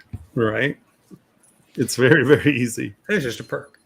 You never that could go viral on TikTok. The Thomases of the ring punch of the world. You should make a baseball bat with your head on it. Oh, there you go. No, I have a baseball bat I've started that is just all different words. And then it's milled out to say, so it's sticks and stones may break your bones, but my words are going to hurt you. Anytime I make a goofy, sarcastic statement about something to sculpt to Tomas, he's like, I already did that. It could be also a stick shift for a car. There you go. Top of a stick shift. That's the beauty of this. You can go anywhere now with this stuff. It's perfect. I love it. Okay. I'm not even going to sit here and try with this one. So normally grab a different model. Yeah. Or here, we'll just take this back to the beginning because this was set up where it was a closed model. And there are people are asking about printing. There are companies out there you can just send your models to print. Shapeways, iMaterialize, Sculptio. And we've been working on a relationship or two that's going to try to have a more professional, affordable place to do that. So that's one of the things. As our community gets bigger, it allows me to use the soft power of the community's numbers to leverage companies into giving us breaks. And so I'm always like out there just pushing people. I'm like, come on, you can do it. So yeah, don't forget we have a video to show that actually goes through that process. There you go. Oh yeah, no, we have the cast. There we go. So the beautiful thing about Kitco is it actually checks the spot market pricing on your metals. And you can see that this is $100 worth of silver at the market weight. But if you want to do it in 22 karat gold, it's $12,000 worth of gold. So yeah, gold jumps dramatically. But if it gives you this, you also know you have a closed model. And then cancel. And so now we have our model. It's ready. You go to your 3D print hub. And this is the step that everyone I've ever run into goes, Tomas, how do you do scale in ZBrush? And then you send things out to printers and they're like, dude, this model's like 4 feet tall, or dude, this model's like 1.5 millimeters tall. And this is a common problem with people exporting models from ZBrush to an STL for other people to use. It's this amazing button that everyone forgets. And that is update size ratio. Boop. So you are now telling the print exporter what your scale is. Now here's a very, very important lesson to learn. Let's say you have 3 or 4 models here. And you've done this and you're like, okay, look, I've got my scale right. I'm great. I'm ready to go. And then you're like, oh, wait, I want to look at those ears again. And now you're like, wonderful. Now I'm ready to go. And you export your STL file. Problem is that you are on not the file you measured. So you're going to come out with something that is the wrong scale. So just make sure and it doesn't, you can do it on this model. It doesn't matter. It just has to be the model that is selected is what you have to update your size ratios on. And I hit this button like 10 times before I send it out because we all do it. We do it all the time because let's say you're exporting 10 pieces and, you're like, okay, and you shuffle it around and you just sent the wrong piece we all do it. But this is the reason people think ZBrush does not have accurate scale. I'm just going to send everyone to this number right here. Let's go update size ratios. See this number, how it has 5 decimal points? That's 5 decimal points of a millimeter. ZBrush is as accurate as anything on the planet, if not more so, because very few things will go to, what is that, 1/1,000th of a millimeter? 1,000, like 10,000. 10,000? Okay. No. Whatever. 100,000. No, it's 100,000. 100,000? So no, it's 10,000. 10,000 would be 10th? 5. 10,000. No, it's 7 to 10th, 100, 1,000. Yeah. Okay. Yeah. Needless to say, that's not a real number in the physical world unless you're using electron microscopes and we're polishing things. So guess what? Not a real number. Other thing is, don't get into CAD mind where these numbers mean something.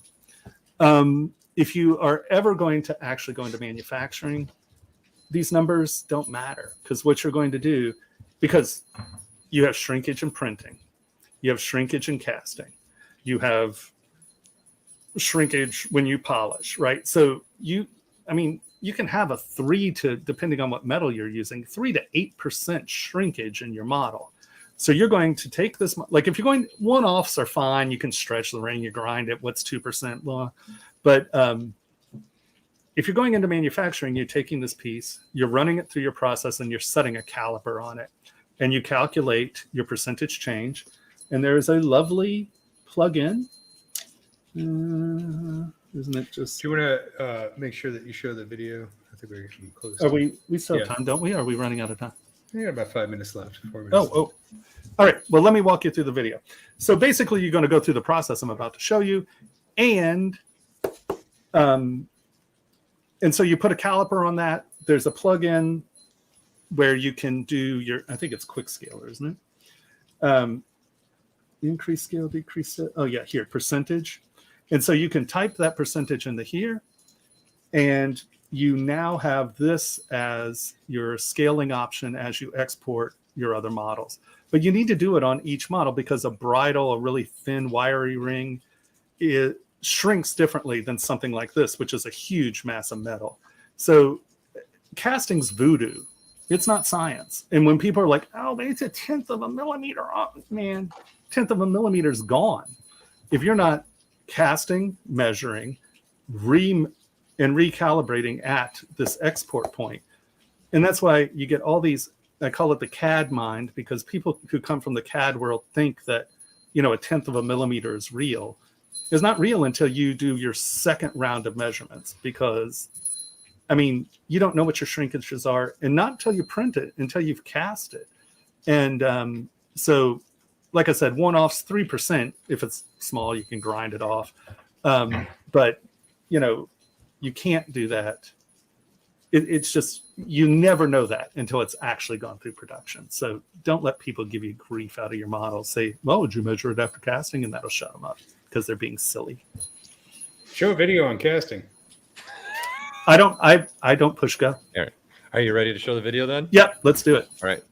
Let's show the video. Okay, now I have to watch it, don't I? Because I don't know it by heart. So these are the two models that we are producing. So we just went from the 3D Print Hub it goes straight into Formlabs. We printed in the purple and the blue. This is obviously the purple, being purple. You scrape it off the plate, and you put it in the alcohol wash. Their wash units are actually very nice. Getting a wash unit helps, because in jewelry, if you don't get it all off, all your sharp corners will have a little liquid down in the bottom of the sharp corner, and it softens the prints if you don't clean them really well. And their cleaning units are very nice. What's your wash time for those? Are you doing? Usually 15, 20 minutes. All right. You don't want them too long, because it'll saturate the part. And you're doing So now he's in air. doing a isopropyl wash again, and then just blowing it off. You don't want to brush it off, because that'll put really minute scratches on the surfaces. This is their new CW40, which works really well for things like the bigger ring. The purple still works better for the bridal stuff. The purple's a very robust material. It's tough. You can actually have people, you can send it to someone as a sample, and it'll hold up, and they can try it on without blowing the print to pieces. You can see it's a slightly crisper print, but the colors are a lot of that. Here you go, putting it on the sprue tree. So you have a flask, you mount this at the bottom, there's like that little nipple shape. That actually becomes the pouring apparatus. We're going to burn this out, and that becomes the negative that you put the metal in, that you pour the metal in. So you can see he's making it tight to the tree so it flows well. This is your flask. You tape around the flask, or I guess they have tubes now, and they're heat shrinking it down. This is William Henry's shop. Why this isn't being done live is because William Henry actually has a production shop, and people are working today. So if it had been on Sunday, we might have done this live, but nope. This is a really nice machine. It actually mixes the investment under vacuum. So you have very, very clean, there are no air bubbles in it. And that, if an air bubble sticks to the ring or whatever you're doing, that'll show up in the cast. So put the base metal into the casting and it's melting. These are called burnout ovens. That's the flask. You put the flasks in the burnout oven and it burns the wax out. Now, this is where we'll talk about that at the end so I can keep up with this, but this is the area that most problems with resins are caused. We'll talk about that in a second. So it takes the BBs, melts them into a molten flask. This also has a induction, so it rotates it, so it keeps it very evenly melted. When it's even in that temperature, under vacuum, it drops the metal down, and then it has overpressure. So that's scorching hot. And what you do is you toss it in water, and the investment literally just kind of explodes. And then you get your tree. You can see those little ridges. That's called flashing. And you notice it didn't do it on the other one. We can kind of talk about that too with the resin stuff. And so you can see the rings in the cast. Magnetic tumblers are little pins, and they rotate, and it knocks the casting skin off. That's what that white is. And now you have your base metal part. And I don't think he actually put it in the tumbler. We also have a tumbler that has very fine grain, and you set it in there for like 20 hours, and it just takes off the surface. It doesn't aggress it very hard. But this is called liver of sulfur. It oxidizes the surface is black. And then you either throw that into the long tumble, or they're doing it by hand because of our time constraints. Because Rio was sending us stuff, but they messed it up, and I guess it's showing up today. Not helpful. So Tony popped these out. I think they just messed up the shipping though, right? Yeah, it was just a shipping thing. And so that is the mantis butt and mantis face. And that is the back of Tomas's ring. The Tomal ring. And Tomas's butt face. And those pieces are here. You got them up close? Yeah. There you go. Wow. Come on, autofocus. My camera weirded out this morning. For some reason, it's not. Focus. Is it there? It's starting to get it. I had to turn the autofocus off because my lens was going. "Eh." And when your $1,200 lens goes, "Eh," you're like, "Eh." Yeah, it's focusing in. What? There you go. There you go. Very cool. And then you can adjust. What's the range of sizing you guys are going to be doing? Oh, anything, any size. You guys are going to do all the sizes? Sure. Yeah, when we set up the store, you'll be able to actually specify the size. Because we're not going to hold inventory. We'll produce them when they're ordered. Sure. So just real quick on the flashing and the different resins. Mm-hmm. So the problem with casting, and where a lot of people run into problems with casting, is when you're 3D printing, you're not using wax. You're using a resin. And so traditional waxes just burn out. They just go away. There's no issues. Well, there are no issues. But the resins have issues. So there's something called a ramp up schedule of how you burn these things out. And you really have to tune the ramp up to the resin. So like the purple is very tough. So it actually has more resin in it than wax. And so the ramp up is really fast. So it burns that out, and then it slowly burns the rest out. But what that is thermal expansion. And then where you get like orange peel, that is uncured resin coming to the surface of the part, like gassing off, and then it aggresses the plaster, and that's why you get the gnarly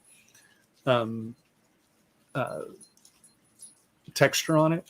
So often when you're dealing with casting places, don't let them blame you. make sure that they know what the thing is, and then you're like, and especially if you're sending them the form and they're using their printer and they come up with a weird surface, that's on them, because that's them not understanding the thermal expansion or the gassing off of uncured resins. So, you know, don't allow casting places to cast it once and then send you a garbage piece. That's on their back. It has nothing to do with you. That's a big one, because a lot of times they'll screw the casting up. They're just like, oh, we don't want to print it again. They'll send it. And you're just like, you are crazy, man. Nice. Cool. Well, thanks, guys. This was fun and educational and a good time. I know the chat was going off the whole time, flying. Enjoying the tips that you guys were sharing and the process that you guys are sharing for the jewelry world. And like you said, it's not just the jewelry world. Really. It's everything. I mean, everything that we teach and everything that we talk about here. If you want to do miniatures, everything we talk about is applicable, because it's really all we're teaching is how to retain high detail and how to manage your meshes for manufacturing. And so It's a revolution, man. It really is. It's exciting. And you now guys that are you can get doing high a resolution special prints summit out of a offer. $500 printer. Are you kidding me? It's ridiculous. Yeah, and you guys are doing a special summit offer right now, right? Yeah. And Do you know that what it goes is? Through I think is it 20% off? Henry, what is it? It's $100 off. $100 off. Yep. Put it in the chat. And I believe Henry said it goes through to Henry wanted to go through, just so people are aware. I know some people had asked previously in chat. We usually let it go for like a month or a couple weeks. It's not like it has to be done at the end of chat. I know all right. He's saying there he goes again. See, what do I know? Okay, so guys, pay no attention to what Thomas is saying. Okay, I don't work for the company, and I'll give you the correct information. Okay, here we go. It's $100 off, and it ends Wednesday. Oh man. Oh, that is work here. Yes, that's not my department. I don't know. Henry's I like giving you bugs. Right. Okay. So if you guys love what Eric and Thomas have been showing you, this is a great location to go to the ZBrush Jewelry Workshops, right? These are your two instructors that are going to be with you along the journey of helping you discover miniatures, jewelry, production for highly detailed small items, I would say, is how I probably would put it, right? And we go from like, you think a CD thing's a cup holder. I mean, we go from the basic. We show you how to do it from, how to load plugins in at the very beginning and how to load ZBrush to, more advanced stuff. Somebody wants your hat, Eric. They want to put an offer on your hat.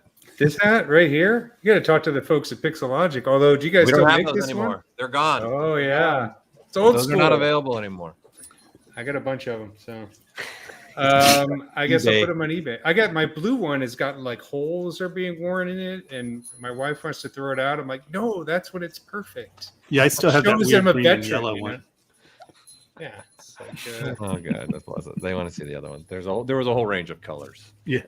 the Brazil is my favorite. Actually, there's a picture on Google Maps of me walking my dogs wearing the Brazilian one. Really?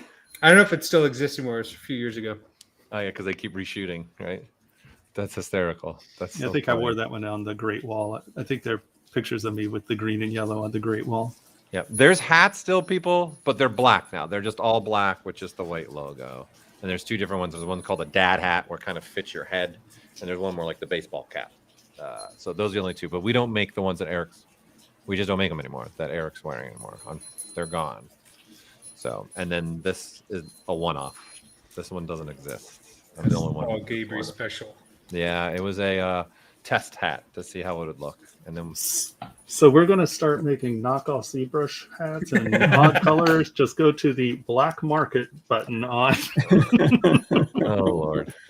All right, well, guys, it's been an awesome. We're gonna do some giveaways, and then the rest of the summit is myself and Michael. We're gonna do tips and tricks next, and then we're ending the day with more behind the curtain of Pixologic, what we have been up to in ZBrush since the last version, which was so long ago, 3 months ago.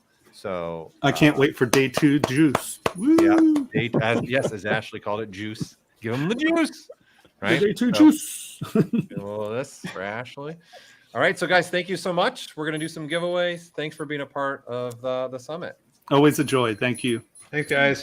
Bye. Have a great one.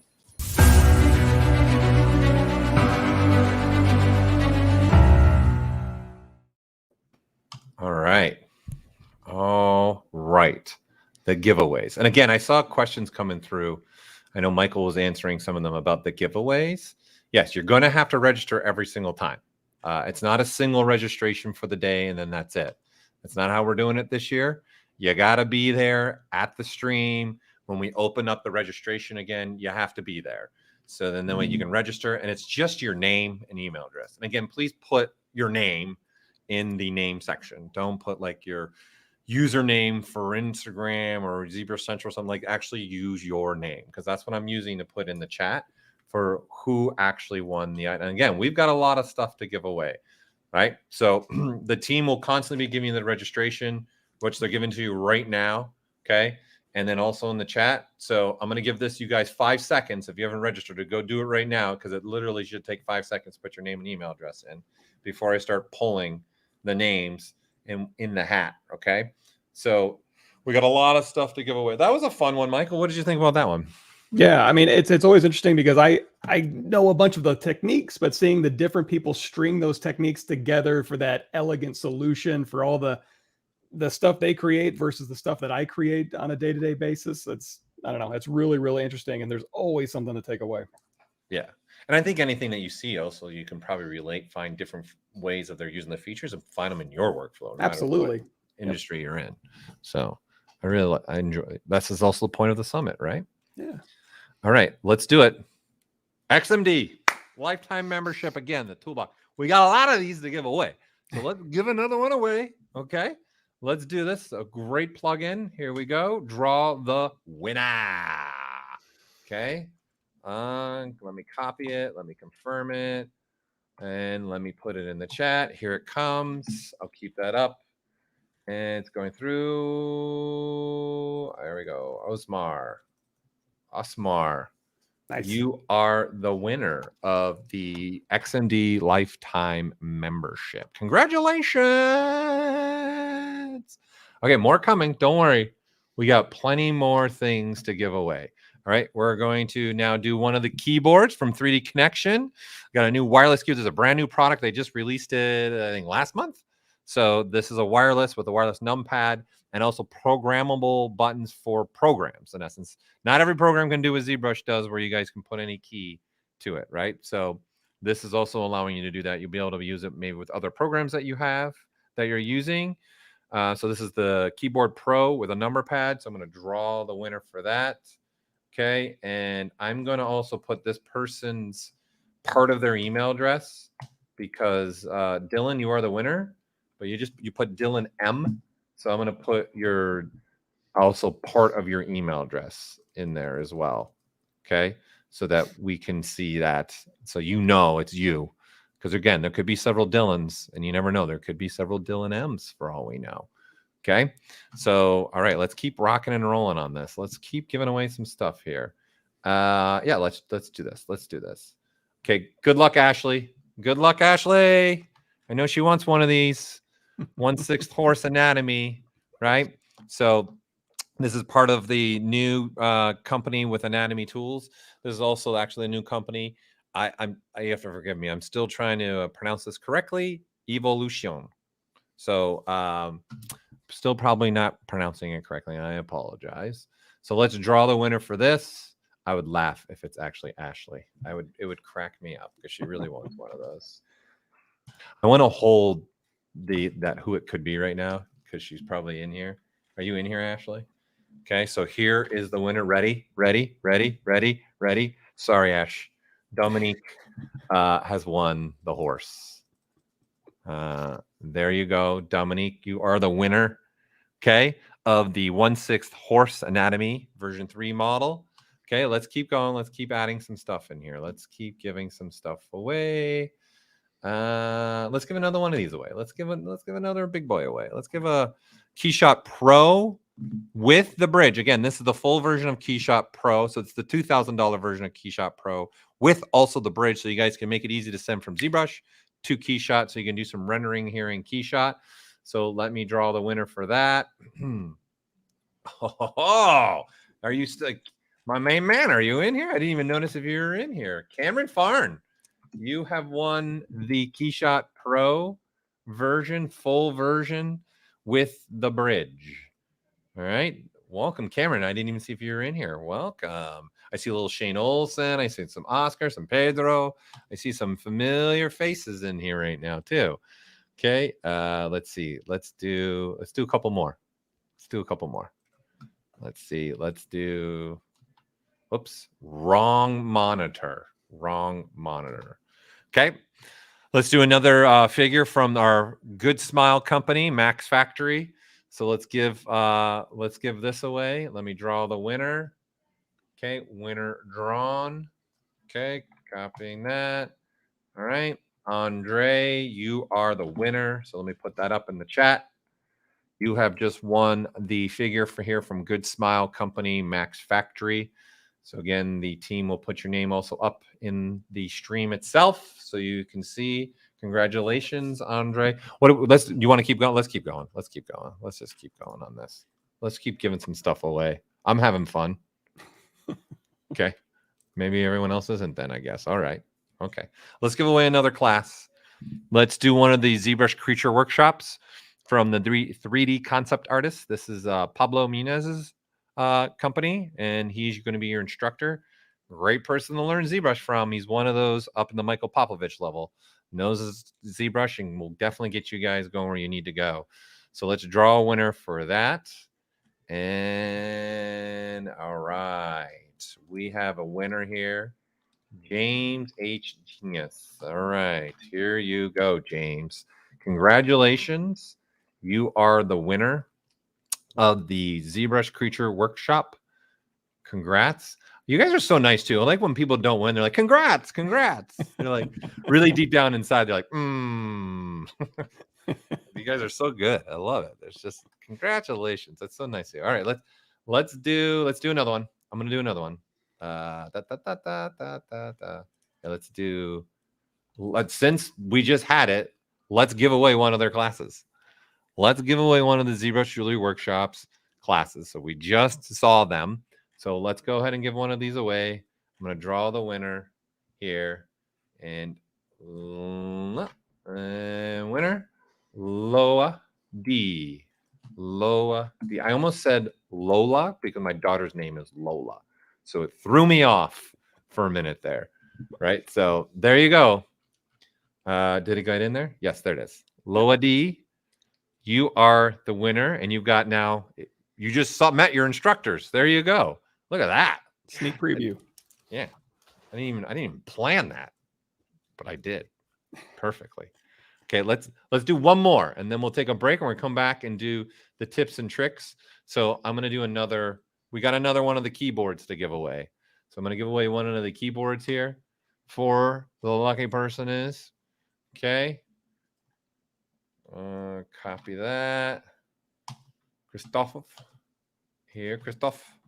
And Figurowski.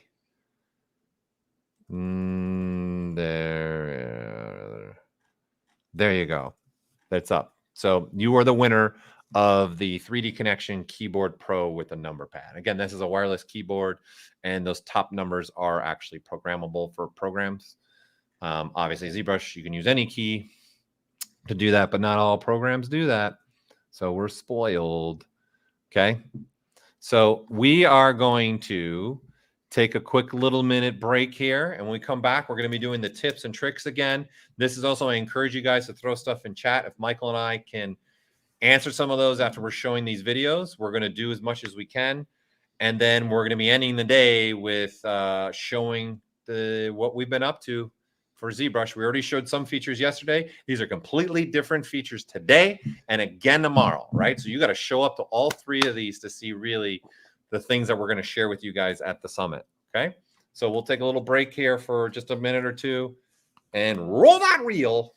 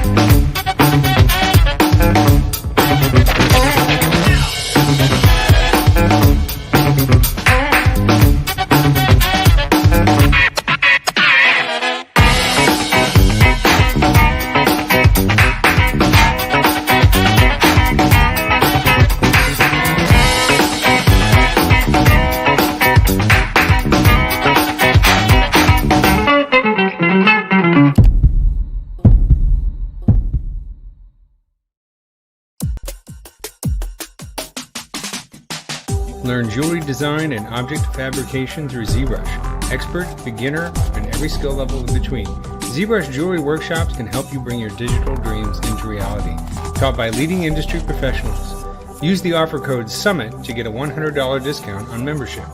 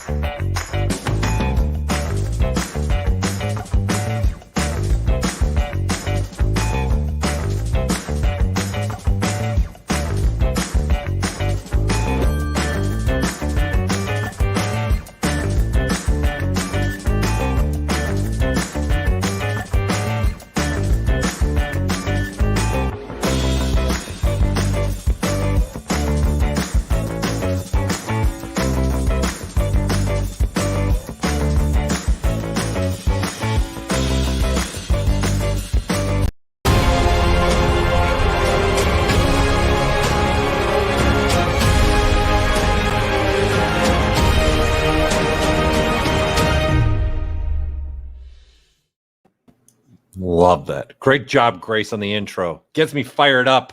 That intro. Oh, they swapped this back, Mike. We should put it back the other way. Just change things up. Change things up. Keep me on my toes. Yeah. Make it a little different. Make it a little different, right? So, as we said before we went to that short little break, it's time now for chock full of tips and tricks. Okay, from a collective group of our streamers that wanted to make some videos for you guys. This is a very popular segment. From my understanding, last year people loved this segment, so we wanted to bring it back again. And like I said, where we can, Michael and I are going to sprinkle in anything we can share with you guys to add to the elements. And it's like, I'm sure you guys are noticing, there are multiple ways to do things inside of ZBrush. There's multiple little hidden secrets, little gems. And we've got, I got a great co-host with me that's I'm just going to sit back and go to sleep. And I'm going to let Michael handle this one all by himself. Okay. Paul's been working hard, man. Give him a break. This will be great. All right. So let's just get into it. Let's play the first video. Let's watch that first video.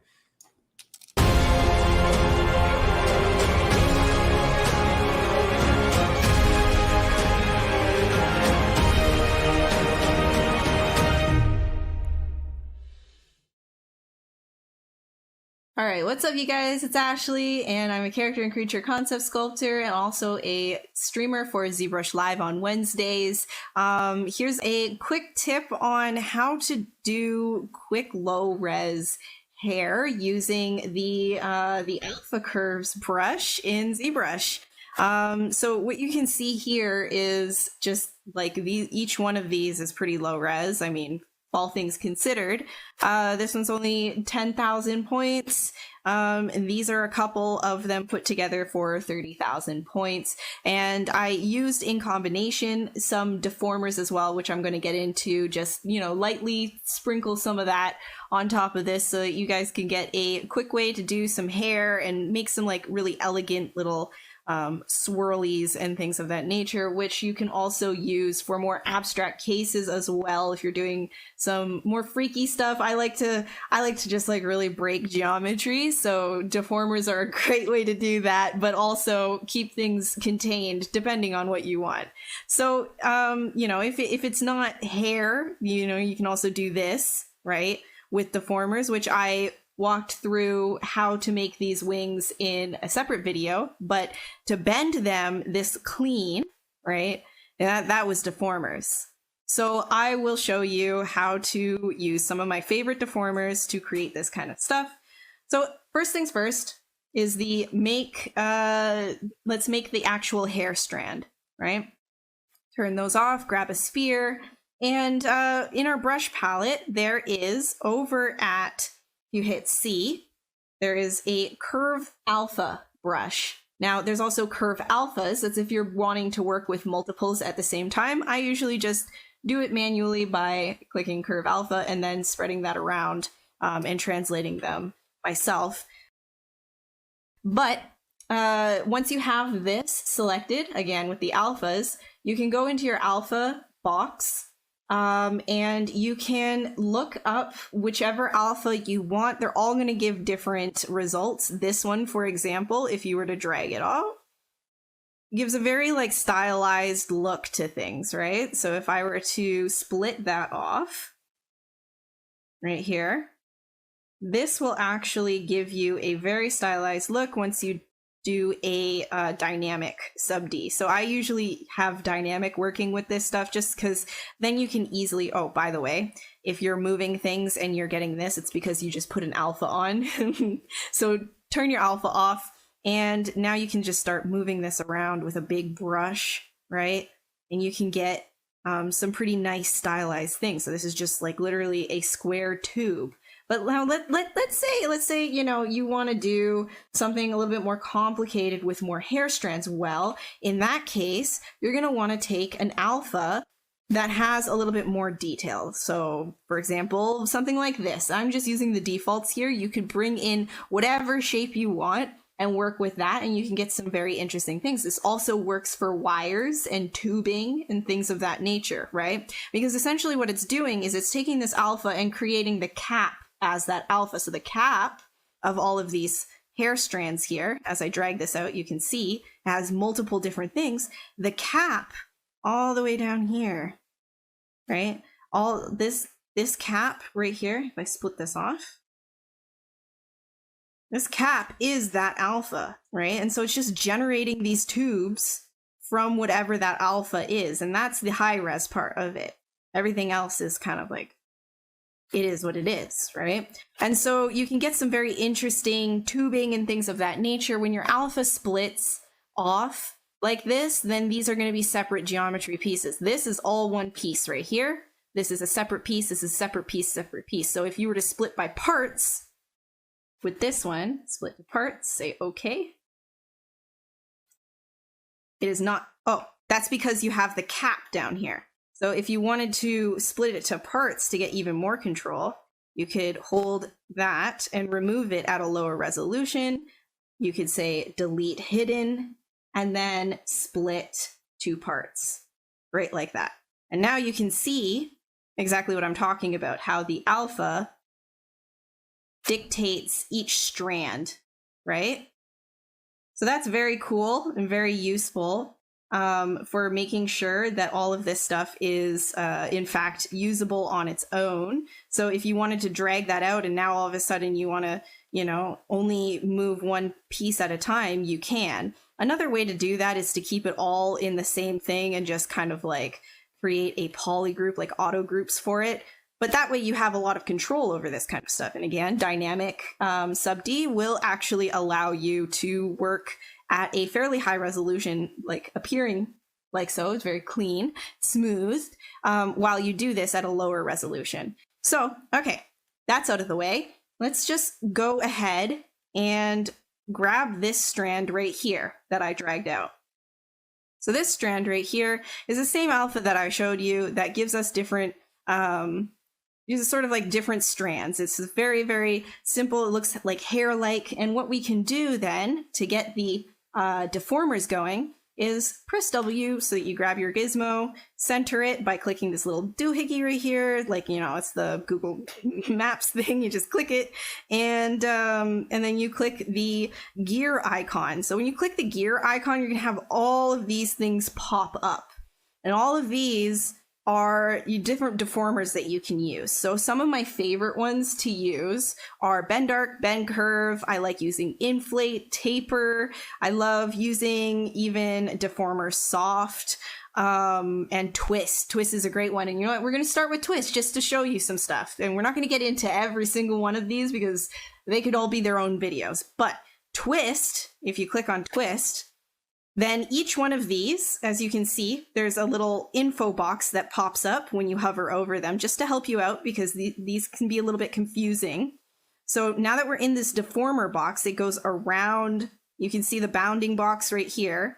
Now twist, if you pull on, let's say the bottom area right here, you can see it's going to apply the deformer based on this tapering off that way. So most strength at the bottom. So this, again, if you were to do it at the top and the other way, it'll just straighten out. But if you were to pull it down, it twists in the opposite direction. Likewise, if you were to start getting a little bit more freaky and go from the side, you can start getting twists like that. You know, you can get twists in this way, in that way. You can twist it whichever way, depending on these cones, right? And they all go inside and outside. So you can have a whole bunch of freedom with all of this as well. So let's just leave it like that because that's kind of cool. And so now if you're happy with your deformer, you just click that little gear icon right here, right? And then go over to accept. Boom. Now it's there. And you know what? I kind of want to have a little bit more fun with this because I'm not done. I'm not done with it. Let's put, I don't know, let's put a taper on it. Why not? So here with taper, we've got a little bit more things. So we've got the Z opacity, we've got the X opacity, and the Y opacity. This is all just going to affect how these other cones are reacting. But again, this exponent is how much of a taper you're going to be getting. Right? So if you pull that one out all the way, you're only getting like this little tiny taper. It's barely affecting. But if you were to pull it really close, all of a sudden the taper is, well, it's affecting a lot more of it, right? And so when you're playing with these cones, you can get a lot of, there's a lot of freedom essentially with what you're doing. All right, so let's taper it out a little bit like this. Apologies for the random lawnmower in the background. And we can, I guess, like make it nice and thin like that. And you can do some tapers like this as well to kind of give it a more waterfall effect if that's what you're looking for, etc. And you can just get some elegant looks this way. Anyways, you say accept to accept your deformer. Again, you can just keep doing this. Let's put a bend arc on this. And here's like, you know, you can twist it. So twisting will literally just like rotate it around. This is the radius of, you know, it's the same sort of idea as the exponent, that cone that I showed you. You drag it out more and it'll be a larger circle radius that it applies it to. Less will be less, right? And then negative will make it a very tight, tiny circle. This one, very large circle. So you can play around with that cone to get different, you know, bends and things of that nature. And then it's the same thing all the way down here. So you can bend these however you like, make them as dramatic and beautiful and crazy looking as you want. There's that. We can accept that and create, like, you could probably like stretch that out a little bit more. And suddenly this could be kind of like something that you would put as a sideburn. Go down into dynamic and voila. You have this little piece of hair, which again, you don't have to apply all of the deformers that I did. You have this little piece of hair that now, you know, it's only 10,000 polys. You can grab your gizmo, hold control and drag to duplicate. Let go of control. And now you can start positioning these a little bit more, make them longer, layer them up, right? And then make a couple of them and, you know, work them together.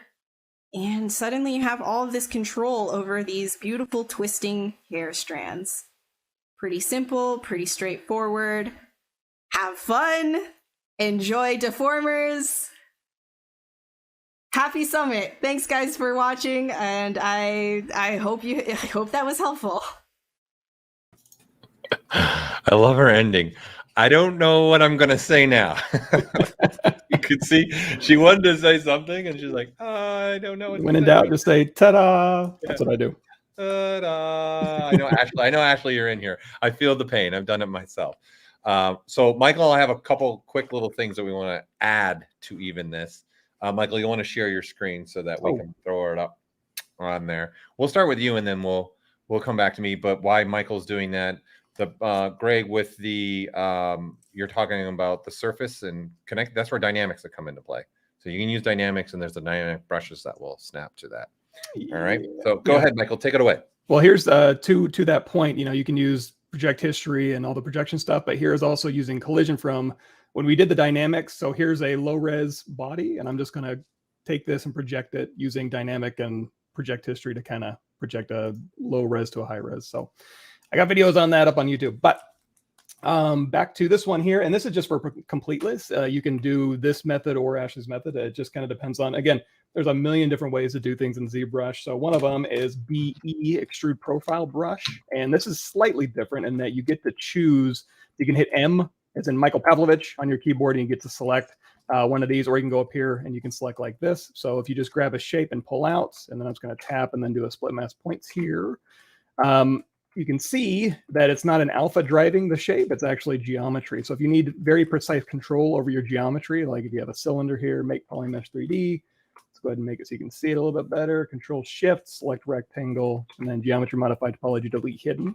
Another thing that came up during the, you watch the id guys use ZModeler. ZModeler, it's really just like when you're sculpting, it's like, I only use 4 or 5 things when I'm sculpting. Same thing with ZModeler. If you know where like inset polygroup all is, you're pretty much good to go for most of your stuff. And if you want to go through here and like, Q mesh, all polygons, you start just memorizing where stuff is, and then, inset, polygroup all, legacy. So anything that you do a lot, you'll be able to just kind of know where it is. But if you're a hotkey person, you can also go through, when you're using ZModeler, if you'll see in here, I have a ZModeler brush just for slicing and also a ZModeler brush just for topology. So I can assign a hotkey to that. And then instead of having like, oh, here's my hotkey for extruding an edge, I can have a hotkey for extruding an edge, a face that does nothing, and then also moving a point and having it snap, So a lot of cool stuff that you can do there. But anyway, I'll go back in here, inset polygroup all. So now we have, this polygroup and this polygroup here. Geometry modified topology, delete hidden, and then I can just go back to my extruder brush. So BE, extrude profile. If you want to name it so that it doesn't show up with a weirdo name, you can say ever, and then brush from mesh. So now you have this. So now when you use this brush, you have, again, we're going to tap off to get rid of that curve. Go ahead and say split mask points. And now we have two, it's being controlled by that geometry. Something that also did come up in chat was the ability to move these things separately. Well, here's another thing too. Polygroups, auto groups. W, control tap this polygroup here. You can move it out, control drag this around so you can have a bunch. And then even without polygroups, remember there's a auto masking topological in here. So you can go through here and you can just keep these all in the same thing. Don't have to polygroup anything, and mush these around however you'd like.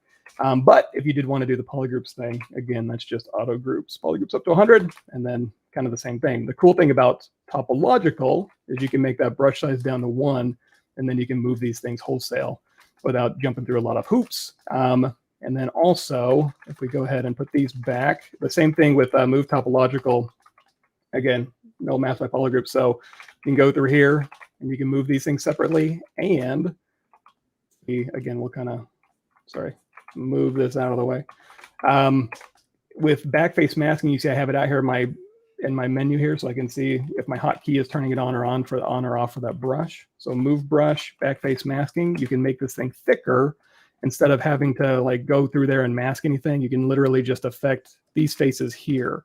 And then one more thing, just real quick, on the when they were, you can do cleanup on some of your mesh. If you've got a bunch of stuff in here, a bunch of little pieces, and you're like, I just want this piece, and all of these little stragglers aren't anything I need. You can just take a little piece of the good stuff, Control Shift A, which is visibility grow all, geometry modified topology, delete hidden, and that way it'll keep the big chunk that you want, and then all the little stragglers you can kind of get rid of. But that was mine. quick. That's a lot. That's perfect. Right. So, and then someone was talking about topological. You can use that on any brush. Right. So it's not just for move. It's just an option that you can put on there. So this is actually a good segue to what Michael was talking about too. I want to use the same brush, the extruder profile brush. There's something I want to highlight though. And again, this has come up multiple times already at this summit. So this is perfect for what Ashley did and what Michael's doing. I think a great way. So this brush is really good for hair, right? It looks like, especially for those that are in the 3D printing world, there's a lot of different, and I use this for hard surface stuff too, accents and things like this. But one thing I want to highlight for hair, especially if you're going to go into a printing world, or even not just that, you just want to do some stylistic hair and a render too. One thing you got to realize is when you're drawing out these curves, they're snapping to the surface, right? So what's happening here is you can see if we zoom up, it's kind of the surface is obviously from this hair piece is floating, right? It's not really floating. It's just finding where that curve touched a vertex point. That's where the plane starts and then extrudes out. Okay. So for me, especially if I am going to want to 3D print this, or this could be noticeable when you go to render, because when I go to render, you might get some AO under there, some shadow. So it might look a little weird when you go to render this and purpose for 3D printing. So what I'm going to do is give you guys a little quick tip here is I've made a copy of the head. Oh, alien head, right? I actually use Dynamesh to do this, and I use the create shell to do this. Darn it, I'm going to do it. I'm going to do it. I didn't plan to do it, but I get excited about this stuff, trying to give you guys information. So for me, it's just fun to do this. Right. So I'm just going to Dynamesh this. I'm going to just put it at the default with no projections. Fine, whatever. And number one, I don't care how good a quality this is. It's not really going to matter at all.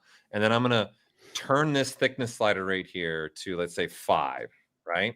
And so I'm doing this thickness slider, and I'm going to use this create shell option right here is what I'm going to do. So I'm going to grab any insert mesh brush. Okay. So I usually just grab the primitives one. It doesn't matter what the object is. I'm going to hold the Alt key, click and drag, and you'll see the capsules are inside the surface now. So I'm going to switch to the gizmo and just pull them outside the surface like this. That's it. Really simple. Okay. Clear my mask, hit create shell. Yay! What happened? I don't know. Neither do I. What happened is there's still your outlining surface, but then there's also, oh yes, rainbow surface in here, right? So you got a surface going on in here, and then there was another polygroup down here, right? So it's taking both these polygroups, right? So there's now this one and this one. And this is all I care. This is all I care about. It's reminding me of Short Circuit so much right now. I don't know why. Or what is that? Or one of those other movies where there's the robotic, right? It's just the teeth and the eyes. What is that? I can't pinpoint it right now. So then I just delete the hidden, right? And then I can just re-polygroup this if I want to. And then I can smooth this. And this is pretty much what I did. I just polished it up a little bit. And then you can re-Dynamesh it. And then if you want to, right, again, just keep Dynameshing this if you want. Okay. And then doing that. And then I can even do a little bit of inflation. Okay. So what I'm doing here is I'm using this as a starting point for actually this. So what I mean by that, if we turn on our transparency, you can see there's a gap now between this mesh and the head that I actually want the hair to look like it's coming out of. Okay. So what I'm going to do now is this has come up. I'm going to use my undo history. So on this subtool, which is the funny looking one, I'm going to hold control and click on that undo point. I'm going to go back to this dude, right? And you can see, remember the red marker now? You guys should all know that now, right? And then now if I switch back to that extruder brush that Michael is also using, when you guys now go to extrude something, you'll see, look, it's sitting perfectly inside what I would really want, what a hair would look like, right? It should be coming out of the skull, or not the skull, but the head, right? So you see that? Because really what's happening, right, is this is going all the way down to meet the other part. So if I hide this portion, right, we turn on transparency, it's coming down to meet this. Okay, so the curves have the ability to see undo history. So keep this in mind. This will happen yesterday. It got brought up. Watch this for this red marker. If you're drawing out curves and it's doing something you don't expect, most likely this is what it is. You guys have stored an undo somewhere, but this is how you can use it to your benefit, right? And especially for things like Ashley just shared and what Michael just shared. Now you combine all this stuff and you're off and running. Okay. There, this looks funny right now. Okay, let's get to the next video.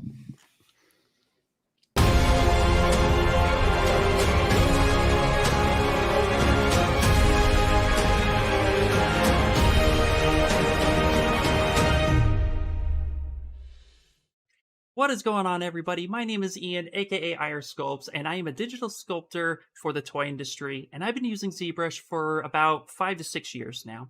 And what I want to do today is show you one of the new features, Stager, in conjunction with Dynamesh when posing a model or parts of your model. So let's go ahead and get into that process. So today what we got here is a hand that I'm trying to pose to the sword of this sculpt that's a work in progress. And what you can notice first things first is that I broke up my hand into different poly groups. And the reason why I did that is because I actually want to pose using Dynamesh. And I find that a lot of times when you are posing, you're going to have to break your model anyway. So you might as well kind of break it with a controlled method. So that's where this part comes in. You might be familiar with this process. And if you are, this might help you out. So with that, I have everything broken into the poly groups. And if we were to go to geometry and Dynamesh, because Dynamesh is viewport dependent, a lot of times if I want to keep a low resolution, let's say 64 or 48, and I were to hit Dynamesh, you could see here that based on the size of my model within the viewport, it is just not a good resolution. So I'd actually have to crank the slider like really far up the Dynamesh it to get a decent resolution, again, based on that viewport. So we have 2,906, I can't even speak, 2,936 resolution, and that's only resulted me at like 98 polys for this hand. That's just not good enough. So let's go ahead and use Stager with this myth. So I'm going to back this up, and what we're going to do first is we're going to go to Geometry and Stager, and we're going to hit the home stage. So what this will do, if you're unfamiliar with it, is home stage will remember one location, and then a target stage will remember a different location. And that will also take scale into account. So home stage will be like, oh, this hand could be super small, and target stage, this hand could be super big. You might know where I'm going with this. So I'm actually going to zoom all the way out because I've set the home stage. I'm going to turn on my gizmo by hitting W on the keyboard and recentering that. And then I'm going to go ahead and scale this up. A ridiculous amount too, by the way, but you know, let's just go with it. So now that we have our hand scaled up pretty far, I'm going to go ahead and say that's my target. So now I can switch back and forth between the hands that's on the sword, and I can switch between this massive hand here that's there. What this will allow me to do is now Dynamesh at a lower resolution, but yet keep the density that I need for this model to be workable. So I'm going to go ahead now, and we're going to go to Dynamesh. I'm going to turn on groups because I broke up my hand into different groups because those are the sections that I'm going to want to manipulate. And then I'm going to go ahead and turn the resolution down to 64. And when I hit Dynamesh, now we're looking at a model with a 64 resolution that's actually 623,000 polys for this hand size. So now what I can do is go back to Stager, switch to Stage, and zoom all the way in by hitting F on the keyboard. And now if you take a look at this, I can start posing my model. So from here, I can go ahead and select the different poly groups that I want to pose, mask off that section, turn on the gizmo, hold Alt on the keyboard, and touch right where I want that gizmo to be. Kind of place that gizmo somewhere in the middle. And now I'm going to go ahead and start masking those sections off. I'm going to grab this piece here, bring this in, and you can see I can start manipulating this the way I want it to. And we can get something like that. And now, just remember, there is one little tidbit that I would like to cover, is that a lot of times with Dynamesh, when we hit Control Swipe, it re-Dynameshes our model. That's the only downside to this method. So we want to make sure that what we do is we switch back to home stage and re-Dynamesh our model, and then from there switch back. So now we can go ahead and have our model right where we need it to be here. So hopefully you guys found this trick a little helpful. It's a neat way to not have to worry about the overall scale of your model. You could just start placing assets and then Dynameshing each individual piece as you need as you start your post process. Anyway, guys, that is it, and I hope you enjoy the rest of your summit. Great tip there, Ian. I think he was in here. I think he's still in here. Yeah. I think I saw him earlier today. Great job, Ian. Thank you for sharing that with the community. Michael's got something that he wants to share with you all as well. Yeah, and I'm going to go ahead and post a link in here. So this is kind of a twofer. So when Thomas was doing the jewelry sculpting, if you go to the Pixologic Resource Center here, there's going to be ZBrush plugins. And if you scroll down, there is a, somewhere in here is a Dynamesh utility that we're going to be talking about. Keep going. It's actually past the first part is all stuff that should be installed. And then way down here is the newer stuff. And there's the Kitco Metal quotes that they were using. There's some ring utilities. So a ton, the nanotile textures, when we were talking to CG Project Red, and what else? Did a ton of cool stuff in here. But for the matte caps, just go over here to matte caps, and there's some cool matte caps you can download. But anyway, if you go into, and you'll see I have in my computer folder, I have very quick access to the ZBrush data where the quick saves and the startup stuff is, and then also ZBrush 2021, Z startup. Let me go to hide this. Zplug 64. You're going to copy. You're going to extract whatever you download from there. You'll not the materials, but the we're talking about the Z plugins now. You're going to have a data folder and then a Z script, and then when you start up ZBrush, you'll have a Z plugin, extra little Z plugin in here, and in here is going to be your Dynamesh utility. And the cool thing about this is, if I want to split this, I can control tap this, and again, you can move it around, and you can also just do like a split mask points. And with this Dynamesh utility, so here's my points up here. If you want it to be, 1.5 million, you click it. You may have to go in here to additional options and use the auto scaler, but you can kind of dial in, 500,000 polygons and Dynamesh it, and it'll populate for you, as opposed to having to do a little bit of that guesswork. But that's also where your matte caps are, kind of in the same place. So matte caps and ZBrush plugins there. Nice. Yeah, that's very handy, especially. And then Eric Keller also showed off in the deformers. You also have the ability to put a polygon count in your deformers as well. Oh, yeah, yep. Don't forget about that one as well. So for those in case they didn't see it, I'm going to undo all this. We don't need any of this. So what I'm referring to is in here. Okay, you have an actual remesh by Dynamesh in here. You got a remesh by Union and a remesh by ZRemesher. So this one and this one actually has polygon count cones. So if you click on this white cone over here, I'm going to make the model darker. Okay, so that you can see in the middle, see it says 5,054. So you can actually pull on this to put a polygon count. So it's 21,000-ish. And then see it's sitting around 21,000. Okay, so this is another way that you guys can Dynamesh. But I'm going to add something in the next segment to Dynamesh.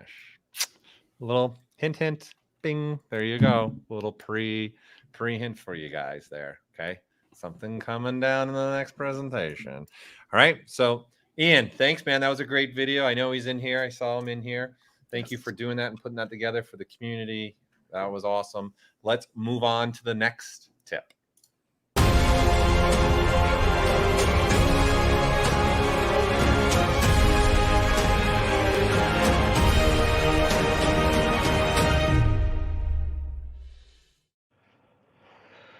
Hi everybody, my name is Nacho Riesco. I am a digital sculptor from Spain, mainly focusing on organic jewelry designs.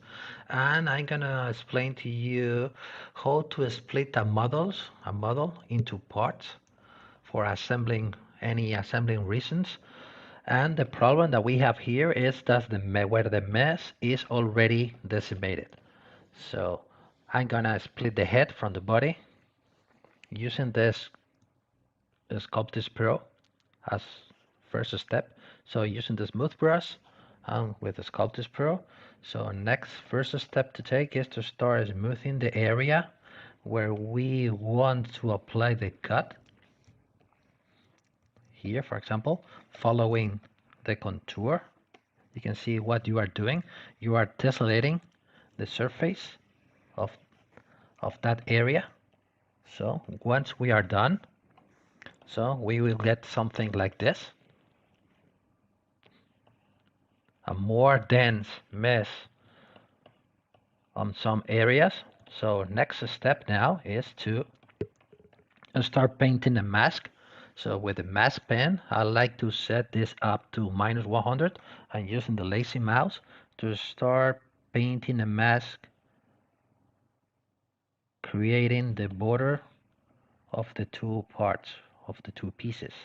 So following, using the surface that we were tessellating before. So till getting something like this.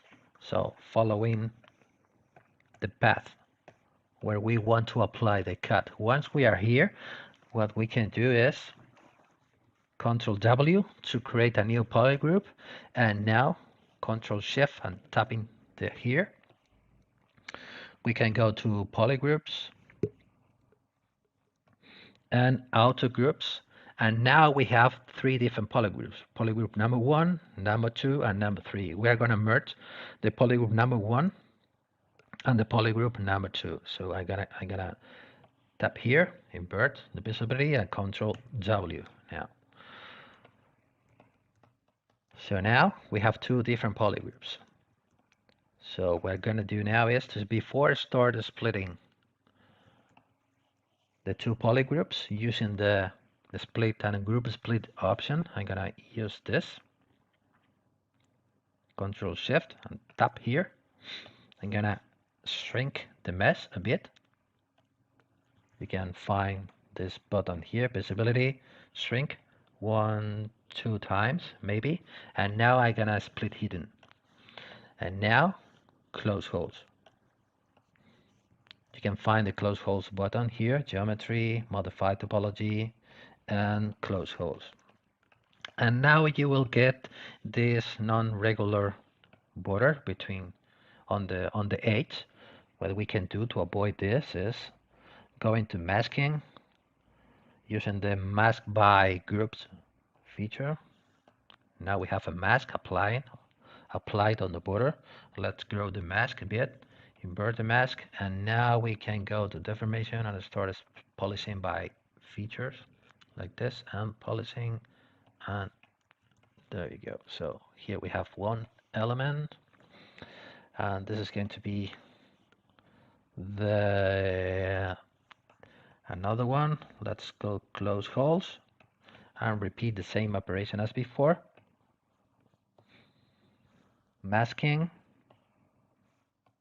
Let's go to masking, mask by groups, grow the mask, invert the mask, and deformation, polish by feature. And now we have, this is going to be one part, and this is going to be another part. So now we have the model split into 2 parts which both fits together. So hope you find this useful, and thanks for watching. Bye. All right, another good one to help you guys out with cutting up pieces, also for printing. So thank you, Nacho, for that. He's also one of our streamers on the channel. All these people are, and he's also another jewelry guy that's done a lot of stuff in jewelry. So he's a great person to go and learn from as well. I know, Michael, you've got something that you want to share with everybody. So. I did notice in the chat they were talking about, you know, when you're working in ZBrush and using Z spheres, things can tend to get a little bit big, and you want to get back to that ZBrush scale. There is, for an individual subtool, you can go down here and do the deformation unify, but that's only per subtool. There's also under Z plugin Scale Master, you can do, so for instance, let's go back to our head here and do the hamburger. So we can scale up all our subtools here, and we want to get everything back to that ZBrush scale, that ZBrush unit scale. You can go in here to Z plugin Scale Master, ZBrush Scale Unify, and that'll take all of your subtools and get that back in there. As far as, and there's a ton of, this isn't going to necessarily work for what Nacho was doing, but something just to keep in mind for, usability for slicing or getting different poly groups with a little bit more control is holding down Control Shift, going in here and using a little bit of the slice to kind of go through. And when you do that, you're getting that perfect line through here. And you can do this kind of the same thing with masking. So depending on your resolution, let me go ahead and get rid of his little there. So if you hit Control W, that's going to give you that really aliased line. But I just did this recently when I was making a Pizza Hut sign. you can still use this, say for some reason that, just having a polygroup there was more beneficial at a certain step. In the comma key, you're going to have a brush smooth. And in here, there's a smooth groups. And if you hold down shift and go over here to smooth brush modifiers, you can see what that's doing is setting your weighted smooth mode to 6. And what that's going to allow you to do, so I turn on next symmetry, is you can go through here and just smooth the polygroup border. So if you, and this is an instance where it's like, maybe I just want to do that in a certain spot or just have a little bit more control, as opposed to going down here to like, say, masking and saying, masking our groups border, control tab to invert, deformation, matte, polish by features, open circle, which will give, closed circle is going to give you maintaining your volumes. Open circle is just going to polish the hell out of it. So that's another option, as well as if these were two separate things, we'll go ahead and split those off. Just going down here, there's so many options in here. You just do the open border, and again, just kind of polish by features there. And then once you've done that, if I go back here again, once you get a nice slice through here, oh, here's another one. Edge loop mask border, geometry, edge loop mask border, and that'll go through and look at your mask and then do a little slice through here.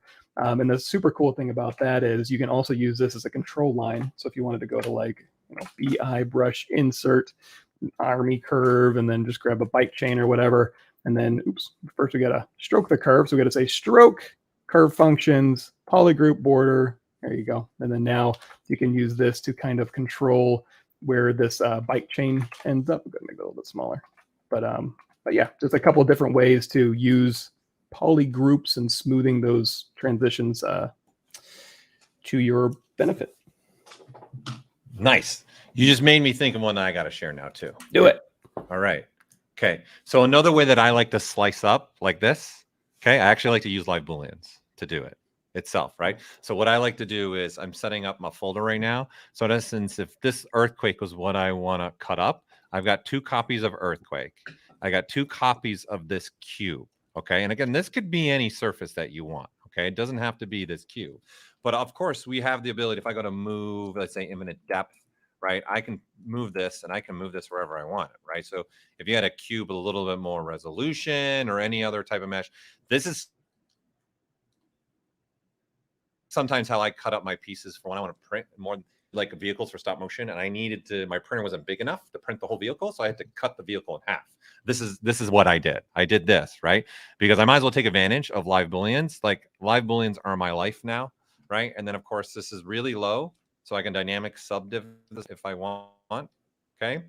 And so what's happening now is I have this cube, as you can see, just being a subtractive, right? So what it's really doing, if I turn on polyframe, it's just covering that one portion of him. And it's on a weird angle right now.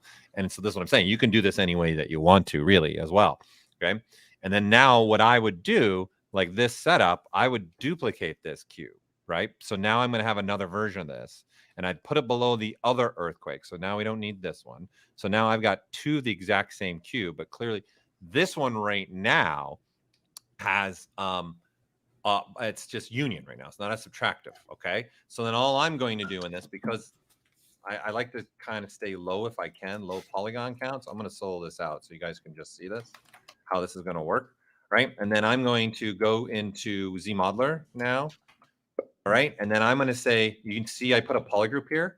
This was on purpose. I put a polygroup here on purpose because I want to take advantage of this.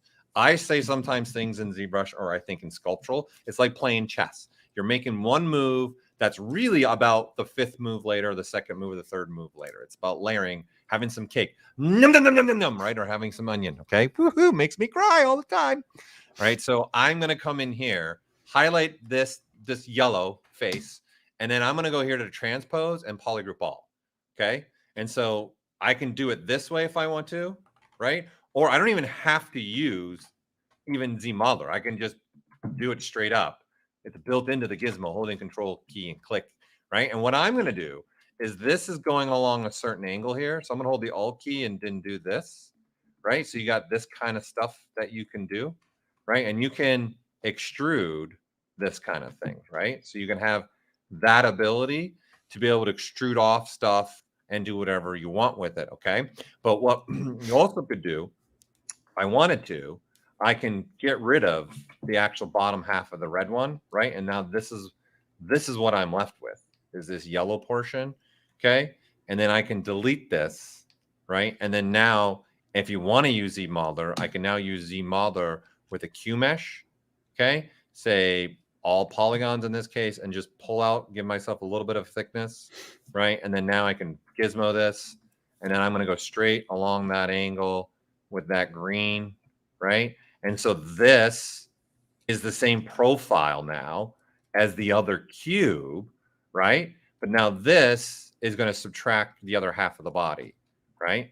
Okay. So I got one doing one, and I just make a start group here and a start group here. And you can see you've got the whole body, but this is going to give me the one half of the body. And then this start group is going to give me the other half of the body. So right now we're looking at the whole body in ZBrush, but it's really going to be two pieces when I go to run this and tell it to Boolean. And I would probably use dynamic subdivs, right? So I had dynamic subdiv on one and on the other. So look, you can't even tell that I'm cutting up the piece right now, right? So this is something that I'll use all the time, especially for the 3D printing world. Okay, I'll use this all the time. And then now I just come in here and then I tell it to Boolean with dynamic subdiv, and I'm going to get the two pieces now. So it's just another way for you guys to look at cutting up a piece. I'll use this way because I got freedom with the surfaces to do whatever I want with them, right? And there you go. And then now we don't need live Booleans anymore, right? So now looking at just this, here's this half, and then here's the other half. Okay, there you go. Another fun one for you to look at. All right, let's throw the next video up.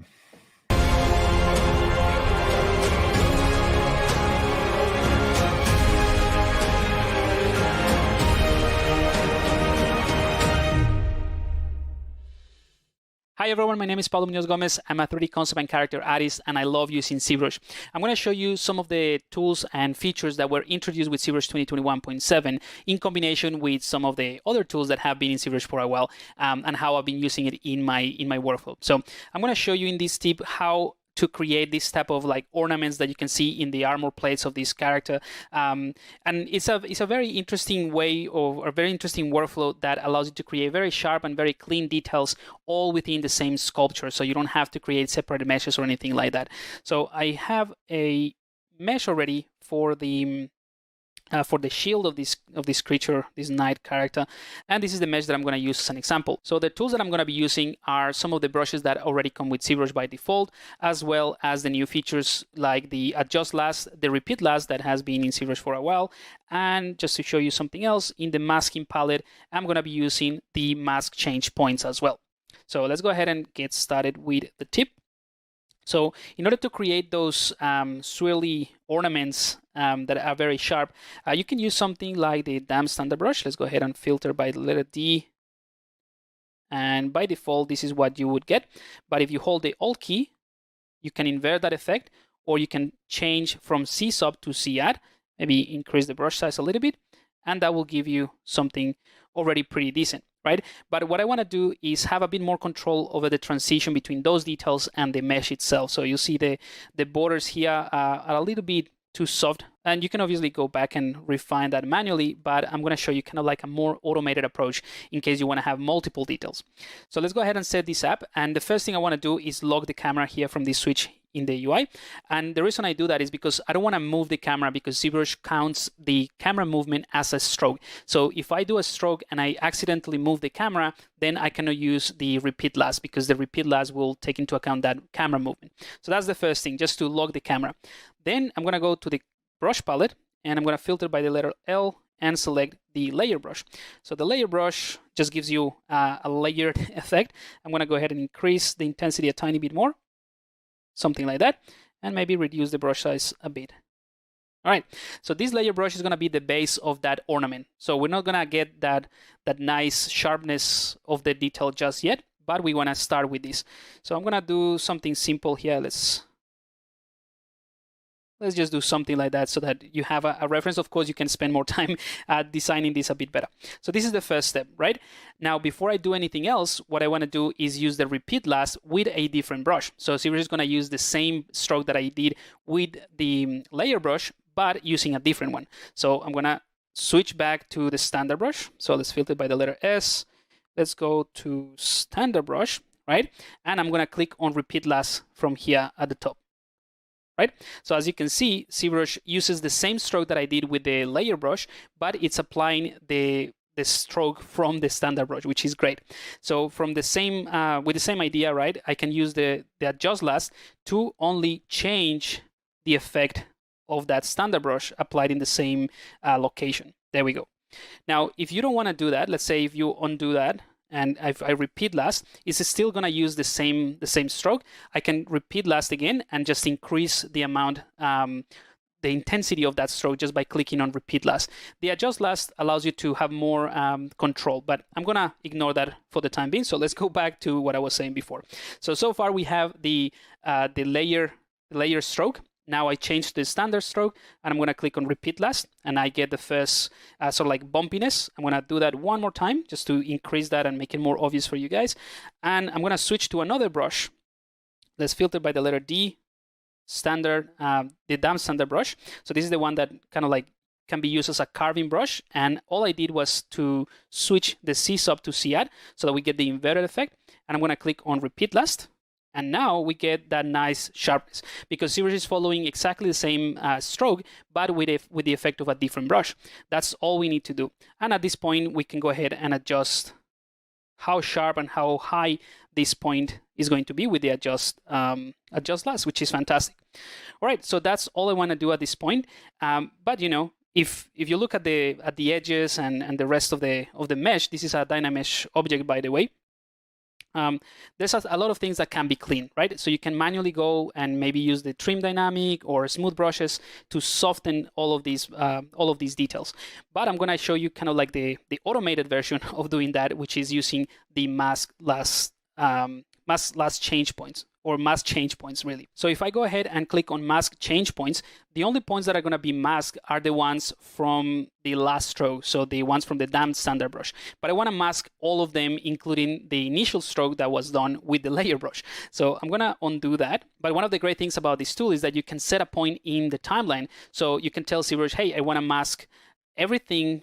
Let's go back in time from this point. So I'm going to hold Control and click to add that little line in here, and that's just like setting this stage. So I'm telling ZBrush, I want to remember this current state, and then I'm going to go forward in time where I had all of these mask points, not all the way, and I'm going to tell ZBrush, hey, I want to mask the change points.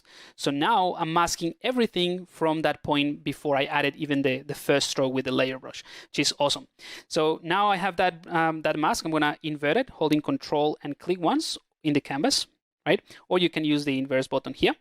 And because I want to make sure that I only affect the points that were changed, I can use the boost mask that is going to increase the reach of that change point mask, or I can dilute the mask, right? So you can play around with boost mask and dilute mask, which are also new tools in ZBrush. And the difference between these two and the blur mask and sharpen is that these ones are looking at just the change points, which is awesome. But now that I have masked everything but this stroke, I can go to the deformation palette and I can use something like the polish features slider, and you'll see it's going to polish everything except everything that is masked. So I can keep doing that, polish by crisp edge. So if I keep doing polish crisp edge, ZBrush is going to try to maintain the crispness of that edge that we created. I'm going to do that a few more times. There we go. I'm going to clear my mask, and if I wanted to even sharpen this a little bit more, what I can do to finalize this tip is go with the pinch brush, filter by the letter P, select pinch. So I can go ahead and use this pinch brush to sharpen manually those details if I wanted to. And you can use the adjust last to sharpen or pinch that a little bit. If I use it right now, because I have set a pointed timeline, ZBrush is going to actually adjust everything from that point onward. So including, everything that we did with that last stroke, which is something that you can also do. I'm going to undo that. To remove this point in the timeline, you can hold Control and click it once. And now ZBrush is going to remember the last stroke, not what we said in the timeline. So we can do that again. So pinch. And we can use the adjust last to sharpen that manually. There we go. All right, so that's pretty much it. You can follow the same process and the same steps to create more ornaments and more details that are going to be pretty sharp and neat. So hopefully you have found this useful, and I'll see you next time. Cheers. All right. Another good one. We're coming at them. Bringing it today. Bringing it hot. Bringing it hot. Okay. So, Michael, you got something. Let's throw it to you. Let's see what you want to add to in there for us. Yeah, this is just a fun one. It's tangentially related, so it's not it's just another option. So like a deco curve drag is always a fun one. It's basically going to drag a curve onto your mesh, and then when you pull on the curve, it'll go through, and whatever alpha you have in here, it's going to pull along that curve. And you can adjust on the fly. You can adjust the intensity. You can go from Z add to Z sub, and you can push in and you can pull out. Actually, let me go in here to stroke and do bend start, bend end. So again, you can just kind of pull out a curve and then, you know, switch it to Z sub, change the Z intensity if you want to, turn it back to Z add. And like I said before, you can change the alpha. So you can grab like alpha 61 and kind of pull this through. And another cool thing is you can actually load up a texture and you can poly paint through here. If you just turn on RGB, you can go through here and you can actually paint as well. And even if you want to extend this curve out, you can keep dragging out, and you can even do some like liquid. So you can kind of pull out from this curve and kind of go through or go back. So just kind of a semi-related fun one there. Yeah, that's a good one. That's a really important one. Yeah, it's any alpha. If you have drag dot on, stretching across that curve, throwing that paint in also can be another great advantage, especially designing wise and figuring that stuff out too. It's perfect. I use that a lot too, also for cloth. I'll use that kind of stuff for cloth, so you can add some pinching in there as well. It's a great way to make a little fun little cloth brushes. And you showed another thing too on a curve. I need to go back and take my notes, but yesterday you showed some cool stuff with curves and some new options there. So yeah, the new stuff from yesterday. Yes, check out day one. Yeah, we now have stepping between the alphas now as well. So you have a new slider there. It's going to allow you to step the alpha more often between each other. Yep, it's a good one. All right, well, let's send it to the next video.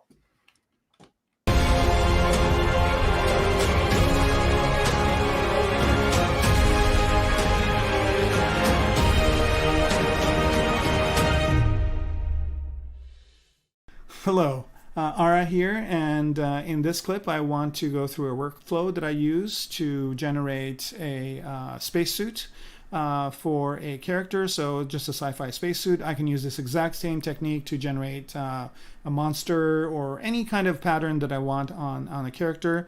So here I just basically have a male character, and I've polygrouped him in a certain way where I can basically section off the different parts of clothing if I want to. And in this second piece here, I've basically just taken out the head and the fingers, and this is what I want to work on is this outfit part. Now, a couple of things that you need to do with your model is make sure you've got UVs on it. So you can either purchase one with UVs or make your own. Make sure it's polygrouped, and make sure you have enough subdivision levels. So with this one, I've got 5 subdivision levels. So I'll bump it up all the way to the highest subdivision level by hitting the D key or just using this slider right here. And also, I'll just bring up the one underneath. So basically the guy's over here and the outfit is on top. So I'm going to go ahead and turn off polyframe so you can see that the outfit is on top. It's a little bit intersecting the model, but that's okay. If I don't want it to, it's easy enough to just go in here and use the inflate button under deformation to just give it a little bit maybe more of kind of a relief from the body so it's not intersecting. So I'm just going to go to like maybe a 2 here. That looks great. Okay, so then the next thing I'm going to do is store 2 states of this costume. The first one is a morph target, so I'm just going to go to the morph target here and store a morph target for it. And the next thing I'm going to do is in the undo timeline, I'm going to control click on the state where I want it to be, which is this basically initial state where it doesn't have any paint on it. And now I'm ready to start doing the magic, which basically is very simple. I choose the paintbrush, so BPM I think is the shortcut for it, and choose for the stroke, drag rectangle, and then choose a texture. You can import a bunch of them from the internet or wherever you want, and I've got some pictures of motorcycles here, maybe an x-ray of a laptop, just anything really that is interesting to you. In here we're doing a sci-fi suit, so I'm going to actually choose something more of a sci-fi pattern. So let's say I choose this one right here. And with the drag rectangle chosen, I can just click anywhere on the model and then just drag out. And as I'm dragging out, it is scaling up that pattern, and I can move the mouse up and down to rotate it. I've got symmetry on, so it's basically creating a symmetrical pattern on the character. So here we go. I'm just getting a really interesting kind of looking pattern on here, and I want this to be his spacesuit. Now notice that I don't have this happening on the back because I've got back face mask on in the brush menu or brush palette. The auto masking sub palette, I've got back face mask on, so I can do the back separately like so. As a matter of fact, I can be painting this on from any angle. So here I'm just painting from the top. And I can continue to do this until I find an interesting pattern that I like for this person's kind of sci-fi spacesuit. Or, you know, maybe he's some sort of a astronaut or some sort of a space soldier, something like that. So here we go. I'm getting to an interesting point. I can also do this from the side. This is looking pretty good. The next thing I might want to do is maybe colorize this a little bit. So the image I picked was a kind of a monochrome image, but you could have picked any image. You could have picked a color one. So here I'll just go ahead and pick this motorcycle and maybe add that on top. So that's actually creating maybe more of a interesting color look. And if I don't want to change, if I like this part, for example, right here, I can just mask it by holding down Control and leave that there and augment this on top. So now that I have this and I like it, I can always go into the Poly Paint subpalette here and click on Adjust Colors. And if I don't want this to be orange, I can always shift the hue to something else. So let's say I want to go for this kind of light blue color here, and maybe I can play with the intensity a little bit and the contrast to get exactly what I want. Click OK. So now I basically have this as the spacesuit. So this is the first part. It's basically getting the paint of it. And then if I want to store this so I can bring it on later, I can just go to the texture map menu here and create a new texture from Polypaint. And now I've got this on my UVs and I can clone that. So now I can bring this back on whenever I want. So if I want to create another one here, let me make sure I cloned this. I did. And if I want another texture, I can always turn this off and then start with a new image. This time I'm going to go ahead and maybe use this car right here. And it doesn't matter. I've got RGB intensity on 100, so it's just going to overwrite what was there. So here I'm coming up with some other type of design. Again, similarly, within minutes, I can get something really compelling looking. And again, depending on the images that you have, you can get all sorts of really interesting patterns and interesting suits. You can get hundreds of these in a very short period of time. And so you can either save them all as different textures, or you can also save them as layers, and with layers you can also erase certain parts if you want to show what's underneath. So here we go. I'm basically getting a different look here, and again I can always do the same thing. If I don't like this yellow color that this suit has, I can get a different one. So now I'm just going to go ahead and say new from Polypaint, and I've basically created a new texture. Now the next thing I want to do is I don't want to do these with just color, because color is really good, but maybe I want some relief. I want to actually generate geometry from this. So to do that, what I will do here is just go ahead and use this new feature that is in ZBrush 2021.7, and that is to mask what's changed from where we stored that undo point. So here I'm just going to go into the masking menu and click on Mask Changed Points. So what that's going to do is just mask the points that were changed. If I want to see this better, I can always go to Subtool, turn off that Polypaint, and I guess I need to make sure that the texture map is off.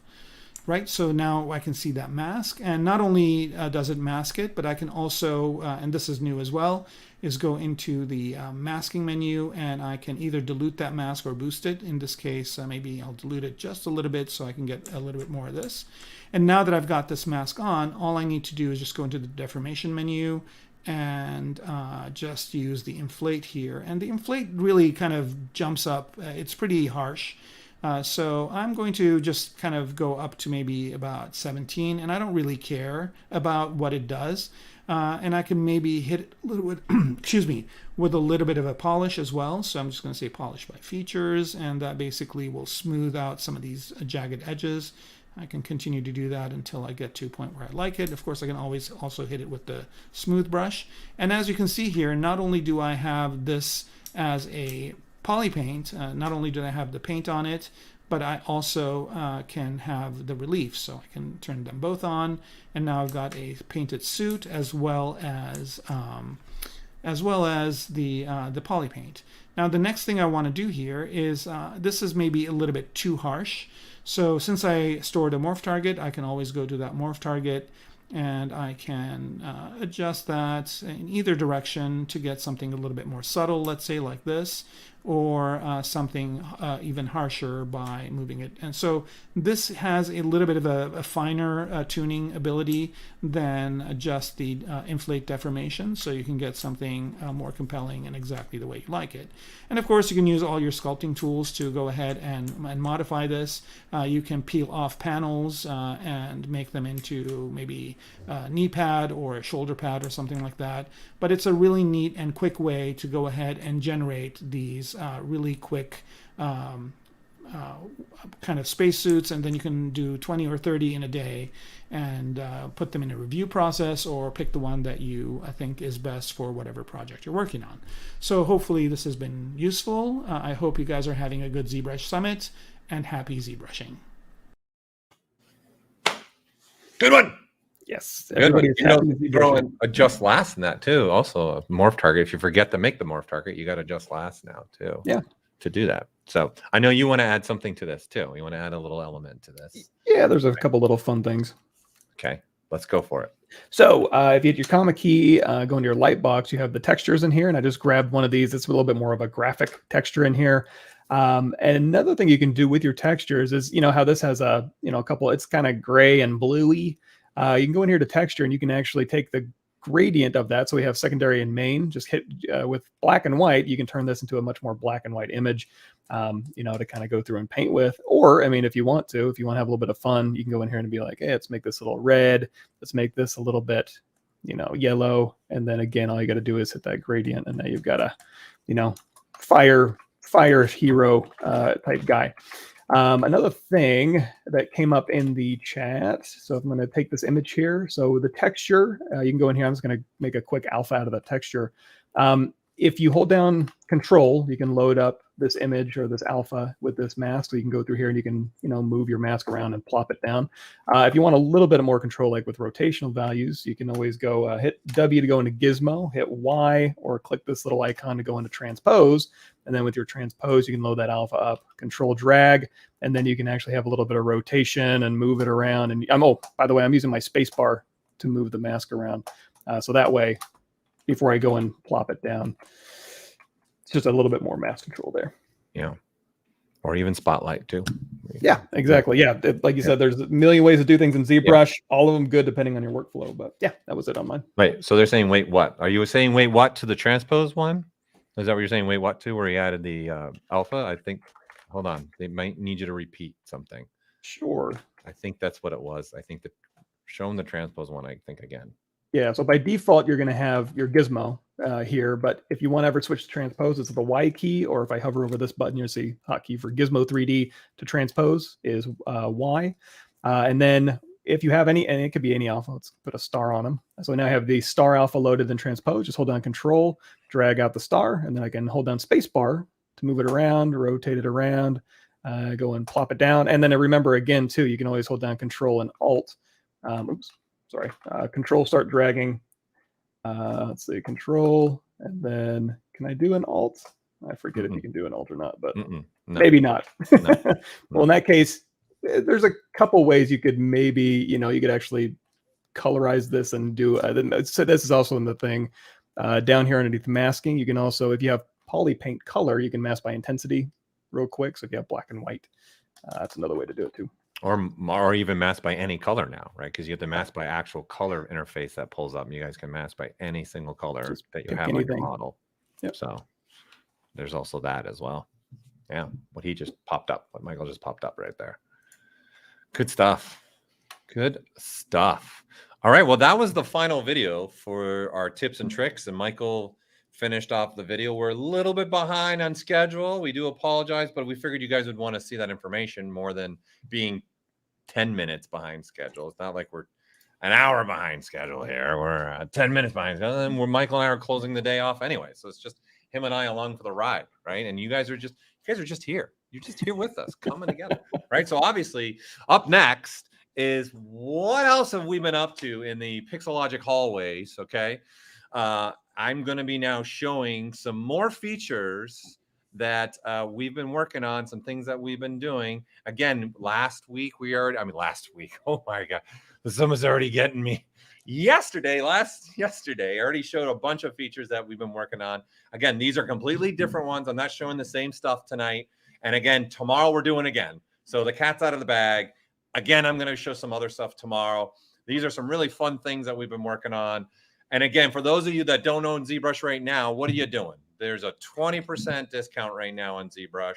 Right now, that's right, the Summit Special. Get on that. You've got 20% off ZBrush if you want to get into the world of ZBrush. That's the perpetual license, right? Which I bought mine 16 years ago, I think. When did you buy yours? It was before college, so yeah, it must have been way too long ago. It was a long time ago. Yeah, we're dating ourselves now. Yep. And we're getting free upgrades for going on, I don't know, let's see, 1998, 23 years of free upgrades for perpetual license. But we do have subscription options. We do have a 6-month subscription and a monthly subscription. We're also giving you guys 20% off the first payment. Okay, so the first payment of a 6-month subscription, you're going to get 20% off that. And you're also going to get a 20% off the first month subscription. All right, so you got first payment. And then, because we have these other things like Eric Keller is showing, like ZBrush Core, we're also giving you guys today the Summit Special of 20% off ZBrush Core. Okay, so there is no promotion for the subscription of Core. It's already under $10. So again, Core, ZBrush, and for those of you watching right now that are ZBrush Core users and you want to get into this, what we're doing right now with ZBrush, this is the time to also do it. We're giving an additional $100 off the upgrade fee to go from ZBrush Core to ZBrush. Okay, so you're getting it for $695. Like that was pricing like 6 years ago of ZBrush, right? So this is the time to do this. Okay, don't miss out on this. These promotion, this pricing, Summit pricing ends on Wednesday. We are going to give one extra because some of you guys are in different time zones and everything. Like myself and Michael, we're not even in the same time zone right now. So this pricing will go through Wednesday, but that's it. Okay, so can't come back on Friday and go, hey, I didn't get the show price, and be like, unfortunately, it's done, right? It's just like anything that has specials. They have their time. So make sure you take advantage of that. All right. We are going to take a little minute break. And we come back, we're going to show you guys what we've been up to in the halls of Pixologic. All right. We'll see you in a little bit.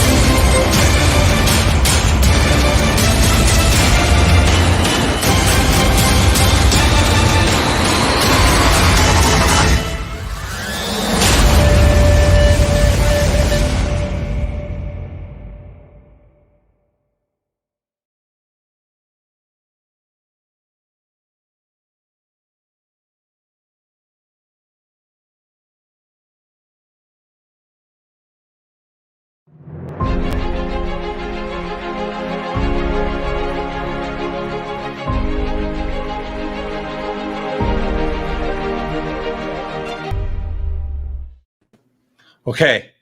I'm surprised. I don't even know if anybody noticed it or said anything. Did anybody in chat? I didn't give away prizes, people. What are you doing? Come on. Flipping tables over here. Let's do some prizes first. Okay.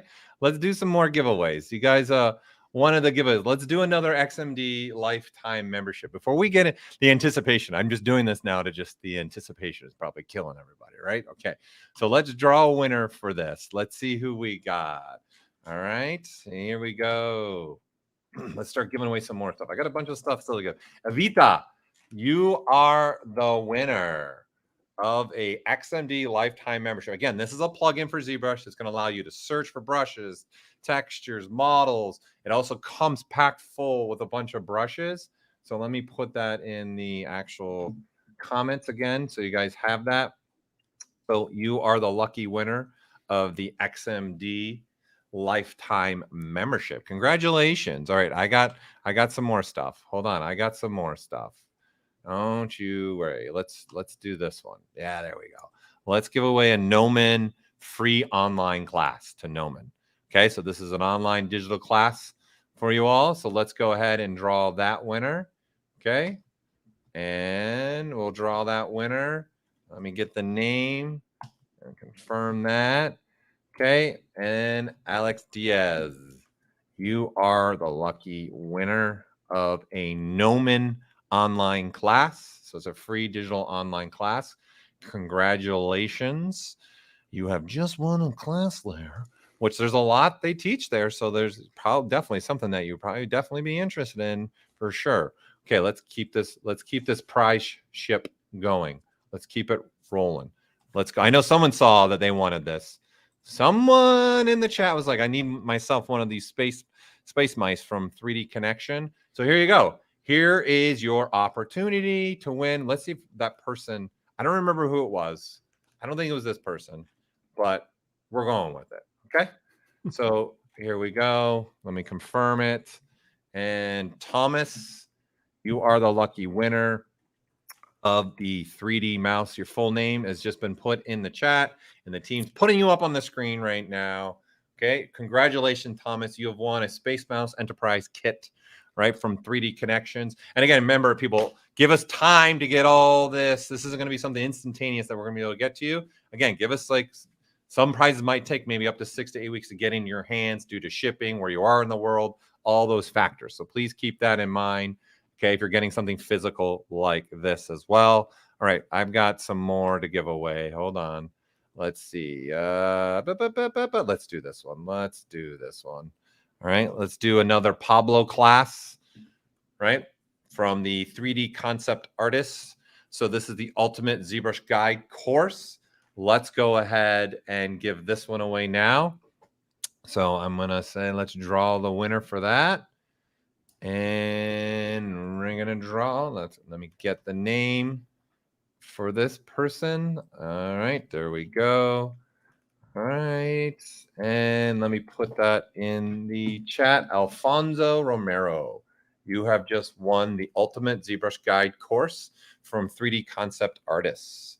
Great, great, great course. Great person to learn from. Pablo knows his ZBrush, right? So definitely want to get advantage of that. Let's see. All right, let's give away one more thing, and I'm going to keep a couple for after that I'm done my demo, because I'm sure you guys are just waiting, foaming at the mouth to see what I'm about to show today.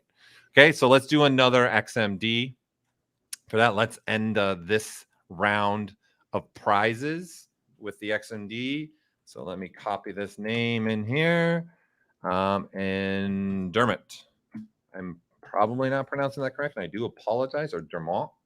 Is probably the correct person. I don't know. Okay, there you go. You are the winner of the XMD lifetime membership.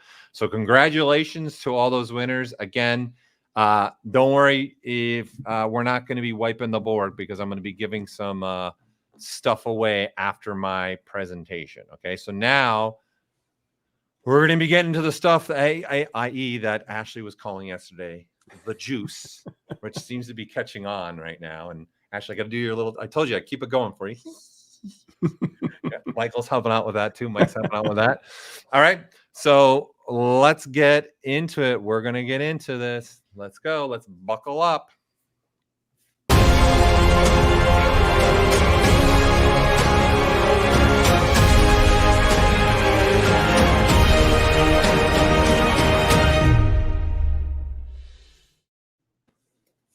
All right.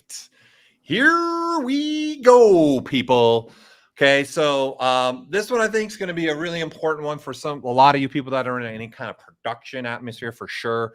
And this is, I think, spreading across many sectors of industries now. It's not just I don't just see it now in film and game, and obviously now with all the photogrammetry. This is actually a piece courtesy of 3dscanstore.com. So this is a photogrammetry piece, and we know many of you are using these pieces and doing stuff this way, where you need, especially for those that are, especially in a film or game where you're dealing with an actor that's a real actor, and you're dealing with all those scans and everything else like this. So what we've done, we've added a little bit something to ZBrush here to try and make your job a little bit more faster for you, especially when you're going from, say, another application, let's say something like Maya, and then you're coming into ZBrush, and you want to have the ability to start lining some things up. So what we've done is we've added some stuff here to our FBX. Okay, so I'm just going to import an FBX real quick here, right? So I'm just going to click on that and open that up and let ZBrush come in, and I'm going to tell it to import my cameras. Okay, so you can see it's reading the data, right? And letting that come through. And as we go through this, it's going to come all in, and you can see it imported 7 cameras. You guys are used to this, but now what it's also going to do is import the actual photos from your photogrammetry. So for our IE, if you were in a program that has an image plane that the FBXs can support that, this is in essence what we've done here. We've got images that were in another program on an image plane, and then the models. So we've got everything stored in here. So if I open up now, I'm going to, we'll remove this for now. And I open up the draw palette. We've added another little menu down here at the bottom with the stored cameras. So not only do you have the stored camera ability, but you have the ability to look through the model. You got opacity control here now. So as an example, if I put this model back, if I move it, you can see there's an image, and it's lining up, right, with that, because that's how it would have been done when you did the photogrammetry, right? And you can cycle through, and all those images are going to line up no matter what you're doing. And then you have all your opacity controls here. So this is actually not paint right now in the model. This is the image that's being lined up, right? Because when you're in a production, you're going to come in here and you're going to maybe start lining things up, right? So if I mess this ear up, you're going to see now, you can see the ear is no longer lining up with the image because I moved it too far. So this is something that we've added. This has been a request by a couple of people we've spoke to in the studios as well. And I know there are a lot of photogrammetry people also in here, a lot of people doing things like this. So it's just another way for you guys to line up your images and your photos. So the FBX, again, this is through FBX, will support this now lower section in here for you. So really handy. Good thing for you guys to have, right? So there you go. I'm going to undock that, put my brush palette back, and then put it back in there. But I'm going to also get myself my notes here. I actually didn't launch. I'm so excited about all this stuff. I forgot to launch my notes. There we go. Okay. All right. So I'm going to move on to some other things. That's relatively straightforward for you guys, right? And all. So I'm just going to grab a plane, okay? And let's grab that plane in here. And then I'll make that a poly mesh. And we're going to divide that up, okay? And I'm going to open this now because I'm going to want to use this. And I'm going to load a couple brushes here to show you guys some stuff, some things that we have added to the brush system as well.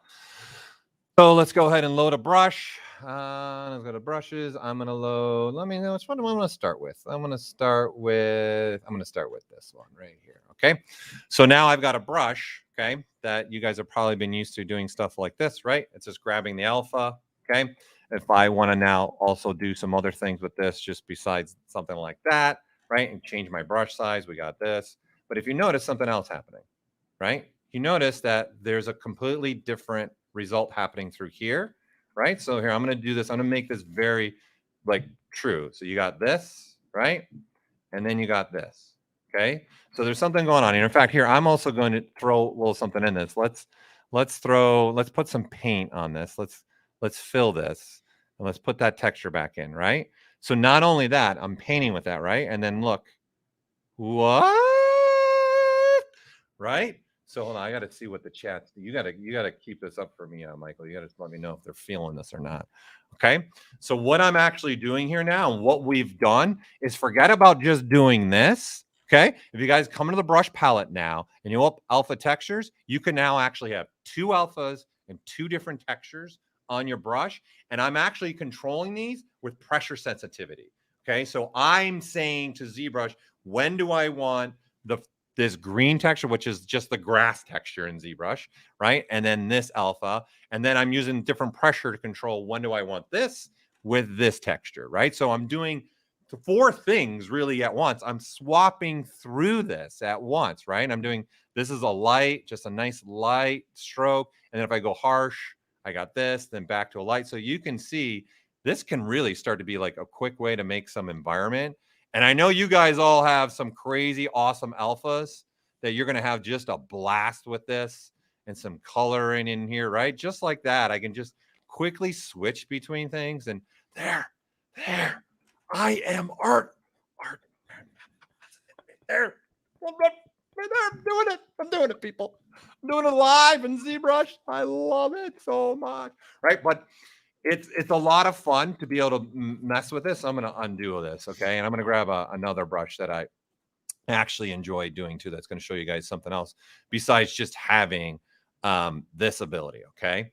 So I'm going to grab her, okay? And I'm going to load a different brush. Let me load another brush, okay? So we've got the combinations now of these alphas and these textures, right? So I'm going to now grab a brush like this, right? So this is actually a combination I really enjoy. This is like kind of doing a different rake brush. Okay. So I'm just gonna go up in resolution a little bit here. So let's see where I'm sitting at. Yeah, we're sitting out good there.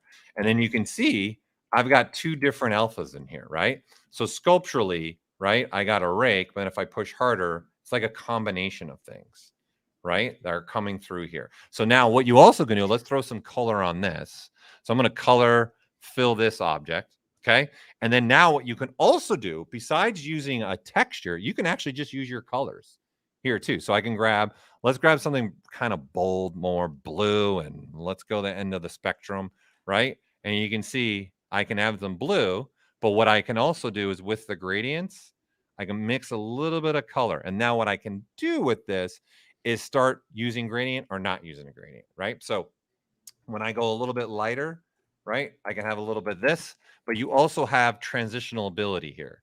Okay. So you're going to have between these, you're going to have graphs here. And this is going to help you guys kind of control, in essence, your pressure sensitivity through here. And let's not forget when you're dealing with color, all right, and you're dealing with pressure sensitivity, let's not forget there's tablet pressure stuff in here, right? So you got RGB in here as well, right? So you got also this curve controlling ours. So see now more of the yellows kind of coming through, right? Because now I'm adjusting the curve about this, and see now it's all blue. I'm a little bit light. It's a gradient now between the blue, right, and this color. We'll go a little bit more bold with this color. There you go. See? Right? So I can control this, what's happening here, not just with textures, but also with just using the 2 colors that ship with ZBrush as well, that you can just pick any color you want. And in this case, I'm just turning on the gradient and going at that with the gradient. Now, something else that I had some fun with these brushes, I'm going to load another brush that I had some fun with in this. Okay. We're going to go back to having just, let's go to a nice white color in there. And we'll go backwards on here. Right. So I'm going to load another brush that I made here that I started having some fun with. Let me see, where are you at? Clay ring. There you go. Open that up. Okay. So here's another one that I made. It's kind of just another rake, but then also with a flattening, right? So this is what I'm saying. Like, it's also just not about painting too with this. It's also about coming up with some brushes. And now, don't forget, you can do Z-add and then start flattening that, then add it in a rake wise. And again, I'm changing pressure sensitivity to go through this, right? That's all I'm doing, right? And then this particular one has these two alphas. Now, what's really cool about this, and the things that you guys want to think about, you guys are seeing a theme in the summit, right? How all these artists are also using multiple features together, right? And when we start developing things like this, my mind actually starts going that way. So I'm just going to go back, right? And my mind immediately goes, what about thick skin? Right? Throwing a little thick skin on this. Now throwing some thick skin on with this brush just starts creating, see, I'll reach a plateau, right? And then now I can build and then push harder and get right into that plateau and then push a little bit softer and start knocking out. Think about this, like some of the stuff that even Id was showing, right? Some people were asking how to transition from hard surface to organic. This brush is kind of even giving me some of that feeling where I can go straight now, get rid of a lot of it more, start chiseling into the surface more, like a chisel, like a hammer, and then switching immediately to a rake, right? So for those that have done clay sculpting, that's kind of what I was going for with this brush. I was trying to combine elements of, I've got like a little flat piece of mantle, or some people use like a piece of wood, bam, knock on that clay, right? And throw it with some rake, right? And now I'm just throwing in the mix here, I'm throwing in some thick skin here, right? So I know a lot of you are going to be having some fun with this. Some of you I know are Ashley. I'm looking at you right now, Ashley. I know you're going to be having some. Michael, I know your gears are going right now, Mike, right? I know Got my notes out. right now. I know there's many of you. I know I saw some Shane, I saw Rodolfo, a bunch of you in there. Okay. So you guys are now going to have this ability to have 2 alphas per brush, 2 textures to a brush, or you can even just use coloring with some gradient to a brush. And you can have a lot of fun. I've made some brushes that even look like oil painting a little bit, right? Which is like a building up on the surface. Let's see if I think I can load. Here we go. This is, I think I called this one like an oil paint brush, right? So I've actually got colors in here, right? And then you see kind of looks like paint strokes a little bit. I really had some fun with this. So let me just quickly turn this off and we'll fill this with some color. So it's white and then start building up. And start building up with this. And I'm getting a mixture of the 2 textures, right? So I got these 2 textures. And again, the lighter I go, see, it's the lighter blue, right? See that? And then it's more of like I'm using different elements. And then the stronger I go, I'm doing this. And I'm using actually a circular alpha. And by the way, I'm adding another, again, it's like a cake, people. Yum, yum, yum, yum, yum, yum, yum. Okay? You're adding things. Now you're awake. Now you're awake. Okay, so I went in here and started using this streaks length to actually make this alpha look like kind of like a bristle strokes. That's what I took advantage of this feature, right? See, if I turn it off, this is all it is. But then I went into this and trying to make it look like actual nice brush strokes, but maybe a thicker brush, right? And then this is my a lighter brush, right? That has a wider bristles, or maybe this bristles have been used a lot. You know, I've been hanging out with Bob Ross's son, maybe even. Okay, there you go, right? So I called this one oil paint because I really felt like that's what it was doing for me. It looked like painting some oil for those that have been painters in a past life or in a current life right now, right? The ZBrush is also a painting application at the same time. Okay, so there you go. There is something else now that you guys are going to be able to do with your brush system, which is pretty cool for what you guys are going to be able to do. Okay, cool. A lot of fun. I'm not done. I am not done. Okay, so we don't need this anymore. Let's close this. And I'm going to just go back to a basic brush. Let's grab, oh yes, let's grab these cubes. Beautiful. Just gorgeous. Love them. Yeah, they're nothing, but I'm going to do this because it's going to be a visual cue for you guys. It's all going to make this really easy. I know this is the most difficult sculpt I've shown you guys yet. I understand. I'm with you right now, okay? What we've done now is in subtools, we've actually added an alignment. Like this has been a big one for me. You guys are now going to have the ability to align your subtools. And not only that, this is a single subtool, okay? So I'm going to be able to come in here and say, this is just like what you guys are used to. If I want to align it, boom, they're aligned along the top, right? And it's that simple. You just click on your alignment. You guys are probably used to this, aligning them all in the center right there. Now you're awake. The claps are happening, right? So you can align these however you want. Now, what's great about this and what's very interesting about this, because we're in the world of 3D, so we also want to take advantage of that. We're just not in the world of 2D here, okay? We're in this 3D world. So you guys, this is also this is camera dependent, Okay, so not only the mesh is looking at the vertex points, but it's also looking at this, right? So if I did something like this, and let's do a line along the top, you see they all aligned this way, right? Because what they're doing is they're looking for that commonality point in here, right? And then when it's aligning, see, it's following that one right there. It's finding that. That's the bigger piece here. So then that's the one it's going to be using there for that alignment in there, right? And then boom, you have that ability. Okay, so it's not just about looking at and just saying align the meshes themselves, right? We're going to also be able to take advantage of having different camera positioning and then aligning those right along that way. Okay, I know you're going to find many ways to use this, but it doesn't end there, right? This is just using a single mesh. Okay, I could even come to say something like, let's switch to this guy, my samurai guy that I was working on for this. And let's go to an insert mesh brush. Let's grab, where is he? My model kit. I love me some model kit. I'm a big fan of this brush. I'm going to turn off my symmetry. And let's say we're going to use this, right? So now you guys, with this ability, okay, and this is something maybe where I've always wanted to do this. So I want to place certain things in a certain area, right? So I want, and well, we'll throw on symmetry actually, and I want to place one there, and then I want to place one there, and then maybe I want another one there, right? So now they're different sizes, okay? So I want to overcome that. This is not new, but this is something that you guys should all know. My draw size is controlling this, right? So if I go with, let's go with the size of 6, okay? So when I draw it out, I can hold the control key, right? And then I can draw it out, hold the control key, and I can draw it out and hold the control key, right? This is great. So there's been times where I'm like doing something. I want this actually up here, and then I want another one there, and then I want another one there, right?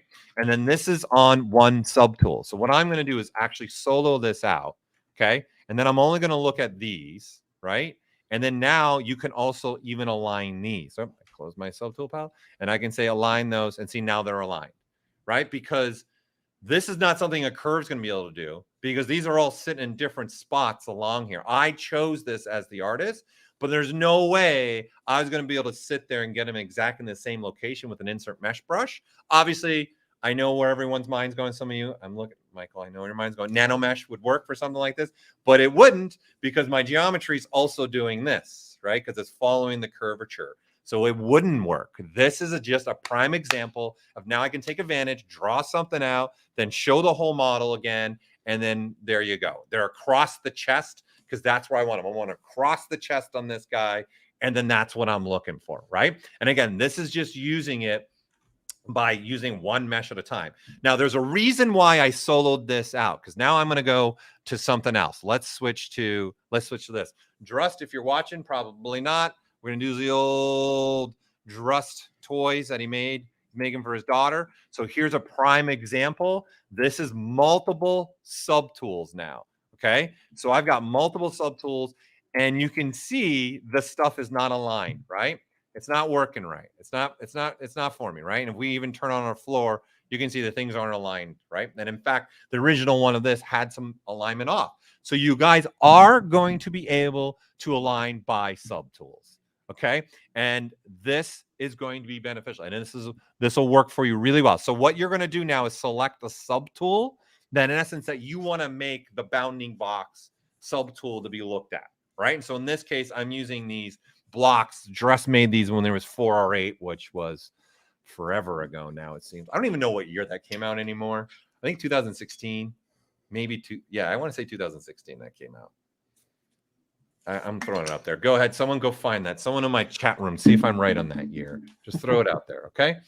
So what I'm going to do now is I'm going to align all the other subtools to fit to the bottom of these cubes. So here, I'm going to zoom in closer to just this area so you guys can visually make sure you really are seeing what's happening here. This is something that I've always wanted here, some nice alignment happening, okay, in here. So now that's my selected subtool. Scroll down and say I want to align to the floor, in essence, to the bottom. Let it go through the motion. Boom, done, right? So now all my subtools, and in this case, for this example, that's exactly what I would want, right? Especially if you're going to start setting up a scene like this, and then you want to go render. When you go render, you don't want to have like floating trucks and cubes and Legos here, right? So that's really important. Or for that matter, you're going to send this out to any other application that you want to send it out to. You know, those are all aligned along the bottom for you, right? So it comes in really handy for you guys to be able to do things like this, okay? So you can use this alignment based upon subtools or based upon an individual mesh, okay? So if you guys are gonna wanna use this with an individual mesh and you have multiple subtools, just make sure you either switch to solo mode or you turn off all your subtools and just look at that one, because this is going to look at all the subtools, okay? And then, of course, I just gave you an advantage of using it this way, okay? So there you go. That's a nice thing that's been added to it. Now, besides that, okay, we also have something else here. I'm going to duplicate this, okay? I'm just going to duplicate this. And for this one, let's just look at just that one. And I'm going to delete this now, okay? Boom, delete hidden, okay? And then now let's say you've done something where you've done something like this, okay? I like that one, and then you've done this. Then you've done something like this, right? And then you've done something like this, let's just say, okay? Now you guys are also going to have the ability, besides alignments, okay? You also have redistribute, okay? So some of you are probably used to this as well in other applications, and maybe especially like obviously this is in Photoshop as well. The alignments are in Photoshop, but we're dealing with 3D. So you guys can click on any of your redistributes, and now it's redistributing and giving you the exact same distance between each one. And I know you guys have all done this at some point. You've done something out, you've drawn out multiple meshes, and you realize, oh man, I want those to be redistributed and make sure the gap's the same, right? So there you go. You're going to have this like alignment. You can redistribute across all the avenues again as well, have all 6 options for your redistributing. I think that probably sums it up, right? You guys get it. It's just rearranging these meshes, right? So, and if the meshes are bigger, what ZBrush is going to do, it's looking at the center of the mesh, right? So some of these are bigger, it's still going to look at that center of that mesh. So if I make here, let's redo some of these, and I'll make this one maybe taller and a little bit wider. And then let's take this one and make this one maybe a little bit skinnier, and we'll move it here, right? Okay, so when I redistribute it, they are redistributing, right? Okay, but it's looking at the center of this, the center of this, the center of this, the center of this, and center of this. And that's where it's trying to figure out and redistribute for you too. Okay, so they can have different size. That's totally fine to be able to do something like this. Okay, so for me, these are one of my little, like these are little things that are going to go a long way. And I'm sure some of you might be like, I don't know when I'm going to use this. I guarantee you're going to find ways to use this for sure. Mike's grinning. You got something already you're thinking of? I don't think it's going to be a few people that'll have find a use for this, according to the chat. I think they're all good. in. Good. I like it. All right. So now you guys have those. So now let's think about what we've done. We've got FBX additionals now. We're bringing in your images now, lining up your cameras as well. You've got brush system that's just expanded even more to multiple alpha, multiple textures. Now I'm showing you guys the alignment and redistributing as well. Okay. And so this is really a lot of fun to be able to do this. Okay. But we've also kept going. We've done some other items. So I'm going to grab this guy. I'm going to bring him in. Okay. And we're going to go ahead and turn on the gizmo. All right. And I'm going to just center this. It doesn't really matter where this is living right now. Okay. I'm going to turn on what we call our subtool. This is multi subtool selection. That's actually what this icon is. It's multiple subtools. Okay. I know you guys have got it all grained in your head now, pizza boxes, which is totally fine. Real, I'm bringing multiple subtools to the party, man. I got to have multiple pizza boxes. You're all invited. You're all here watching me. So you're all coming, right? So what we've done is something that is, listen, I use what I'm about to show you actually quite a bit, more than you probably would think of. But in deformation, I use these a lot. There's a lot of ways that I use this, okay? So especially for, say, something, hey, I want to inflate this one subtool, right? The demo soldier. I can say now just repeat to all other subtools, right? And then boom, all other subtools make that happen to us. Now, what we've now added is you can actually use the gizmo selection ability, okay? So what I can do now, same thing. I can sit here and inflate this, okay, and repeat the other. And now only the subtools that are visible in the gizmo selection are the ones that are actually going to have anything happen to it. Okay. Again, this is something that might be small to some of you, but I'm telling you, I use these things more than you, I swear, more than you probably can think of, right? I'm using them all the time. Look, I just did offsets, right? So I can keep doing offsets and see it keeps moving over and see the rest of it is not moving as well. So, but there are other things within these deformations that are going to be beneficial for you guys. And then you want to select out the subtools without going to have to turn off your sub, because some of us have, you know, hundreds of subtools, right? And you want quicker ways to be able to select things. And this is a quick way to do it. It is. I'm just saying. I'm just throwing it out there. Okay. So now you guys are going to have the ability to do this for you. Okay. You're going to have a lot of fun with that. And with that said, we might as well bring this back. Let's split this also to parts. There we go. Okay. And let's do this. Let's turn this off. Okay. And I want to move this one. Let's move this one. Let's move this one. Right. And I can do this. Right. So remember, you can do stuff like this. Right. So this is important for us. And it's going to become a key point for us because look,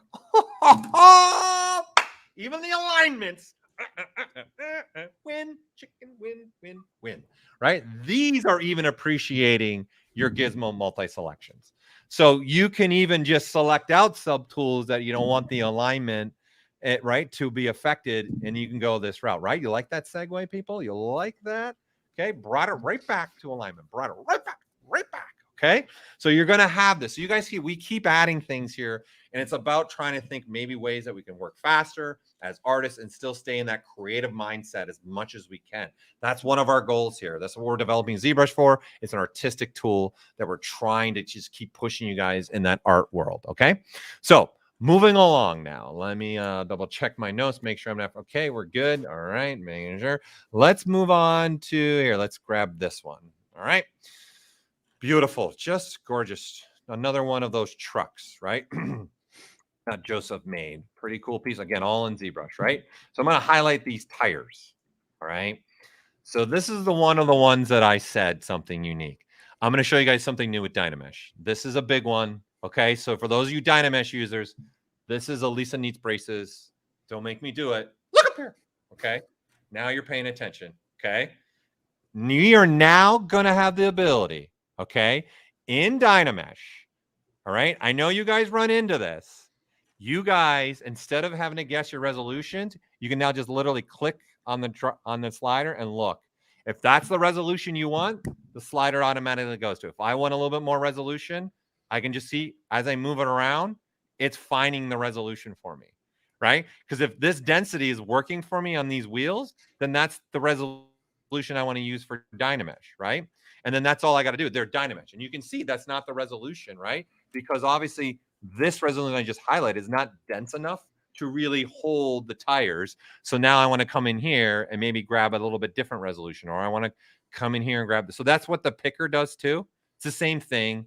We just put it so you guys can also rip out that button if you wanted to. So it does the same thing. So if I was to say grab this one instead, right? See, there's some different resolutions in here, even with the Sculptris Pro stuff, right? I can come in here and see, look, I can get different resolutions now just by click and dragging. This is just something simple and easy, but it's a big one, right? I know you Dynamesh people got grinning right now. There's some big grinning going on right now, I'm sure, right? Shane Olson, I know you're in here. I know you're in here. You were in here. Okay, there you go. I just did a Dynamesh base resolution based on the resolution I wanted to grab from this truck. Okay, so it's just another thing. Don't have to guess now. Especially think about it when you're doing characters with hands or fingers. This could be another thing. You get more density right in the fingers and then in the areas of maybe that you're working on. Or if you're using Sculptris Pro and right, you've made some real big density in the face. You want to keep that density and now you want to turn it into a Dynamesh. There you go. We're just giving you a workflow for that, right? Super, super handy, right? I can't get any easier. It's a simple thing to do now for you all, right? So there you go. There was the addition to Dynamesh that I was hinting at when we were talking about Dynamesh today. Okay. So really, really simple thing to do. Just click and drag over, get the resolution that you want, right? Okay, so moving along, okay, let's grab this cube, all right, and let's start going. All right, let's go ahead and again, let's pull this up, and I'm going to close these just so we have this, okay? And I'm going to go ahead, I'll just switch brushes, I guess. I'll go to a standard brush, all right? And what I want to do now is, this is also very handy. And I think there's been some stuff today and yesterday, people using things. Again, and we're going to give you another additional enhancement to the brush system here, okay? This has been here, but I don't think people have really taken full advantage of it. And that's having surface, okay? So you guys can actually, instead of applying, so you know what Marcin was doing today, right? He was making surface and throwing in surface noise. You guys have always been able to apply that actually to a brush, okay? So for, as an example, if I grab this, all right, and I'm even going to throw in an alpha on this, okay?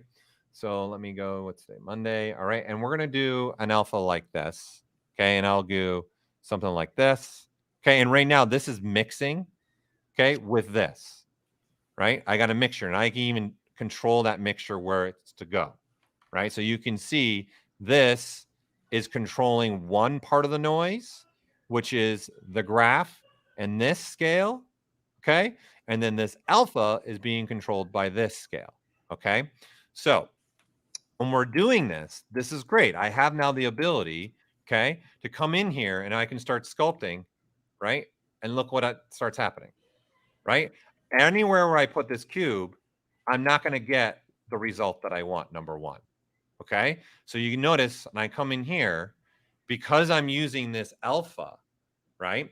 This alpha is only a 2D, in essence, projection happening, okay? So it's only going one direction. Where the other noise that I'm using is a 3D noise, so it's seeing the whole cubic surface, right? So the thing we wanted to do is enhance this, right? And I think maybe this is why some of you might not be using this as much as I had hoped when we came out with this. How long ago? I don't know, 9 years ago, 10 years ago. This has been here for a long time. Now you guys have, and maybe now you're all going to use it more. Here we go, even more than I've seen, local projection mode. Okay, so now you guys can do this, right? And then I can actually now turn and get the exact same noise, turn, and I can go now anywhere on this cube and get that noise to be wherever you want, right? And then now it's repositioning that noise for us, right? So it'll start working together for me. And not only that, what I really like about this as well is this, because now this is locally on, we've got a dynamic scale and we've got a slider here. So this is also going to work with brush size. So now, right, I don't have to go in here and edit in here. I'm sure you guys have all used this where you're going and edit these scales. Like you want to go smaller or bigger, right? This kind of a thing. You guys, with this now, you don't even have to do that. If you go with a smaller brush size, the noise gets smaller. If you go with a bigger brush size, the noise gets bigger, right? So you don't actually even have to go adjust the noise anymore. Your brush size now can control how small you want that noise to be, right? So I can come anywhere and get that same noise. And then this is very different, okay, than just applying an alpha to the brush and turning on roll. Because you can see I can go anywhere and it's just seeing the whole noise as a unit.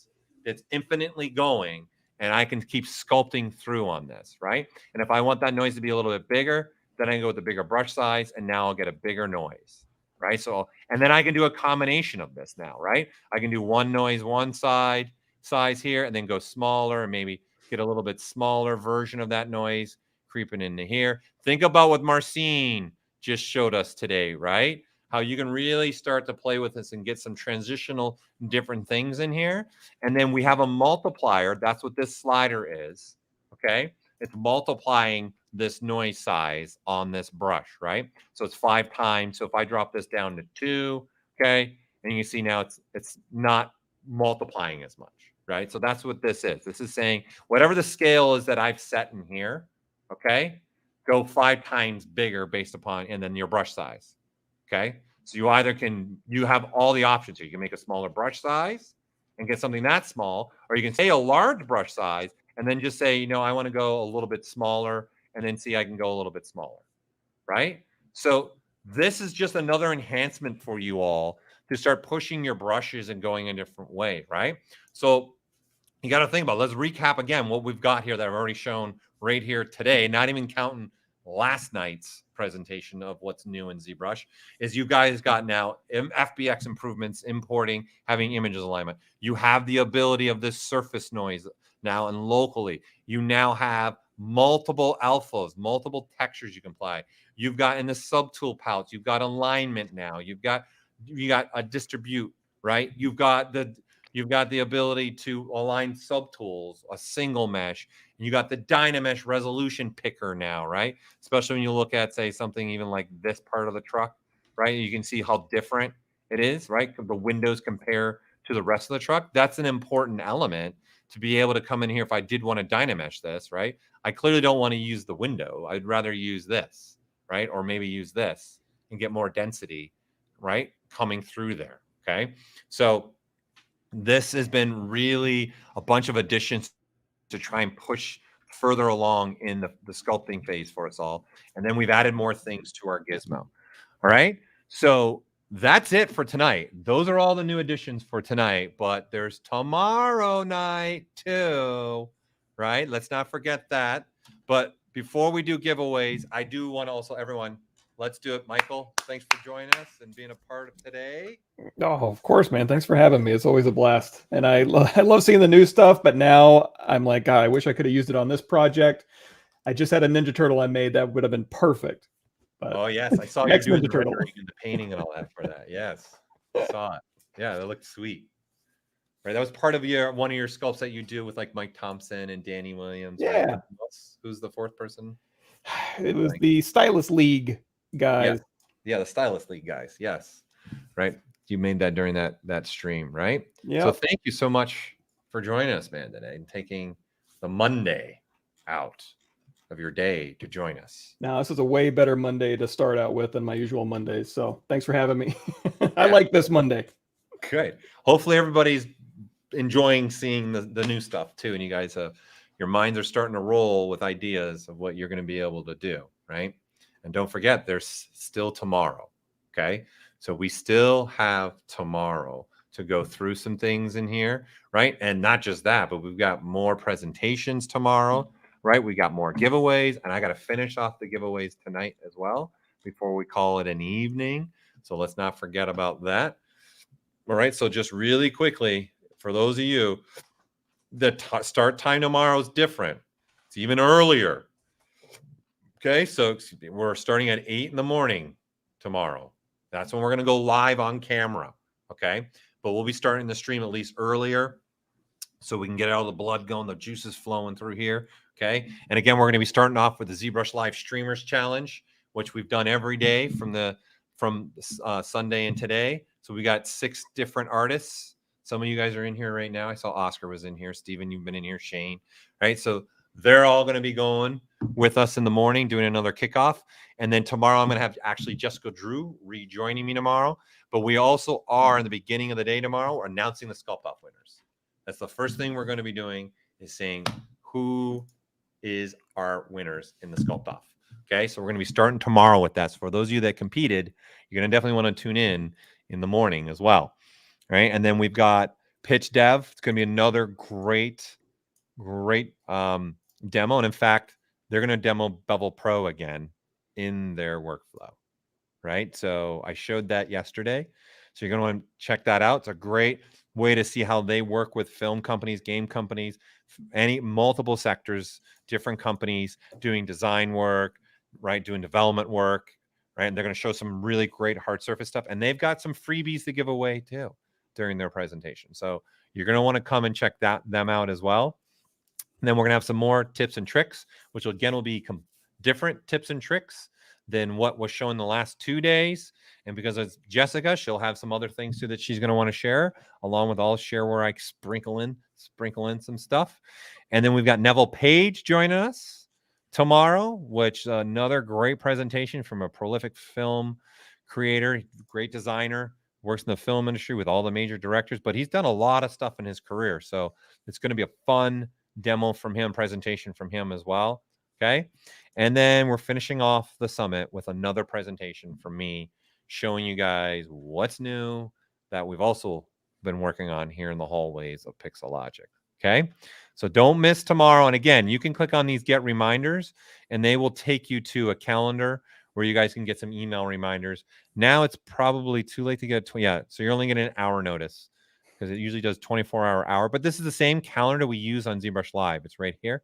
So all of our streamers that are on a regular basis, this is where you can also find out and get a remind me right here.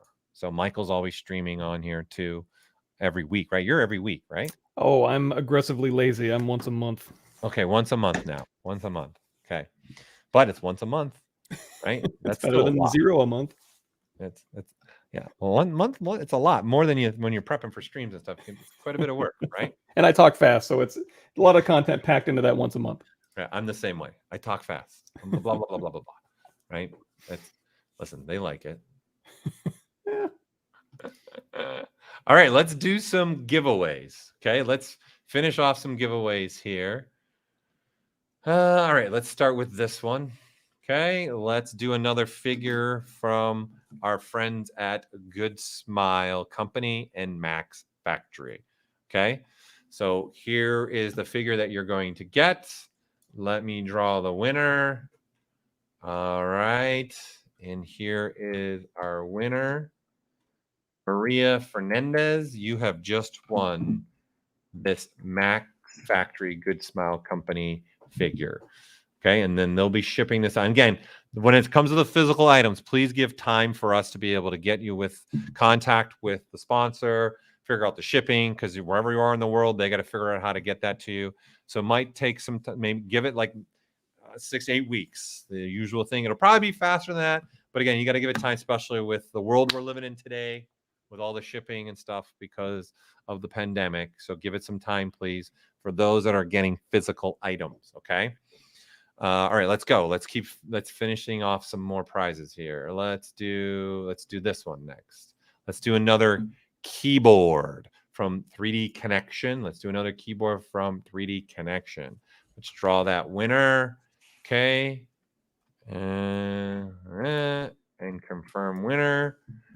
All right. And Christian Morales, you have just won the 3D Connection keyboard. That's a wireless keyboard. The numpad's also wireless. And again, you can program these buttons up here for other programs. Obviously, ZBrush, you got the whole keyboard at your disposal for ZBrush, right? But not every program does that. Okay, so they've made some custom keying up here that you're going to be able to do some with other programs. I don't know what programs off the top of my head that it works with, but you got that. It's a new product. They just released it like last month. So you're getting something brand new here that just came out. Okay, so I'm going to, let's do another one here. Let's do this one. Okay, another XMD lifetime membership. So the toolbox. So again, this is giving you guys a plugin to ZBrush. It only works with ZBrush, but it allows you to search brushes, search textures, search alphas. You can tag things, you can like things, you can load UI elements from it. There's a lot you can do with this. And then it's a floating menu all over for you guys. So this is a great one for all of you. And now all the contestants that competed, okay, in the actual ZBrush Sculpt Off and submitted their image and didn't break the rules is getting one of these as well. Okay, so let me give the winner to this. And the winner for this is Jessica Swift. Jessica Swift, you have just won an XMD lifetime membership. Congratulations, Jessica. And I'm assuming you're all still here because you guys were all buckled up for what I just did, I'm sure. Everyone's still lingering around. All right. Congratulations, Jessica. So I got one more thing to give away. I got another thing to give away. Let me show the image. Another KeyShot Pro. Again, this is the full version of KeyShot Pro with the bridge. So this is a $2,150 $50 value.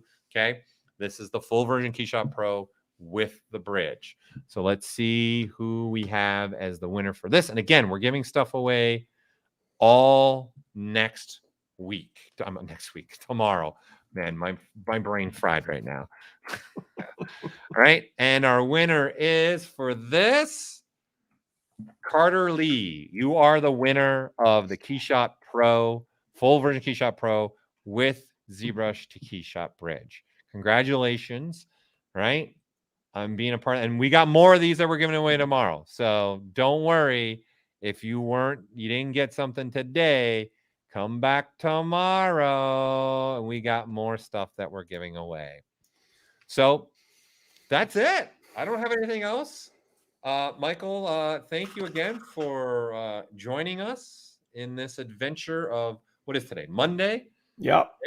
And day 3 of the summit, day 2 for presentations. So tomorrow's the last day of the ZBrush Summit 2021.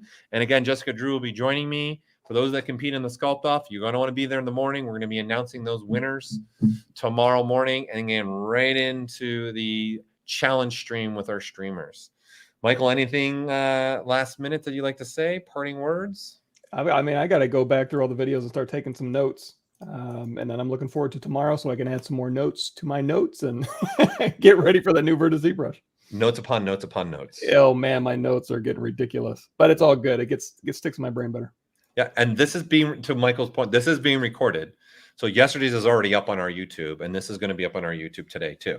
So you guys can go back and rewatch any of this right now, and then eventually we'll look at slicing each one of these presentations up into their individual videos as well. So you guys can just search and find that one video and rewatch that one video. Okay, because this has been, actually I started a little bit late, so this one's been about 7 hours as well.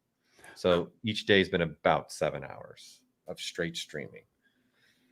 Okay, so thank you everybody again for coming and being a part of the summit on this Monday. Really appreciate it. Good night for all you somewhere else in the world. Good afternoon for other people. Good morning for some people in the world.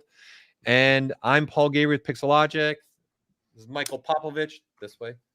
This way. Of Michael Popovich. Wait. Thank you for joining. We'll see you later. See you tomorrow. I'm out. Bye, everybody.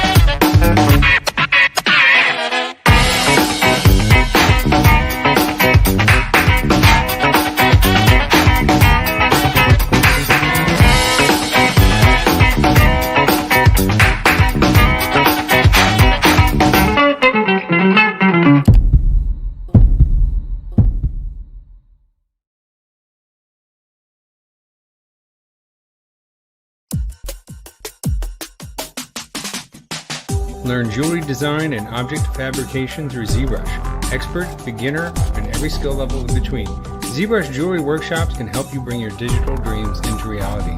Taught by leading industry professionals. Use the offer code SUMMIT to get a $100 discount on membership.